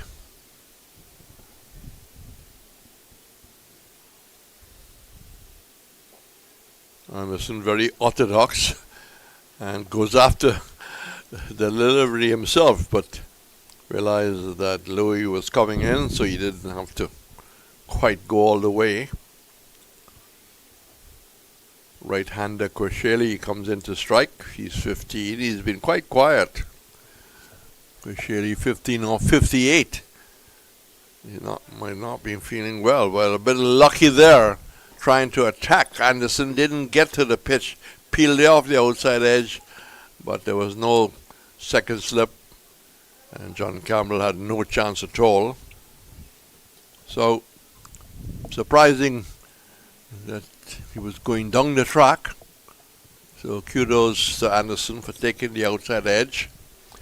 365. A total that reminds you of Sagarfield Sobers at Sabina Park against Pakistan, beating the 364 by Len Hutton against Australia.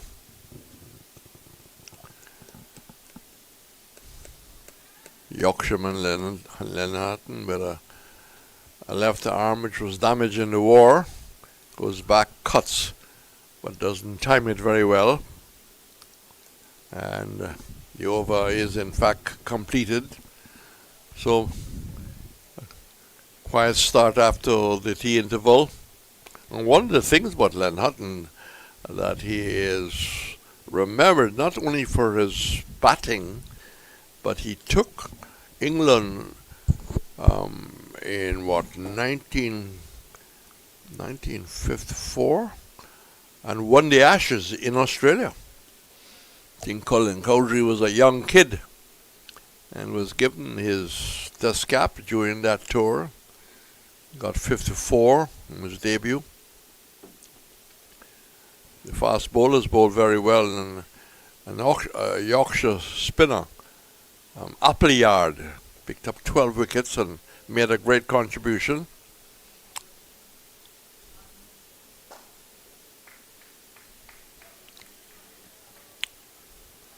A stand-up on drive. So JJ, Imlat's going to spin. Will it work? remains to be seen, but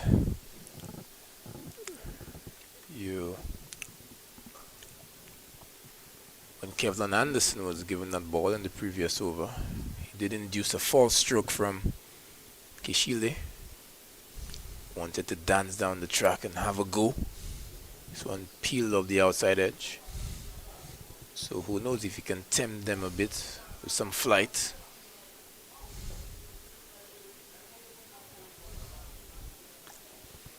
Heavy effort there by mid-wicket to try and stop the signal by Atenes.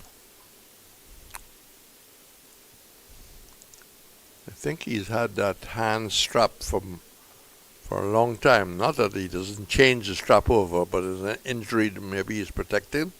Has picked up and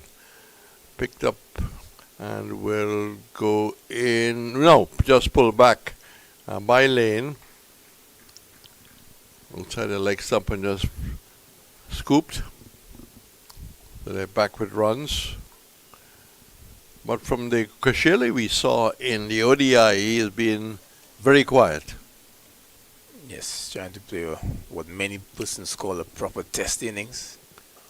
And Reds, just as you say that, Kishile dances down the track and deposits one over wide long on for 6. Using his feet. And good timing. You know, there wasn't a lot of anger in the shot. Hit it sweetly over the man at a orthodox mid wicket out towards the end of the Johnson Charles stand. Johnson Charles will be a captain of the team in the upcoming Dream 11.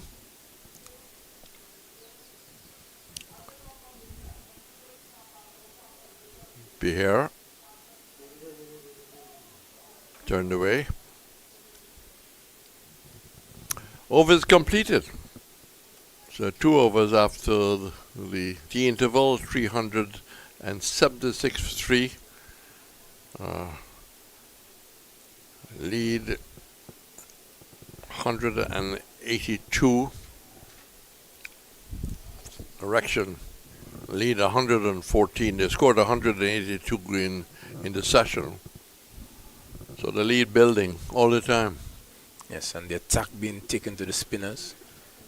And we saw that from Jason Smith. The ability and willingness to use the feet, dance down the track, meet the ball.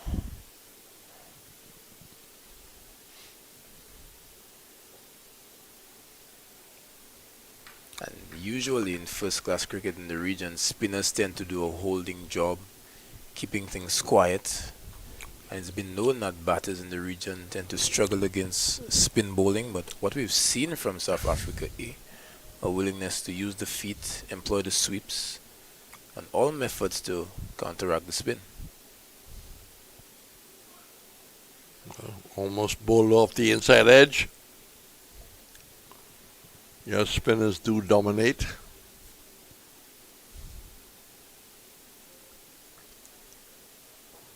Well bowled. Pushing back to the off spinner.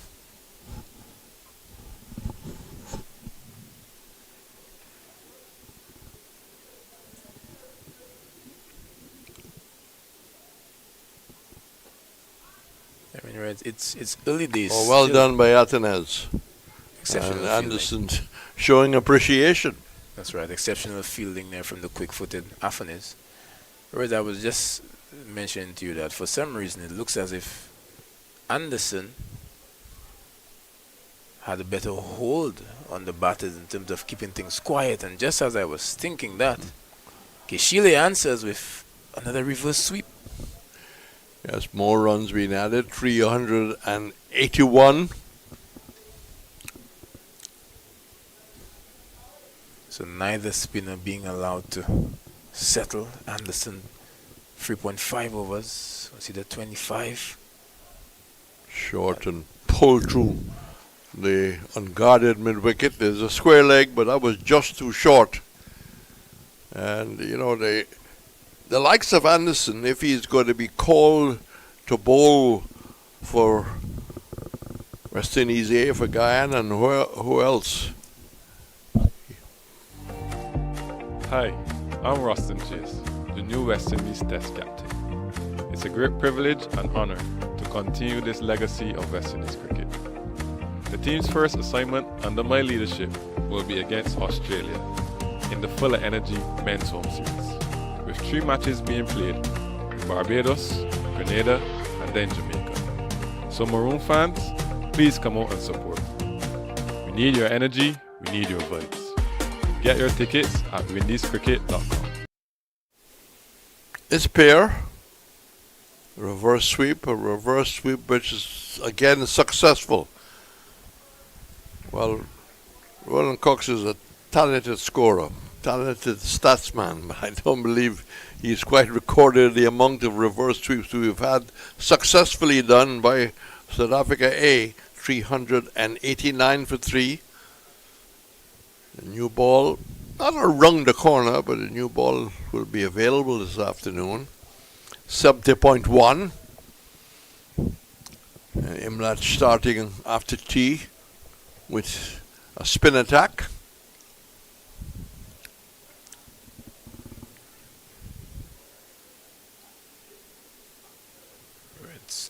Ackerman moves into the 190s on the verge of a double. And there seems to be an air of helplessness whenever that reverse sweep comes out. One man posted at the backward square, but Ackerman able to beat him to his right on some occasions and beat him to his left. Well, they were a little flat as they walked off from tee, but they should be a little more G'd up and inspired after the interval. They probably had a long discussion of what we can do. And that discussion did include, of course, the coach and bowling expert. And that's from outside the off stump. Hit out towards mid-wicket. They didn't go into the rope. They can come back. Maybe missing an opportunity for yet another run, a third run. But Byron Pear doesn't bowl darts. So he gives an opportunity for people to attack. Good delivery, but equally played down towards long on. Yet another single to the total, 393. Well, a bit of a telephone number.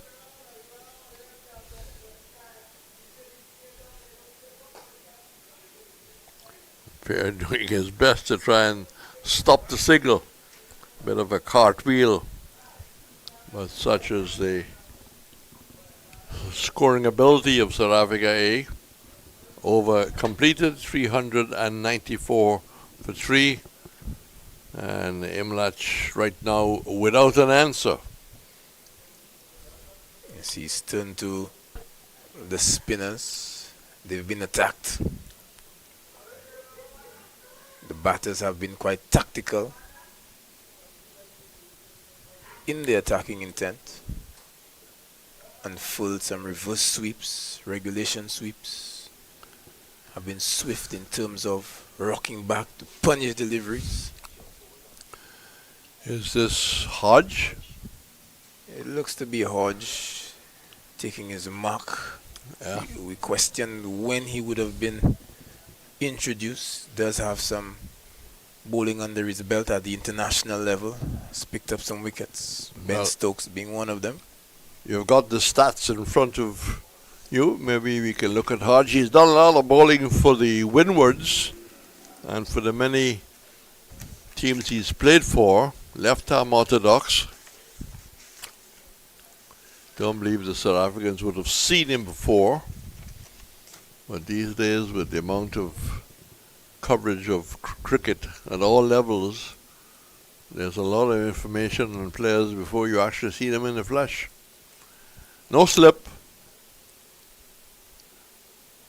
And that's off the back foot, played towards cover. Atenes, fellow Dominican, stops it. Yes, but by way of the information, Reds, Kavim Hodge has played 11 tests. can just come back for those stats after this delivery. He's played 11 tests. Has picked up just 2 wickets. Best figures of 2 for 44. And what's the other Yes. stats on him? First class, he has had 78 matches and has picked up 67 wickets. And his list A, he's had 63 matches and has picked up 63 wickets. Well, maybe he should have been in the attack a bit earlier. It's a slip now. Yes, you just wonder with Carey Pierre being the main spinner, the left arm, maybe Captain Imlach wanted a bit of variety to bowl the left arm finger spinner with the right arm offie. Well, he's got a Atenes who can also bowl off spin. That kept a little low. He had to hurry up the shot off the back foot, but it didn't stop him from hitting it down towards long off. But Atenes trying just about everything to stop the run flow and maybe to break the partnership too. Hitting it hard into the ground. He's good to his own bowling. I remember him taking a catch going back. Tough.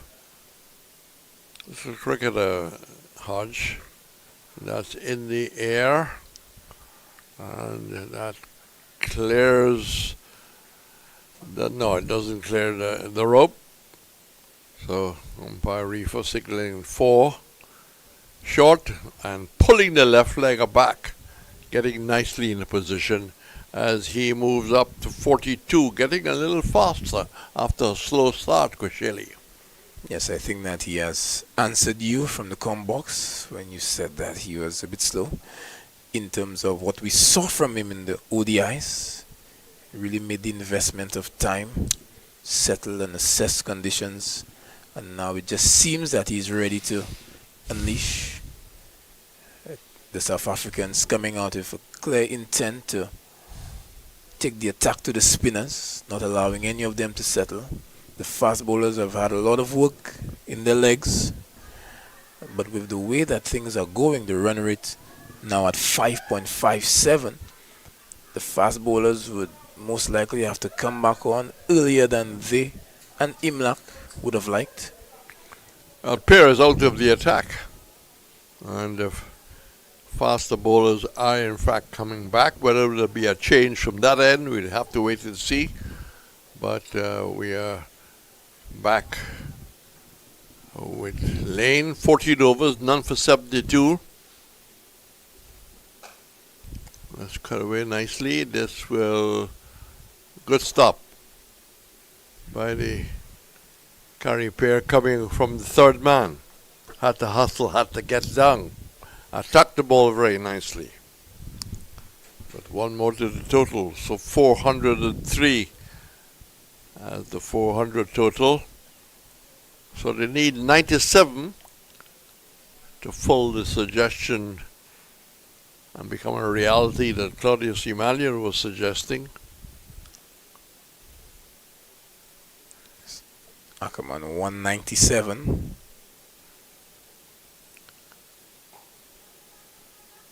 Gonna have to hurry. Very cheapy single.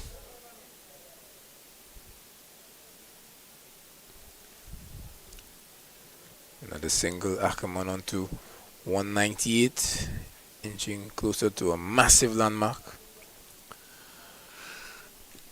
Lane, who's had success in 2025, is learning that every day is fishing day, but every day is not catching day.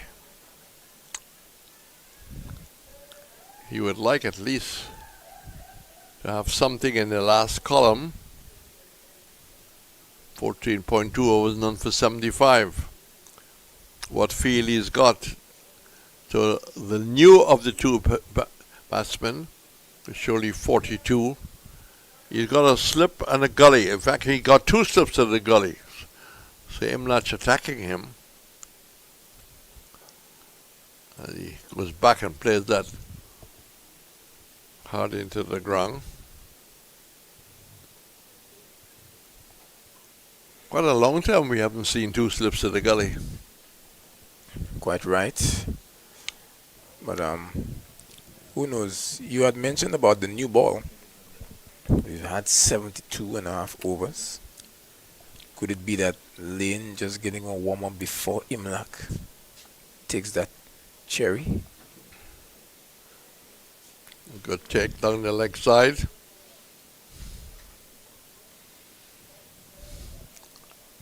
Imlak's keeping, apart from his captaincy, has been fairly of a good level, good hands. Yes, most definitely. He's been sharp. He's been good. He's looked the part. The incumbent wicketkeeper for the West Indies Test team was praised for his work in Pakistan. Yes, there have been smaller keepers. David Williams, David Murray. Turn out on the leg side. Will they come back for the second? No, they will not.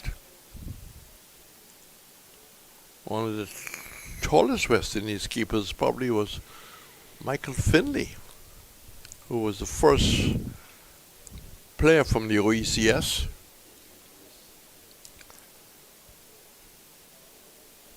To play for the West Indies.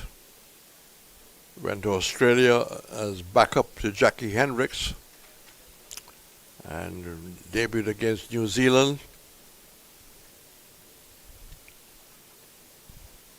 In 72, played against Australia in 73 before losing his spot to Derek Murray. Ackerman 198. And will stay at 198. Good effort by Antonez. So the end of the over brings it to 3 for 405. And Roland Cox is whispering Desmond Lewis. That will take us back to a year where we had many keepers. But one of the interesting of that Desmond Lewis against India in 71, he ended his career very short with a batting average, and Roland Cox can double check it. So can Claudius. A batting average of 83. Never played again. JJ, your thoughts? That's amazing. That's a very high average. To not be given another game. But Hodge been given another over. And Kishile gets the single and gets Ackerman back on strike. Ackerman, who is on 198, just 2 away from what would be a major landmark. Well, last I heard of Desmond Lewis, he was running his own garage company in America. I think they were focusing on Mercedes. So that's 199 on the board. Batsmen tend to get quite nervous at 99, but not 199. Doesn't have the same pressure. That's a lovely extra cover drive. Oh, beautiful. Beat cover to his right and long off, having no trouble at all. Left arm orthodox pitched up, maybe not turning much away. Beautiful shot. He certainly picked up his scorer, Kwesheli, who impressed us with his batting. In the ODIs, he moves up to 48 of 80, which is slow for him, JJ. Yes, but that was exceptional, and that ball raced to the boundary, opened up the left side of his body. Nice timing. Yes, inside out. He has his own stance. It's a very low stance with the left leg pulled back with the buttocks pushed out.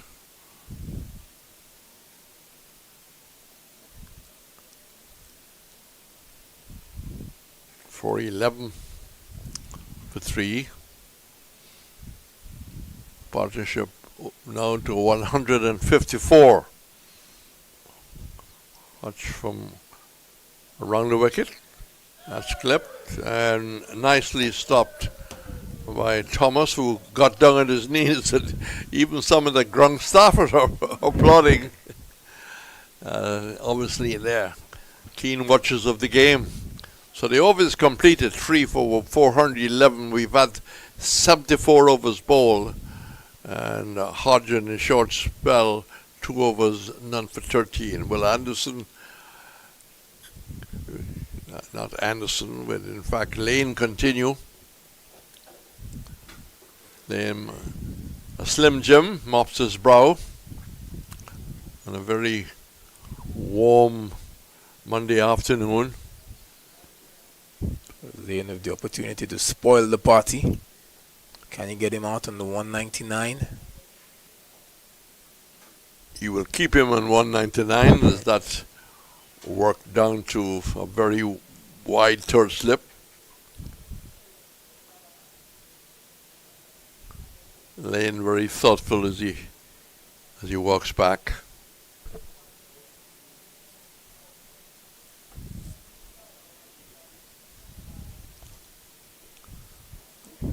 Opportunity to build some pressure. Can you just keep him on that 199 for just a little while longer? He does not. And he celebrates it.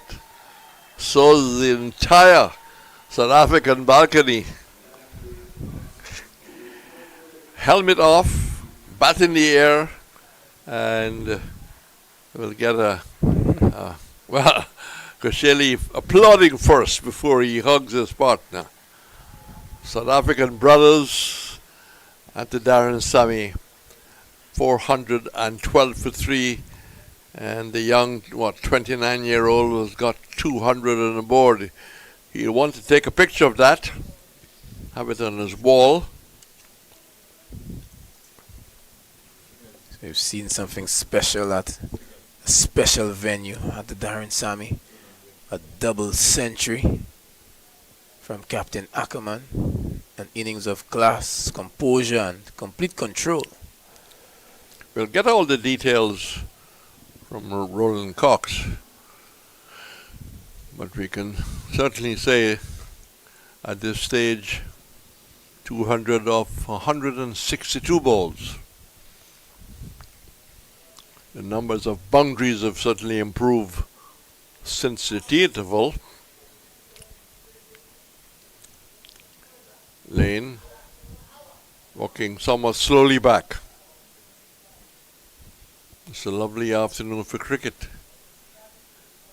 Maybe a few more people aren't here to enjoy the peace which the world doesn't have. That's well taken. There's an appeal.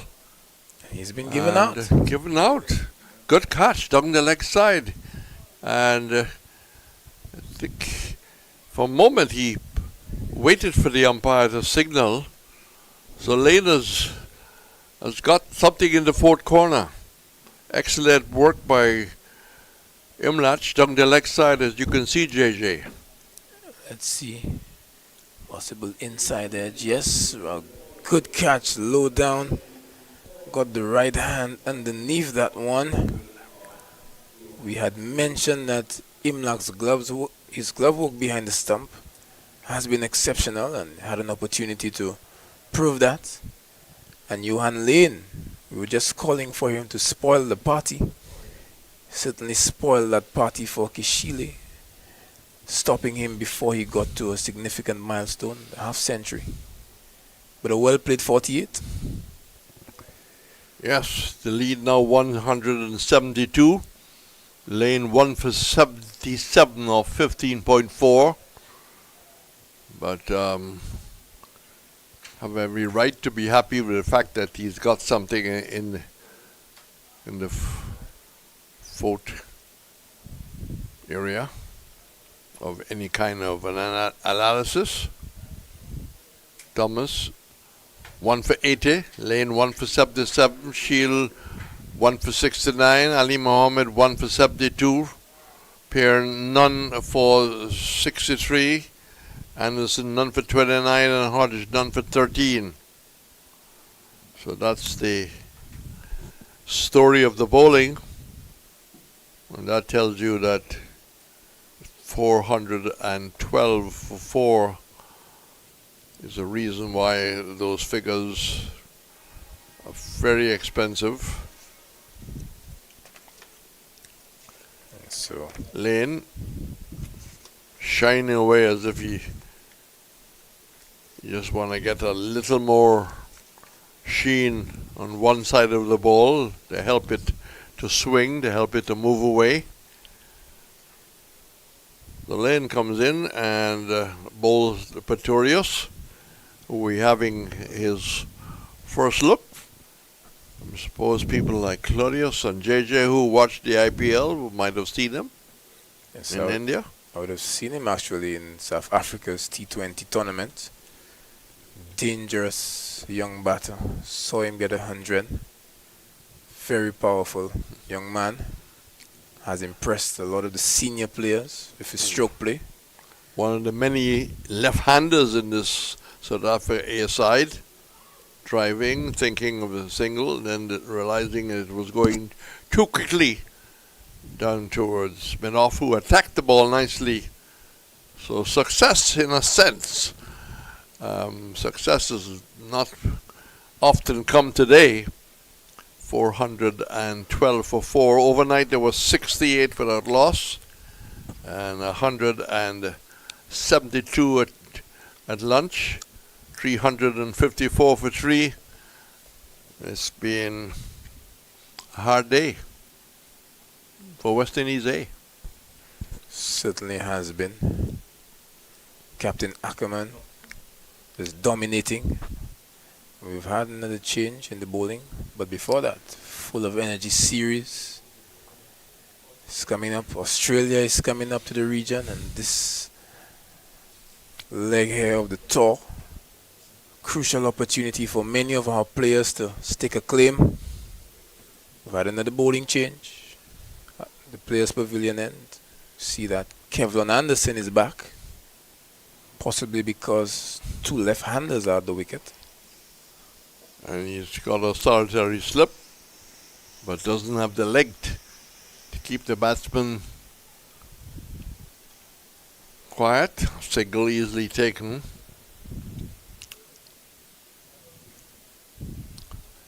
So Imlach swinging the changes.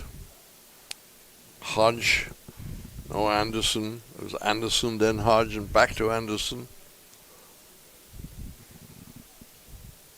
Alright, he's about to face his first ball from the off spinner, and 4 men are posted on the boundary. Would they want to just give him the easy single?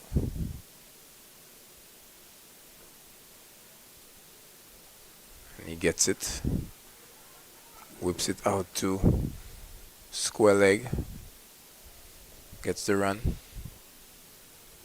Surely you would want to build some pressure on the new batter, Reds.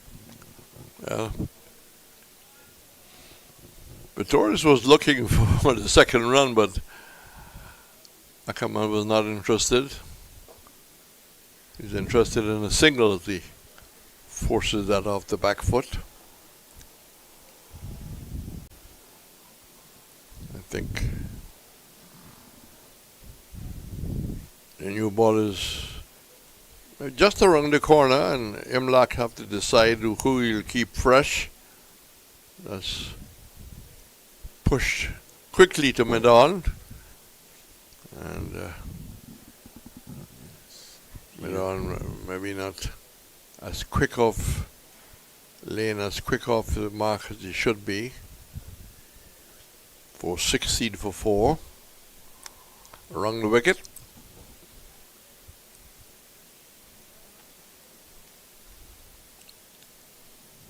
Decisions to be made, but surely O'Shane Thomas has been kept fresh. Most likely he will be the one that skipper would turn to if he is to take the new ball. So Has created opportunities, but they have not been taken. O'Shane Thomas. Few catches dropped off his bowling.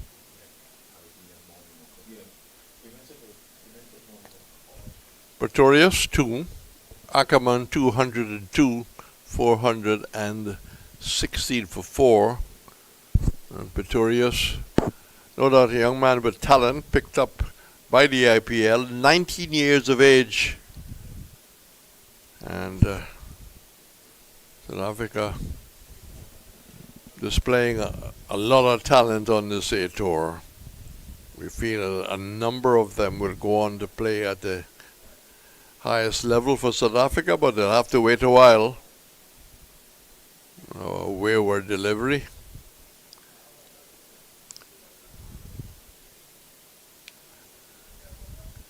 Just a lot of indication there. A little bit of tiredness maybe beginning to come in.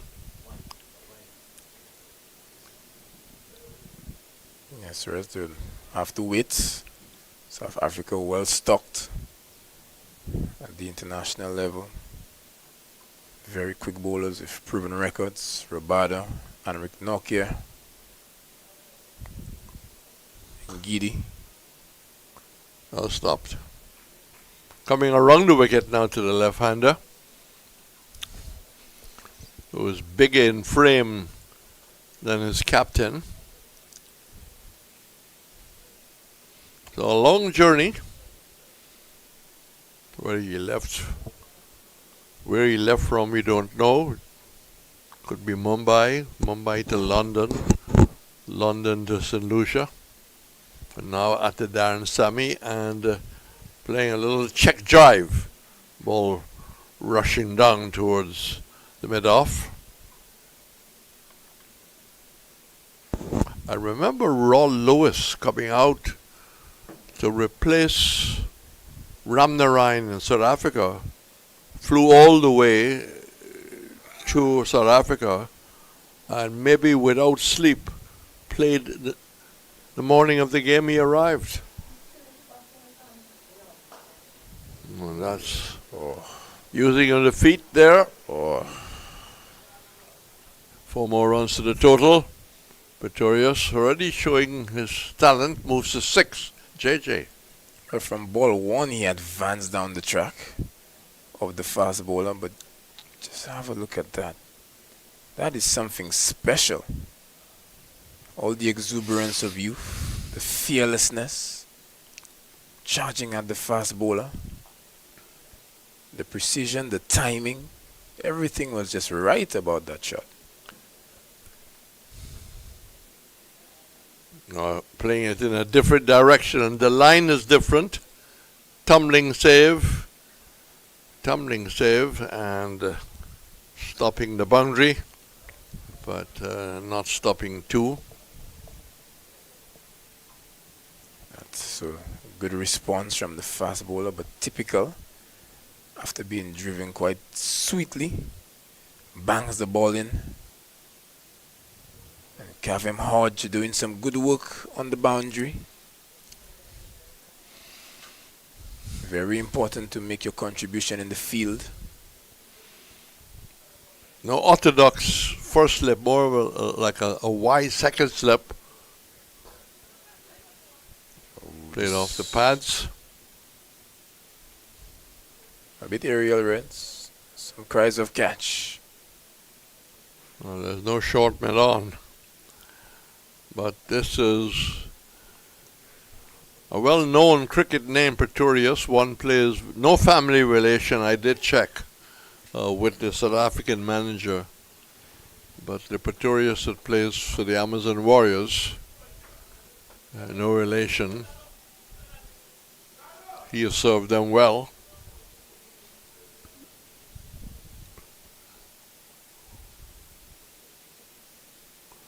And that's there for the taking. Food and drink outside the leg stump. And just flicked away. The fast bowling being very rugged today. So 4 more runs, 428 of 77 overs. And Lane now 1 for 89. Yes, well, leg stump was exposed when Pretorius moved across the stumps. Has been doing so and quite successfully. So possible that Lane must have gone through to attack the stump. With that being said, the players have gone off for a drink. It gives us a chance to have a break ourselves.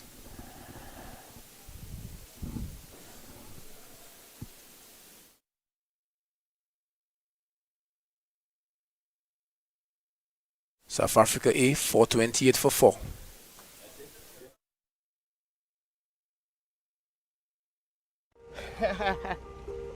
Shay, West Indies women taking the first straight this summer at home against South Africa. You know once that first ball's bowled, it's game on. Full of energy from the start. For real, Haley. The fans already lining up. Flags waving, drums beating. Because when we home, we full of energy. Let me add in quote Sammy real quick. See what the vibe is. Shay, skipper, I was just about to call you. This will be a summer to remember. Action package with T20s, ODIs, and Test cricket. The tickets are now available. We bring in the fire, and the fans bring in the vibes. But we're missing that extra spark. Hold on, I know who to call. Coachman Sammy, you know I'm always ready. But where's the play? Teja, we heard you're the man with the vibes for this summer home series. We need a fire to light up this whole region. Haley, say no more.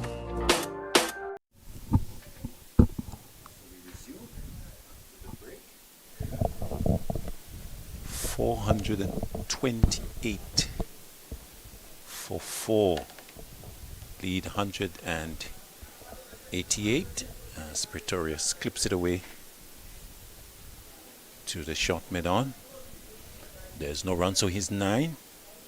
Partnership of 16 between these two. Back goes Pretorius, chops it away out towards backward point. The fielder will not be able to come across, and the boundary to Pretorius taking him to double figures. It's 13, 432 for 4. The lead pushing towards the 200 mark. It's 192. The fielder never really had a chance to stop that one. Again, such was the timing from Pretorius. This one short and wide, and given the treatment. Anderson round the wicket to Pretorius. Straight delivery, swung away to the backward square leg region. Shields coming across to his left to pick up and limiting them down to 1. So Luhandre Pretorius, the 19-year-old, going to 14, and the total 433. Anderson this time to Ackerman, goes back and punches it down the ground to the long on fielder. Lane comes off the boundary, and the South Africa captain Ackerman going good to 207, 434 for 4. The total lead 194. Anderson to Pretorius, swept away, but finding Mikael Louis on the mid-wicket boundary. Powerfully struck, but straight to the fielder. One more to Pretorius.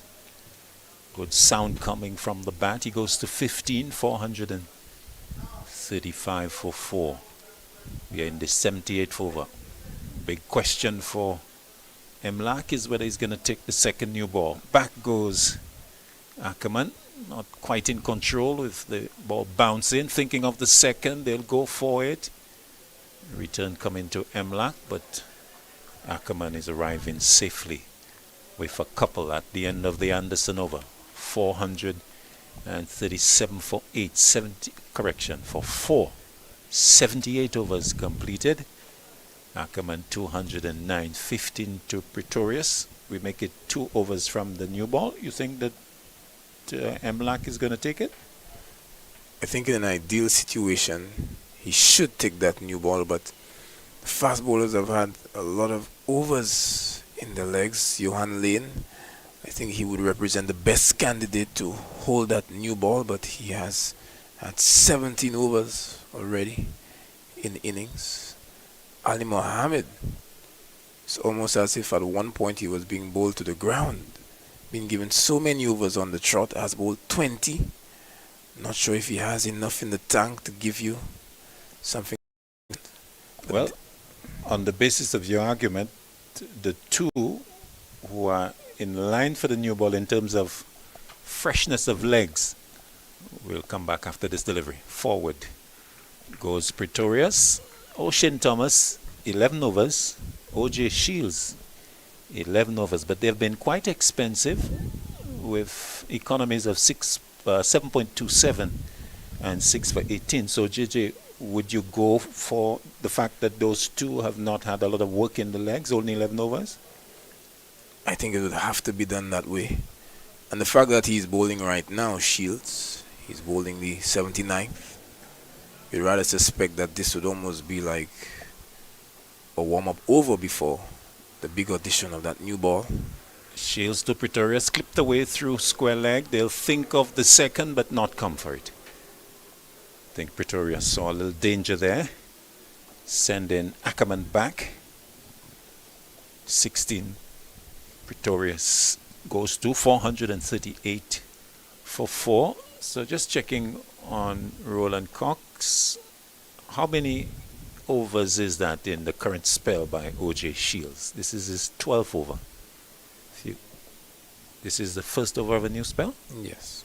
Okay, so relatively fresh. So I think JJ might be on the money there with the Fury. Short pulled away. Possibility of a catch. Backwards. Squellick fielder taking it. Good one. That looks like Anderson going back, judging it well. Short delivery, and Pretorius went for the hook. Or is that Ackerman going for the hook? Looks like it's Ackerman. Ackerman that has had his wicket fall. So that long innings by Marquez Ackerman finally completed, going. Caught Anderson. Bowl O.J. Shields.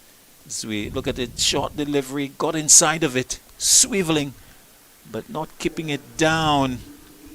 Number 63, Anderson, judging it well inside the backward Squellick boundary.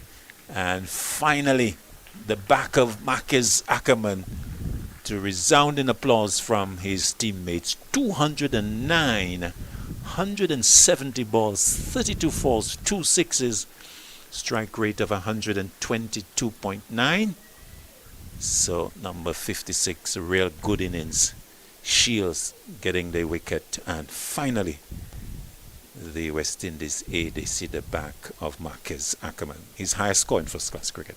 Listen, everyone in the South African dugout were on their feet to the captain who led the way and really placed them in a great position in the game. But from their perspective, may have just been out at maybe the wrong time with the new ball due. Sometimes this second new ball represents an opportunity for heavier run scoring. The ball tends to come sweeter onto the bat. But nonetheless, this was a marvelous innings, a fantastic contribution to the team total. Yes, and the hugs continuing for Captain Ackerman at the Players Pavilion, the dugout of the South Africa A team. So players as well as staff very appreciative of this monumental knock from Marquez Ackerman, his first double century at this level, and one that he will remember for a long time, no doubt. Munsami, the new batter, pulls to his first delivery. Thomas coming across from mid-on to pick up. So 439 for 5. This is the 79th over. So the fall of Ackerman has come for a good time for Imlach and West Indies A. And as you suggested, JJ, I think Ackerman would have loved to have been there, assuming that the new ball is taken when it's immediately available. And with the harder ball, you would have expected he would have fancied his chances of really pushing the scoring along. That now has to be done by Munsami, Pretorius and company. Shields to Pretorius, punches up to mid-on. The fielder Ali Mohammed coming away to his left. And one taken. 17 now to Pretorius. The over ended the 79th of the innings. A successful one for Shields. No, in fact, still continuing. My apologies. Field changing over for the right-handed Munsami. One delivery left in the over. Shields will move into Munsami, who plays into the offside. The ball going straight to Athenaeus to complete the over. So over 79 now completed. 440 for 5. The lead now exactly 200. Yes, and one of the factors that may have accounted for the dismissal of Ackerman was that breeze that we keep mentioning at the Darren Sammy. Had he pulled that ball from the other end, that would have sailed into the Johnson Charles stand about 10 to 15 rows back. But that ball clearly held up in the breeze and gave Anderson the opportunity for a catch. Something to be mindful of. So Shields picking up his second wicket. 2 for 72 after 12. Anderson continuing. Over number 80. Slapped away by Pretorius. Out to Ali Mohammed on the deep point boundary. One more to the total. 441. Lead of 201. So we'll go with the Jamal James perspective that it will be O.J. Shields to take the new ball. The question is who's going to be his partner. We have the 80th over being bowled by Anderson, the off spinner. Over the wicket to Munsami driving, and will get the single towards through mid-on as long on comes off the boundary. Munsami going to 2, 442 for 5. So Ocean Thomas 11 overs, no maidens, 1 for 80. The question is whether Emlak will favour him, or is it Johan Lane 17 overs, 1 maiden, 1 for 89. Anderson moving in to Pretorius, who's forward. Plays it back to Anderson. Or is it Ronaldo Ali Mohammed? 20 overs, 6 maidens, 1 for 72. Anderson to Pretorius, sweeping successfully along the ground and into the backward square leg boundary for 4. Thomas having no chance to pick it up or to stop it, just picking it up from way beyond the boundary. So 4 to Pretorius, his third boundary, taking him to 22, 446 for 5. Nicely put away, the sweep shot.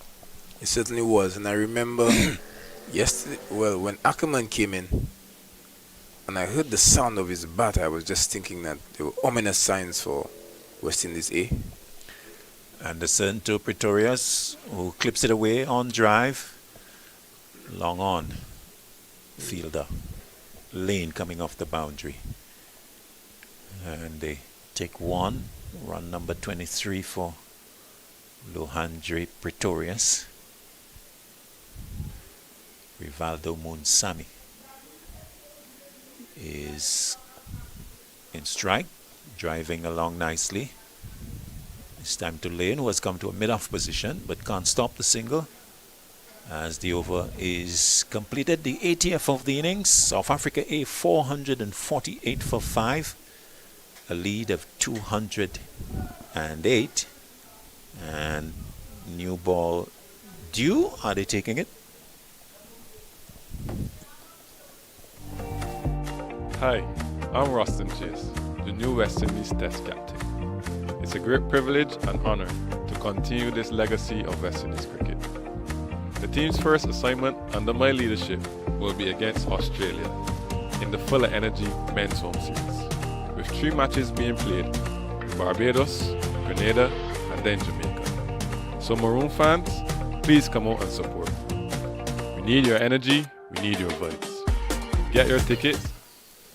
Shield starts over number 81 and bowls wide of off stump to Munsami and into the gloves of Emlak. So we have had 80 overs bowled, no sign of the second new ball. Looks like Emlak is happy to continue with the old one. Seems that way in the last few overs, has had a measure of control. They have curtailed run scoring just a bit. Ali Mohammed shining it quite vigorously for Shields, who comes in again outside the off stump. But Claudius, I was mentioning to you a while ago that when I saw Ackerman and I heard the sweet sound of the ball coming from his bat, I knew that the A team was in trouble. I feel the same about Pretorius. He's played a couple of shots that it just gives you the sense that he's about to pose a serious threat, a problem for West Indies. 23 has come from 20 deliveries. Munsami is across the off stump, squared up somewhat, but in control of it, playing it into the mid-off region. Ali Mohammed picking up. So Munsami has come in, has faced the 3 deliveries. Luhan Pretorius. Let's look at his record at the first class level. He has played 5 matches before this. He's really done well. Down the leg side, looking to flick at it, Munsami, and not getting hold of it. Tevin Emlak taking. So Luhandre Pretorius, 19 years old, 5 matches, 436 runs, 300s, 1 half century, highest score of 120. Guess his average, JJ. It's got quite a phenomenal average at the first class level. You're a maths man. I would guess somewhere in excess of 50. Well in excess of 50. Shields to Munsami, short delivery, difficult one. Ducking, and I think found that skidding through and just getting away from that. A pretty sharp short one. Munsami is not a tall player, and Shields banging that in and ducking and a little uncomfortable with that going over the left shoulder. Handle it well in the end. He did, but that extra, striving for that extra bit of pace, transgressed that front line. It was a no ball, signaled by the umpire. 1 to the total, 449 for 5. Shields to Munsami. Short, pulled away and going through square leg. And that has gone all the way, in fact, clearing the boundary on the onside, crashing into the base of the Johnson Charles stand. So 450 coming up with this blow by Munsami, responding well to the previous short one. Really standing up straight and attacking this one, hitting it all the way for a maximum. 455 for 5. Yes, there was an air of predictability about that one. I just feel that everyone on the ground knew that this one was coming. Munsami was prepared. Changes to the field being made. Square leg now posted. Shields leading edge and not going all the way back to Shields, dropping short of him. The over coming to an end. 455 for 5. South Africa lead the 215. Yeah, so this partnership starting to do well. Munsami on 9, Pretorius 23. Pretorius has found the boundary.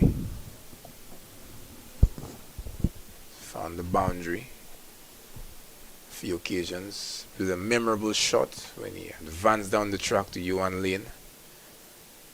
He's looking good. As you mentioned, a very impressive youngster. But Kyrie Pierre being given that ball towards the... He's coming from the players' pavilion end. And Pretorius would be hitting with the turn, the perceived turn, with the breeze. Let's see if he takes the attacking option. Pierre to Pretorius, plays forward. And back to Pierre. So Anderson, spell 3 overs, not for 21. So no second new ball. Imlach introducing the spin in over number 82. That's down the track, lofted out towards long off. Fielder coming forward, and has he taken that, diving forward? Yes. So Lohandre Pretorius has hold out to the long off fielder coming forward. That looks like Hodge. Hodge taking the catch, judging it well, because that went high. I think Pretorius was looking to go maybe towards long on, and judging it well and taking it two-handed very low down. And good catch by the man from Dominica, Kavem Hodge. The end of Lohandre Pretorius. Caught Hodge. Ball carry Pierre for 23. South Africa A now 6 for 455. Yes, Kavem Hodge has always been an exceptional fielder. Kyrie Pierre tossed this one up, but outside the line of the off stump. And the moment that he hit that one, you could have just seen him hitting his pad in disgust. He knew that he had given it away. And we had mentioned about this breeze. Had he attacked that one towards long on, that breeze could have possibly taken that one over the rope, but it held up in the breeze so much so that Hodge had to pelt in from the boundary and still had to make a dive forward to get his fingers underneath that one. So indeed. Well, in fact, I was just about to give you the answer to the little quiz I had posed to you. Lohandre Pretorius averaging 72.66. That average will certainly take a dive after this innings. Yes, getting just 23, so well short of the average. This is 6 first-class game. The new batter, Prenelen Subrian, and he comes in. A lot more matches, as you would expect at this level. An experienced man, 31-year-old, 76 matches before this. 1,531 runs, 100 650s, 18.01 the average, best of 134 not out. Pierre to him, he comes forward and gets a single to get off the mark immediately, playing it into the short square leg position, 456 for 6. So Imlach thinking that his decision not to take the new ball justified here with the wicket by Pierre of the dangerous Pretorius, because he was beginning to push along. His 23 had come from 21 deliveries. Pierre will bowl to Munsami, clipping it away towards mid-on. Atanase is coming across from straightish mid-wicket to pick up, and so Munsami stays on 9. So Pierre picking up his first wicket, round the wicket to Munsami, clipped away straight to Atanase on this occasion, and Pierre produces a dot ball. This has been a good over from him, just a 1 run plus the wicket of Pretorius. Pierre to Munsami, chopped away out towards backward point. Louis quickly onto it and releasing it quickly as well to keep the batsmen down to 1. Completing the 82nd over of the innings. South Africa is 6 for 456. The lead 217. It's good going. Are you still confident of your prediction that 500 will be reached tonight? Well, I didn't quite predict that it would have been tonight. I was just setting it, I think, as a reasonable target that the South Africa A team would want to get to. Yes, but given their position at this time, do well imagine that they might be looking for more. But OJ Shields has picked up a wicket, and that wicket has come through the route of aggressive intent, dug that one into the surface, forcing the batter to play the pull shot. Tried the bounce with Munsami, but found himself deposited for 6. Shields to Munsami. A flash and a miss outside off. OJ Shields continuing into his 14th over. 1 maiden. 2 for 79 from his 13 before this.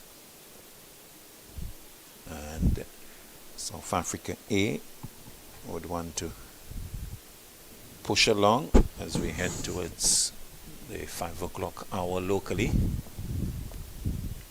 Nice sunshine with us, breeze continuing to blow as we've seen all day.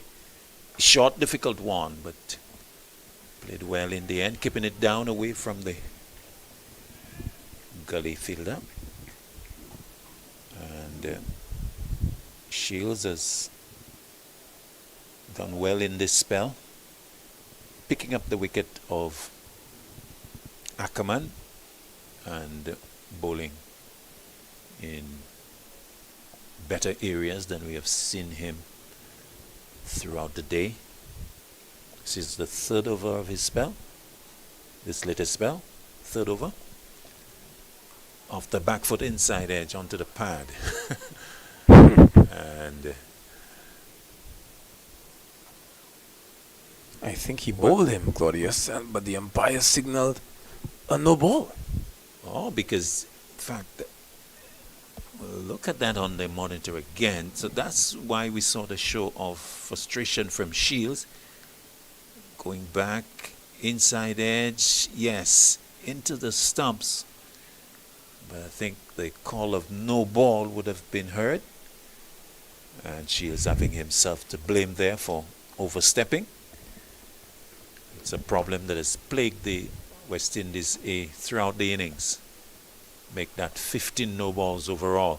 Yorker, well bowled, appeal going up as the ball finds its way through the slip cordon and into the boundary for 4 runs. So umpire Baziraf saying there was a lot of bat on that. It was a good delivery, but coming from the bat, as we see it on the replay, yes, that has almost come from the face of the bat. Yes, I think the pace that ball traveled to the boundary with clear indication that was a bat. But a good delivery from OJ Shields. Absolutely. It is right in front of the off stump. And well, Shields thought that had hit the pad, but it actually came from the bat. Comes in again to Munsami, driving outside the off stump.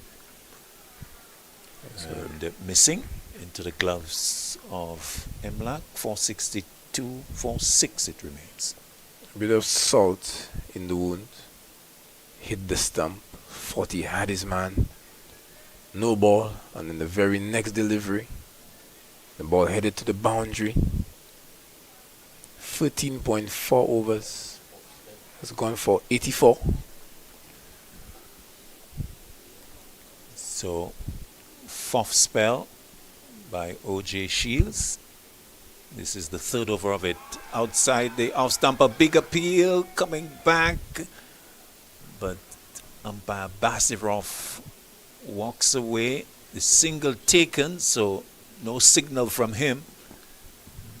And umpire Basirov, in effect, indicating that that came from the bat. Well, don't know about that, JJ. A big appeal from Shields. And that's it. That has hit the back pad, the right foot. But I think umpire Baziraf indicating inside edge. But, well, he doesn't have the benefit of the replay that we have. Yes.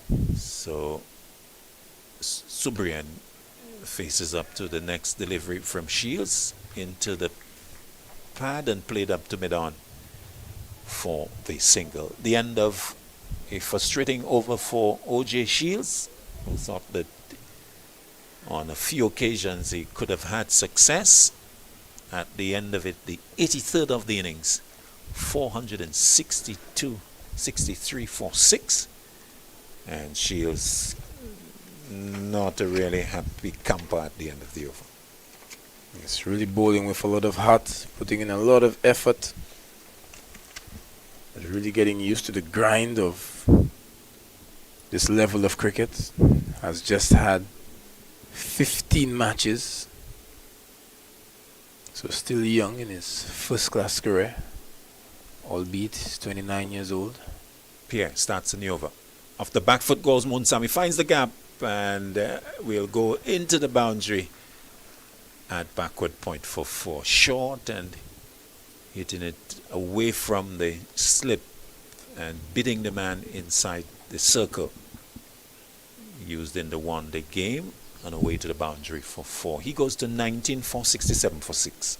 Really been impressive the way the entire South African unit have played the spinners.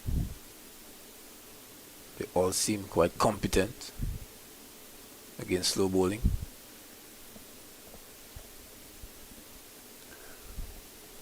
Pierre again with a solitary slip to Munsami. Blocks away to the extra cover position, no run, so Munsami has gone with the last boundary to 19 from 22 balls. Carry Pierre round the wicket to him. Down the track, hits it through the legs of Pierre and also almost through the legs of umpire Reefer. And down to the boundary for 4. Everybody scattering at the non-striker's end. That went airborne. So I think Pierre was initially looking to what? Perhaps put in a right foot to stop it, but I think he sensed the danger and had to pull that away. And in the end, it traveled in airborne, so it could have been a low catch, but it was hit so powerfully that I don't think Pierre instinctively went for the catch. Self-preservation. Munsami using his feet, but can't beat Atenes. Moves quickly to his left at straightish mid-wicket. No run, 23. Munsami with the last boundary, 471 for 6. So 2 boundaries in the over off of Pierre. Looking to complete it. To Munsami, who's punching it to mid-off. Lane is there, but they'll get the single. Lane not really charging at the ball to complete the fielding. It's been a long day for West Indies in the field. 472 for 6. This is over number 84th completed. And so it means West Indies have been in the field for 69 overs in the day. Yes, we just saw that one again on slow motion replay, thanks to the quality of our camera work. And I think he wanted to stick out that boot to stop that delivery. It was catchable. But then I think that had he done that, that ball was headed straight for the kneecap. And I think that would have been it for Gary Pierre for the rest of the year. Yeah, because it was hit powerfully. Munsami using his feet and advancing at Pierre. Shield starts a new over. Play and a miss outside the off stump. Imlak taking it. That's a beauty. So O.J. Shields has come back in this 4th spell of the innings, and he's into his 4th over and has looked his most impressive in my view. Yes, for sure. He's found something in this spell that he hasn't all match long. Something seems different about him. So he had a first spell of 4, then followed with 3 off the back foot, slapped away to the deep point fielder. And they take 1, so Munsami going to 25 with the single. So OJ Shields, first spell, 4 overs, second spell, 3 overs, third spell, 4 overs, and into his 4th in this spell. He's picked up a wicket, and so 3 runs in his first over. Then was it for a 6 in the second over, and he has picked up 1 for maybe 1 for 12, 1 for 14. Coxie, can you confirm his current spell? He's into his 4th and doing quite well. It's really good bowling. I think that he is making a considered effort to bang that ball into the pitch about that 8-meter length, and he's getting some good response from the surface. 1 run from 3 deliveries in this over. With the better bowling, he has the confidence, renewed confidence from Imlach. 2 slips and a gully. Short cut away, and we'll go into the boundary for 4. Well away from Kavim Hodge, who's at the point position on the boundary, but well to his left.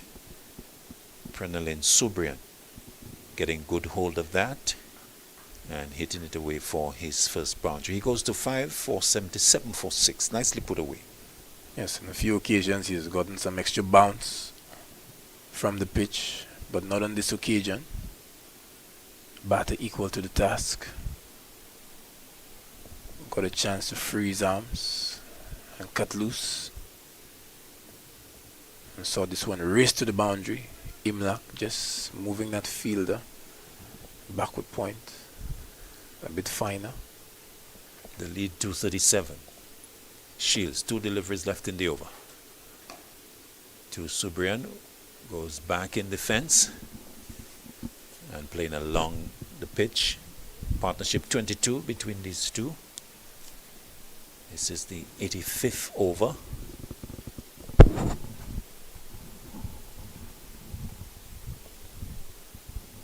And on delivery, left. Subrian instructs to Shields. Short and swaying out of the way is the right-hander as the Shields over is completed. 477 for 6. We have had 85 overs. South Africa A 477 for 6. This is in reply to West Indies A, who got 240.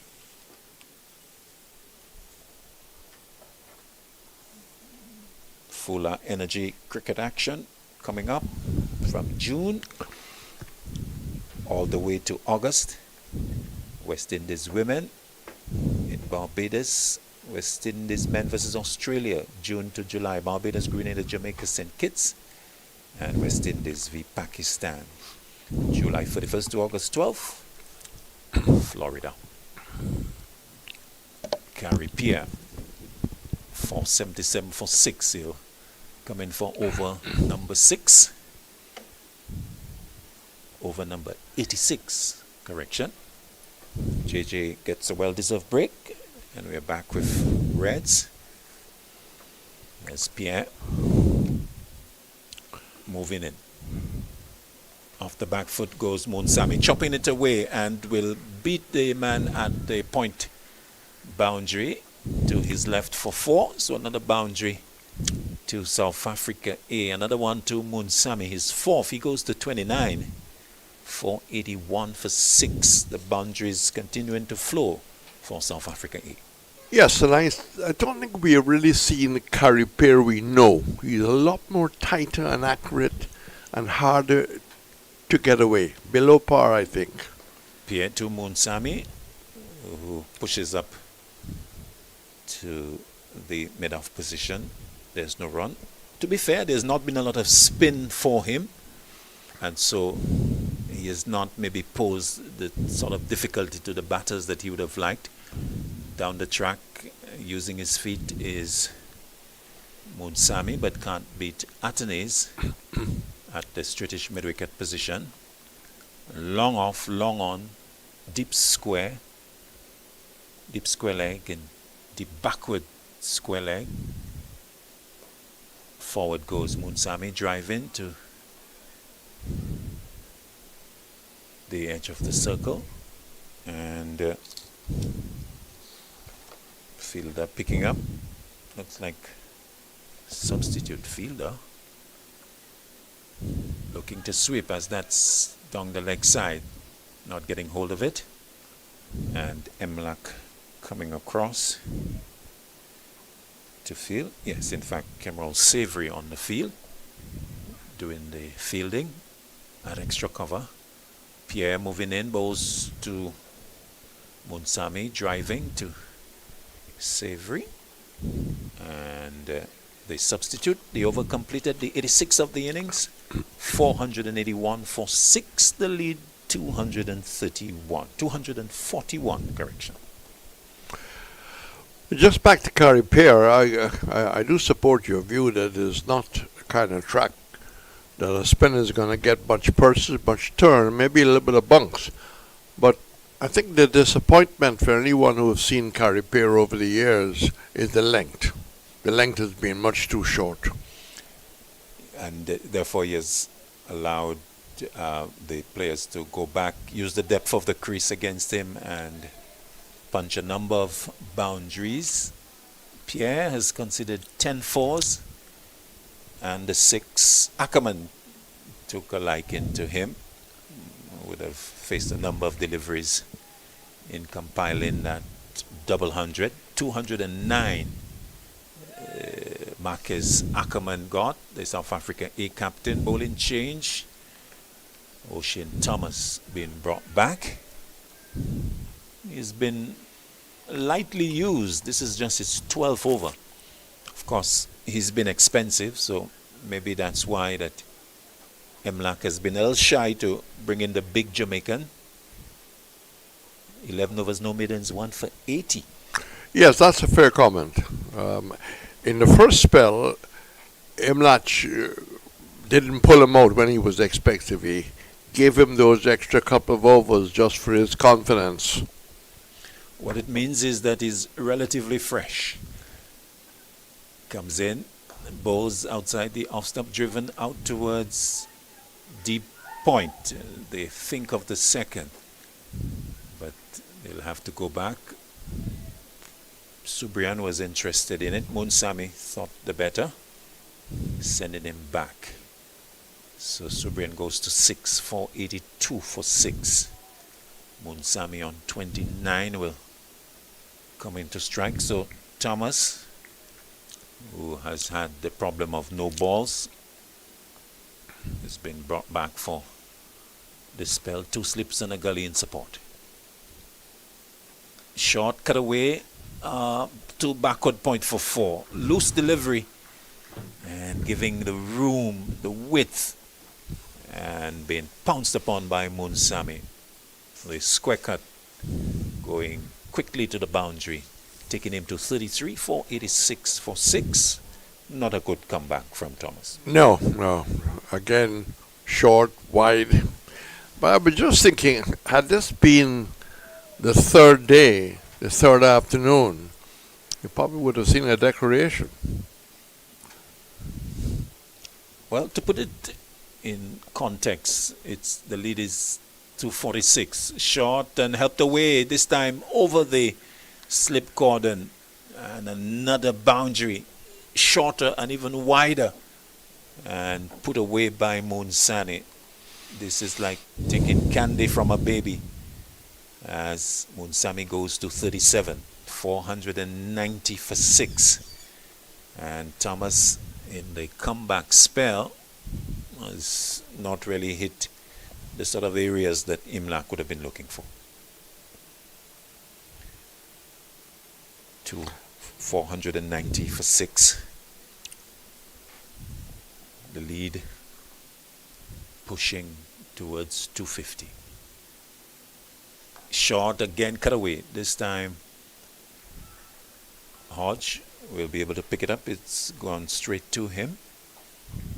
And another loose delivery being scored off. Luckily for Thomas, not a boundary on this occasion. 491 for 6. Sammy going to 38. And Thomas not bowling the sort of areas that he's been called upon to do. Not far away from conceding 100. He's conceded 90. Off the back foot, punched away into the offside. Can Hodge get across? Yes, he will do so to his right, but he will not prevent the couple. Subrian goes to 8, and they come back over from Thomas comes to an end. 493 for 6, South Africa A. Yes, and he's still not looking for quick runs via attack.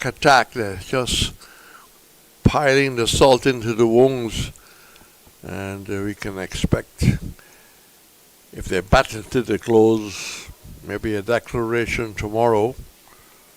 It'll take some batting to get the West Indies out of this. They would like to end up with a draw. Pair. Bowling to Munsame, using his feet, chipping down and hitting it to long on fielder in Hodge, who comes across to his right. Can't stop the single. So one more to the total. South Africa A inching closer to that 500 mark. Prenelin is off the back foot, chops it away. Louise coming to his left at the point boundary, limits them down to 1. Subrian pushing on. He goes to 9. 495 for 6. This is the 88th over. Pierre moving in round the wicket. And hit up onto the onside. A dive in. Atenes can't stop the single. And it's going to be Hodge, his compatriot, to pick up. One more to Munsami. He's 40 and a little more than run a ball. 496 for 6. Subrian off the back foot, chops it away, but can't beat Anderson at backward point on the edge of the square. And Pierre records a dot ball. 2 delivers left in his over. Coming into Subrian, goes back, chops it away, cuts it away. Louise, this time to his right. And they take 1. Subrian going to double figures. 497 for 6. Sound of the blower being started, telling us that we're about to get a drinks break as Munsami goes back and punches all the way to long off to complete the over, as he takes his 41st run. 298 for 6. The umpires call for drinks, as we have had 88 overs. South Africa A, well, they have pushed the lead to 258, and an opportunity for the teams to reflect and to also get a drink. As Reds, your take on the game? We spoke about 500. They are 2 runs away, but you'd expect South Africa A to continue on and on. Yes, technically we have another half an hour, depending on the light, and the light looks extremely good. So it's going to be a long night for the A team in terms of maybe having dinner and talking about the need for the batsmen to come into their own, and they only got 240. So we'll take a break and come back with South Africa 498 for 6. He's going higher. Be two men with a tray with 12 glasses or 14 glasses, and another gentleman with a tray. And there used to be bets at board on which one of them will first get to the square. It's amazing, people bet on all sorts of things. We're back with Hodge, who gets his second spell. He's more than useful. I don't think we've seen Claudius enough of him bowling with his performance over the years. Yeah. Yeah, not a lot of bowling. We'll look at his numbers.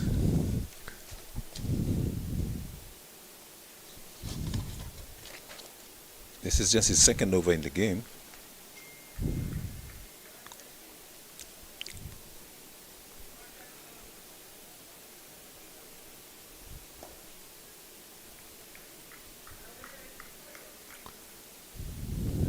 Hodge, who very early in his years had a spell in Australia, working hard to get some spin. Very happy personality, good with the media, showed good fight in his opportunities for the West Indies, and starts well, are very accurate. 498 for 6. The prediction by Claudius of 500 around the corner. I think you should have gone a little further, Claudius. The South Africa A, they're well poised to go well past 500. This is just day 2 Reds. You'd expect them to bat to the close and continue tomorrow morning, day 3. Yep. Once they don't lose another wicket, probably would want to declare overnight. If they stay with Sobrian and Munsami, they probably could look to bat on tomorrow, get another 40 or 50 runs. Pair outside the off stump, clipped away. Trinidad and Tobago has produced a few left-handers. Roberts, left-hander who went to England with the West Indies team, didn't get a test match. In Shanali, of course, the mystery spinner back of the hand caused a lot of problems to West Indies batsmen, not so much to the international. Rafik Jumanil, who will bowl long spells. Left-arm orthodox. Those are the three I can remember in my time. The earlier days, it was more Ferguson and then eventually Ramadan. Willie Rodriguez was a leg spinner. Imtiaz Ali was a leg spinner. Ranjit Anand was an off spinner. Jack Noriga was an off spinner. And do we have some late arrivals at the ground? So that's the 500 coming up on the board. I'm trying to find that spot where the cameraman has found that group.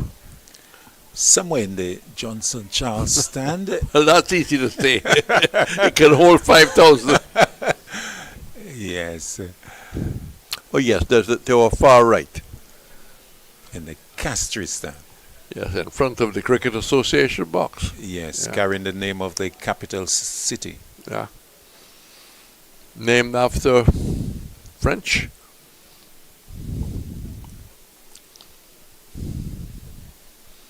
Hodge from wide of the crease, taking things very seriously. He will need, if he wants to contest the place, to get a sizable score in the second innings. That's driving. Athena's good footwork to his right.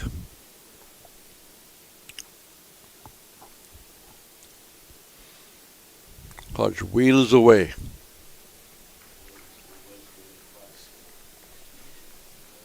West Indies left arm spinners over the years. And the first one you have to think of course, Al Valentine.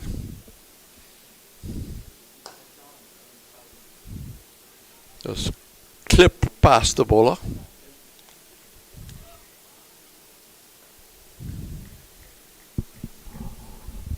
.501 on the board. Little watch saying 10 past 5. Light is good. Little prod by Sir Brian.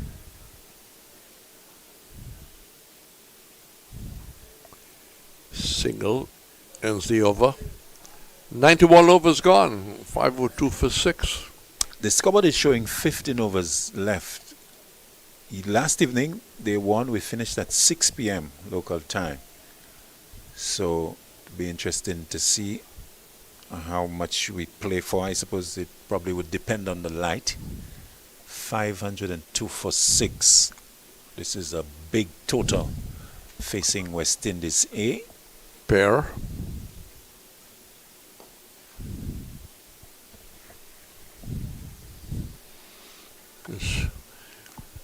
Beating the stretching pair to his left. Can go back to Ramat Ali from Trinidad and Tobago. Off the back foot. Nicely stopped.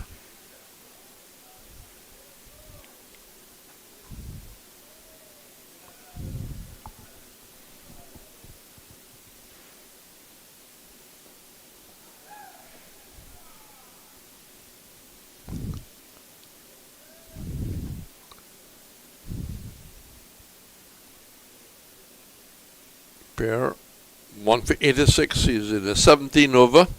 Well flighted, and that just clearing the head of the short cover. Just a single.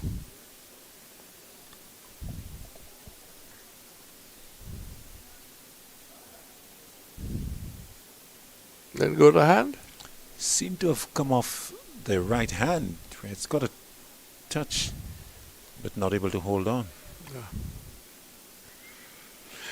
I'd like to see the back of 2 so they can start afresh tomorrow.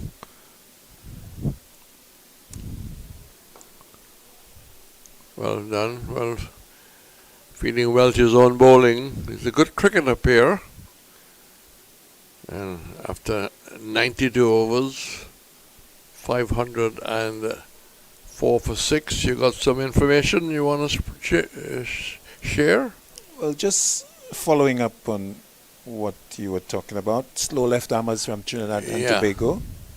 Rafiq Jumadeen, Sonny Ramadeen. Well, I called it that You name. did? Bernard Julian. Oh, he was left arm medium first.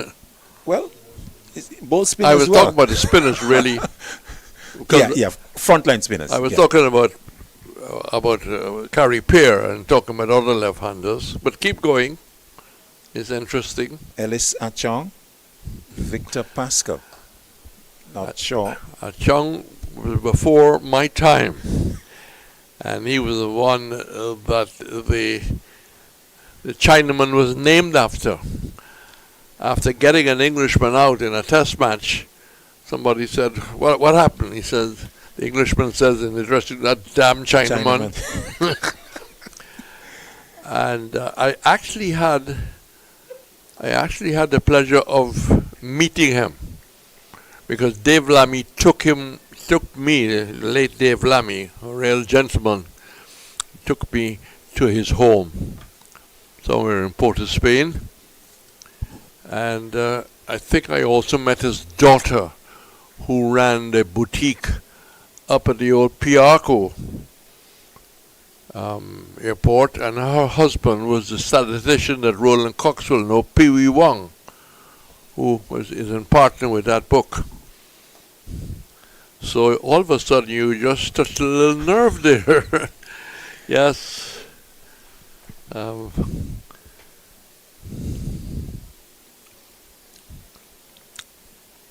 he wheels away, losing his shape there, but still getting enough bat onto it as he uses his feet to try to get to the pitch. Hodge is quite tight. 5 overs done for 18. His first 2 are expensive, so he's been useful from this end. 507 for 6. Kept things quiet. 209. Marquez Ackerman, the main contributor on that scorecard. 52 Herman, 56 Smith, 48 Koshele, all of those missing out. Play continues. And that's a dot ball.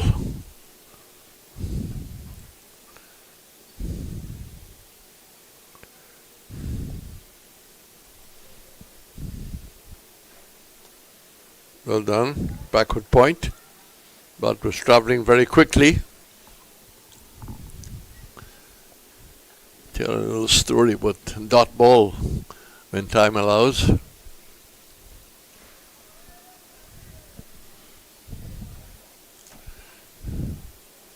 It's not that I'm a storyteller, it's just I've been around long.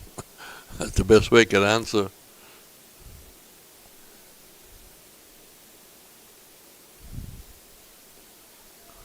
Well, it's been a tidy over by Carrie Pear. I think himself and the West Indies left-arm spinner Hussein are pretty good friends. They're both left-armers, but that's not the reason. Probably come from the same area. Forward he comes. Somebody says yes, as if I am in fact correct. No slip. Pierre walking first. And that's the use of feet. I think we were impressed with the use of feet when we did see Smith, who got 56. Over is completed, and my information partner has got more information to share with us. What you got there? No, just for some balance, looking at some slow left-armers from South Africa. Yes. Nicky Boye. Yep. Dean Elgar. Yeah, left-arm batsman. Paul Harris. Paul Harris is the one who bowled with his head down, left-armer. And of course, Keshav Maharaj. Yep. The current spinner. Of course, would be. Who played here in 2019. And picked up a hat-trick here yes, as well. Yeah.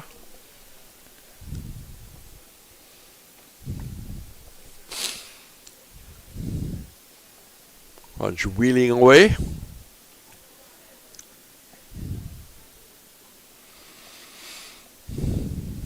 So 2 days remaining in this first 4-day test. More players are coming all the time. And that's well played. He had to work hard to get onside to hit that out of the covers.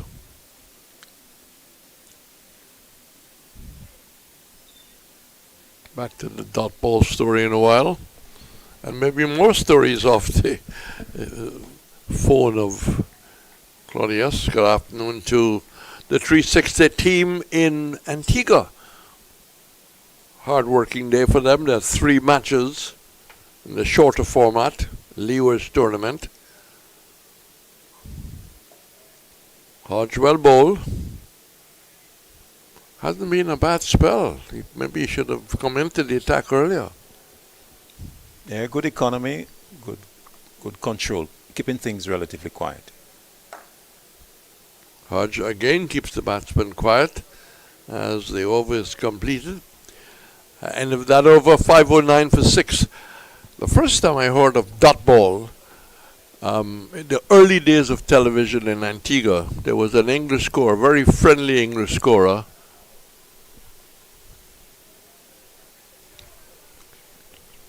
Well, I've been telling Claudius, you got to book your ticket for the test match in Barbados. Come on. your wife would be back from traveling. You wouldn't have the responsibility of being father and mother. Pair. 2 left armers operating. I can't complete my dot ball story. 2 spinners, spinners bowling, operating. Yeah, it's challenging. You don't have fast bowlers going back to this mark. Yeah, Hatton is having Imlach having a bit of a sprint as that's turned towards where the umpire will normally be. Because of the sun, he's on the other side. He's back in the Johnson Charles stand. So Brian, who's given his partner good support, very quietly, Munsami has gone to 49. There's a lot more attacking in the ODI matches, Claudius. 49 from 72, 68 strike rate. Getting quite square as he played with respect back to pair.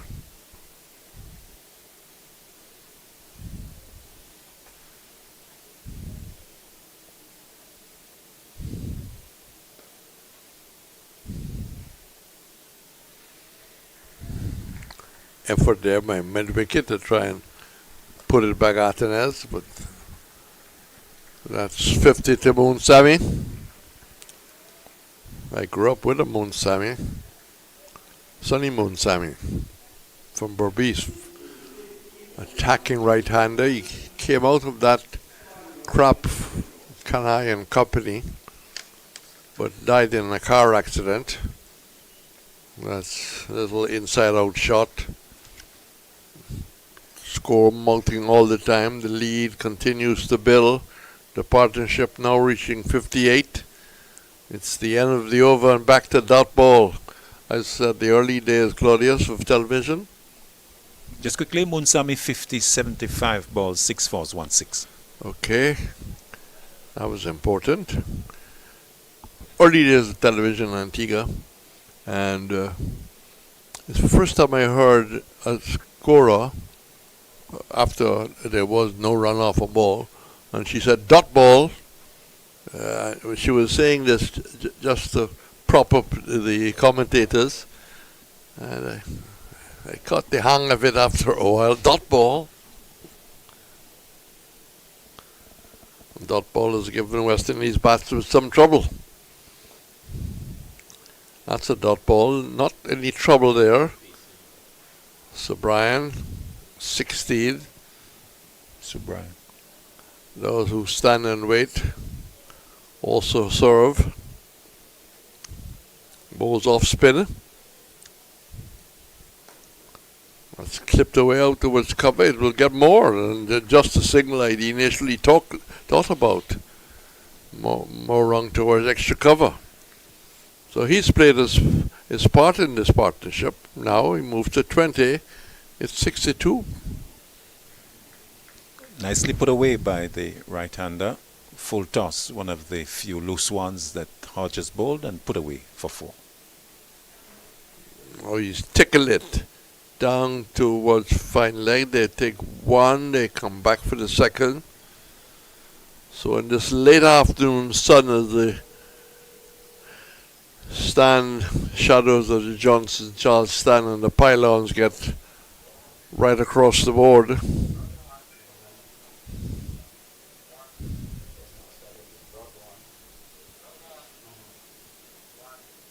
Approach forward.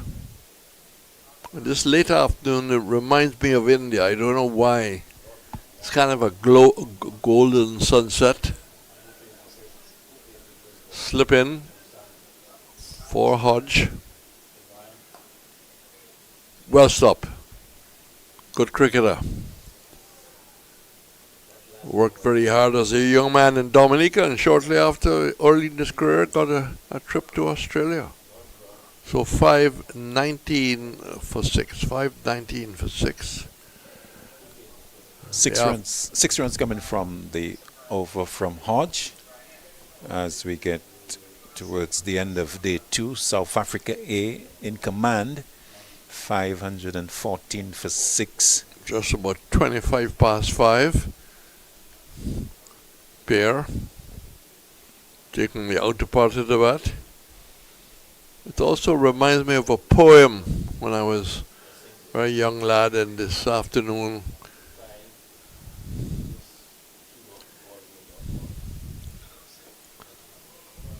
and it's a poem that says, "O Mary, call the cattle home across the land o' thee."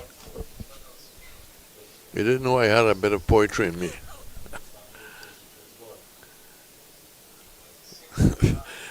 Him lad sprinting with overweight like a jockey. Score rotated 520 for 6.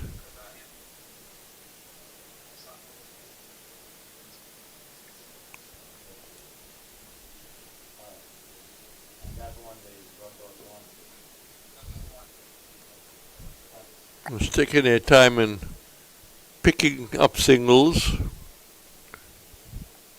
the occasional boundary, but they'll be very happy. There was 68 without loss overnight. 521 for 6. Productive run scoring day. Standing up straight. Taking the left pad back and hitting it down towards long on. 97.4.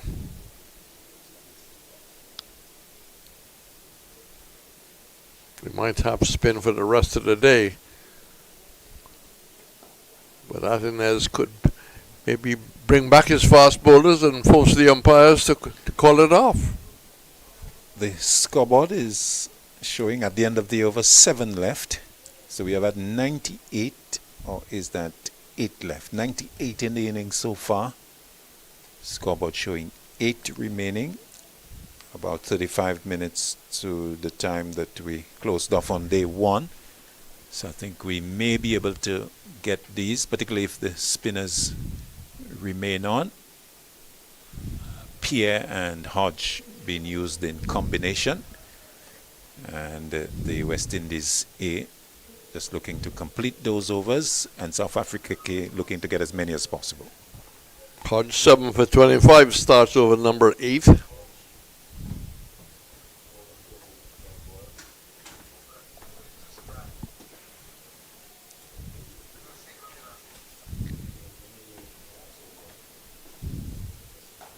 That's very short. And lucky there, Hodge, that didn't go square. It went out towards the man and right deep cover boundary. But square would have been 4.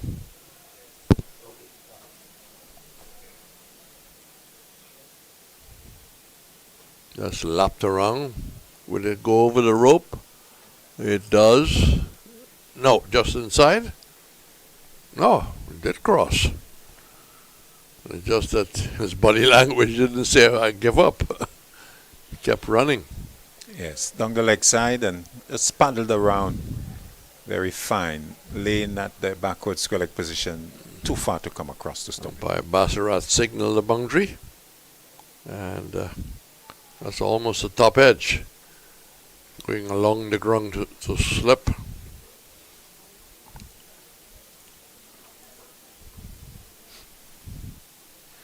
A very short run, Hodge. Wheels away.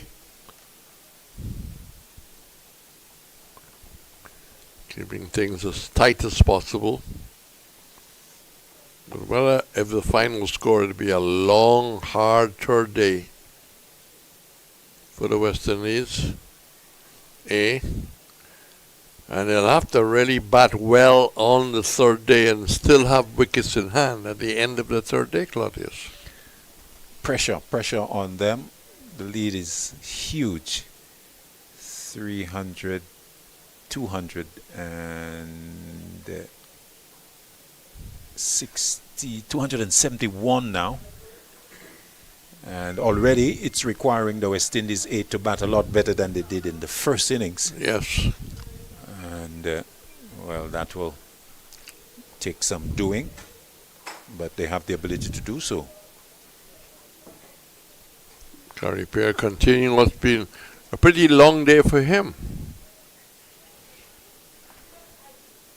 in his 21st over, 1 for 96. He wouldn't be too happy me reading the 1 for 96 as he goes back. Normally at the first class level, very economical and a wicket taker also. Yeah, but he has come up against a South Africa A team who has gone well about it. Yes, a lot of talent, more experience than the West Indies A, because we've been giving the stats on the tourists. A lot of first-class experience.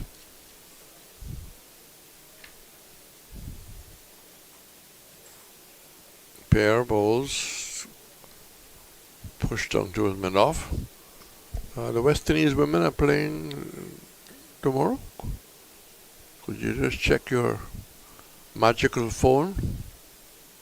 5:29 for 6.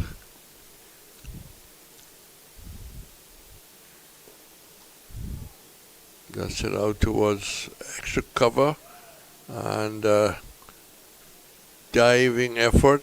Well done by Lane.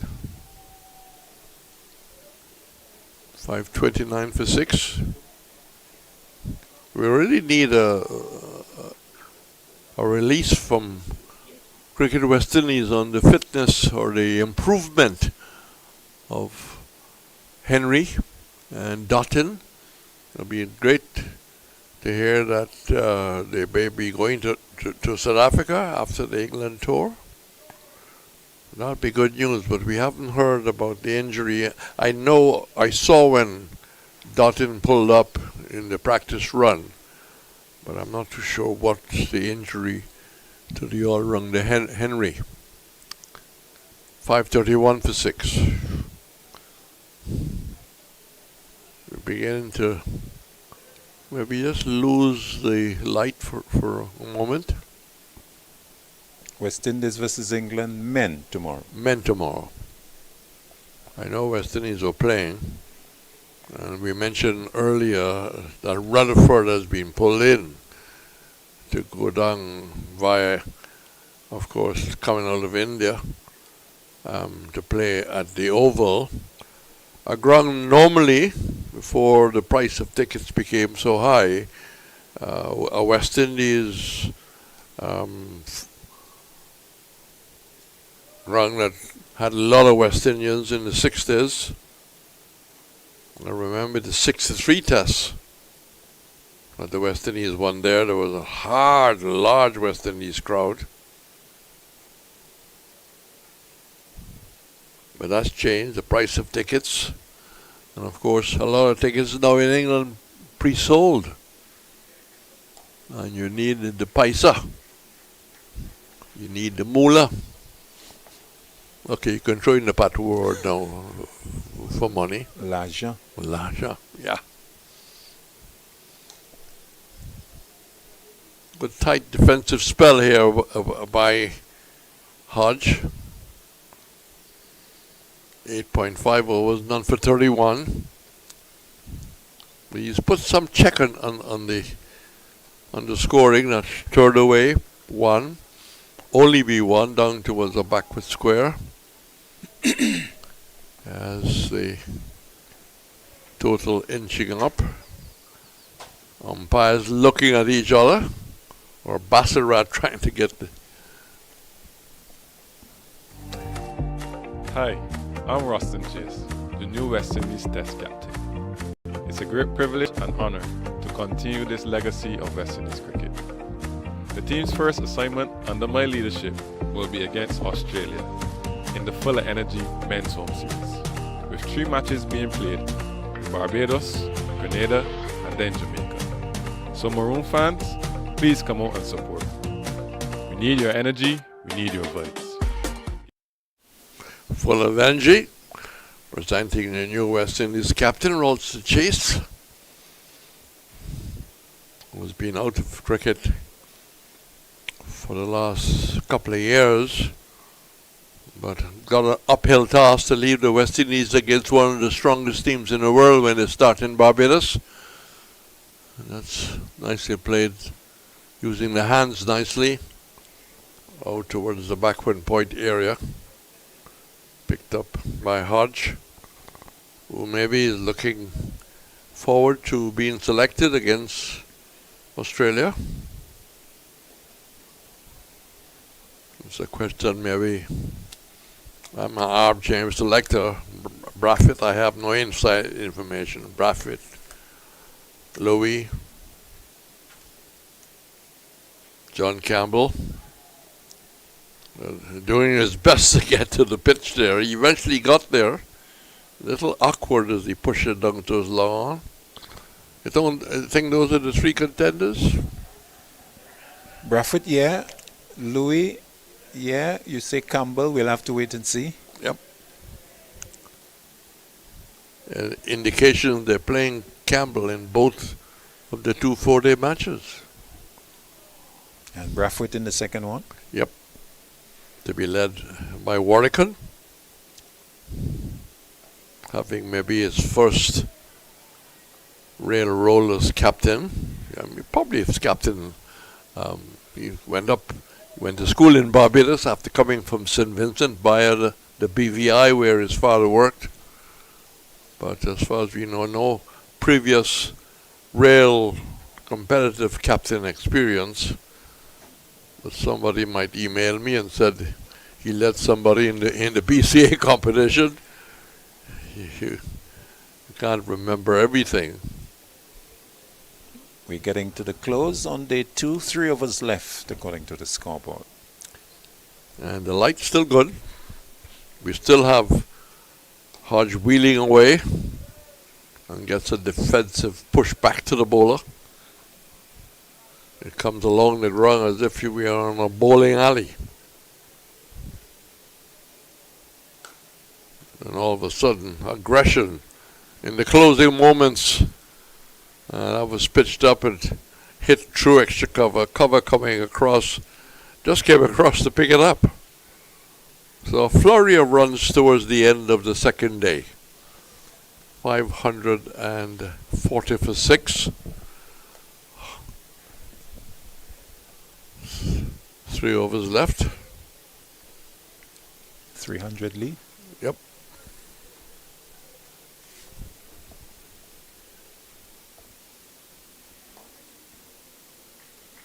Very good position South Africa here has found themselves in.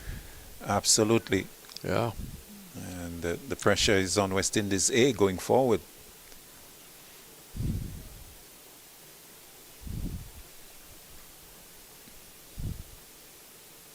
We can see the making of the pitch that Ken Crafton will use.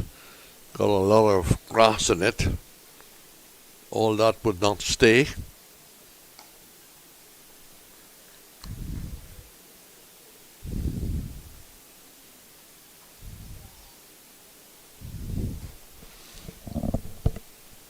Hodge about to complete the over, which will allow 2 remaining.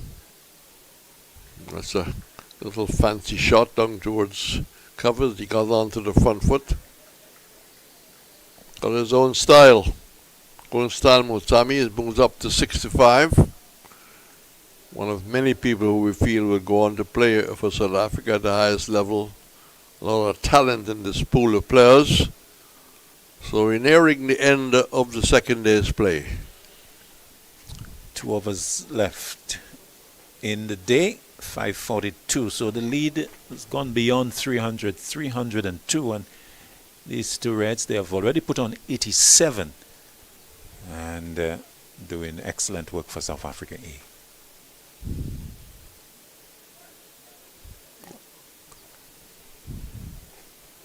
A. I just brushed the pad because I'm not checking down the leg side.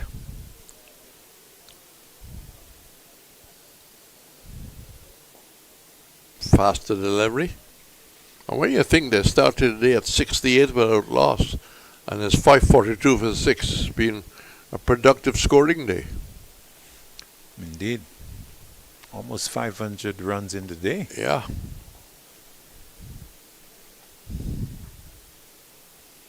Well, Andre Coley can say, gentlemen, the wicket is still good for batting, so why can't we, in fact, apply ourselves with the discipline and shot selection?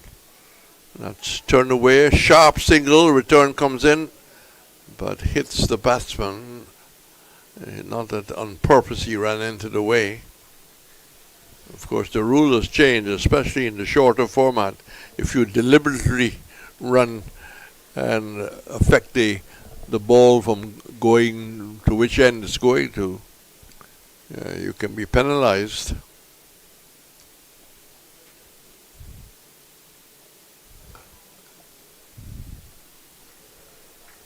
Clipped away.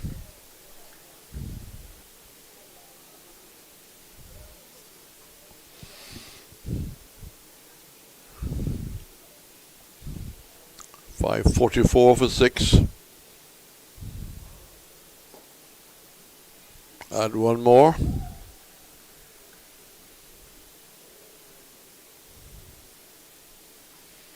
So 6 deliveries, legal, left. It's been a long day in the field for West Indies A. South Africa A have put on 477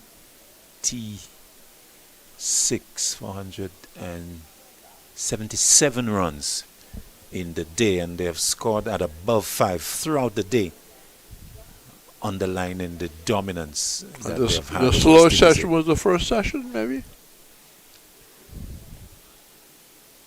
fact, not really, Reds. In that 2 hours, they scored 143 runs. The first session? The first session. Yeah. And the second was even greater.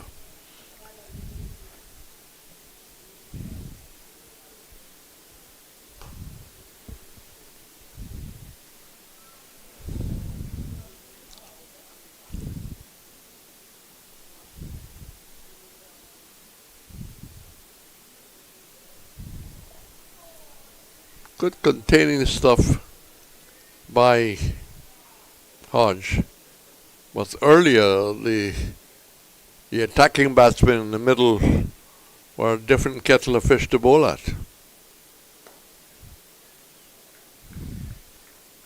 Skipped across, enjoying the spell, Hodge. 10.4 overs, none for 38. You would like to pick up one before the close. Don't have many balls.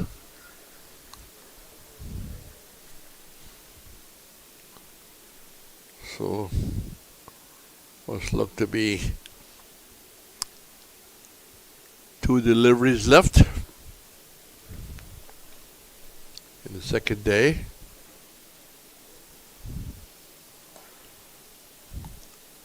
Couple of people who walk around this ground in the afternoon, just passing the practice areas at the far end. So that's it. The close of play, 546 for 6, 105 overs. The overs per day completed. Conditions still good.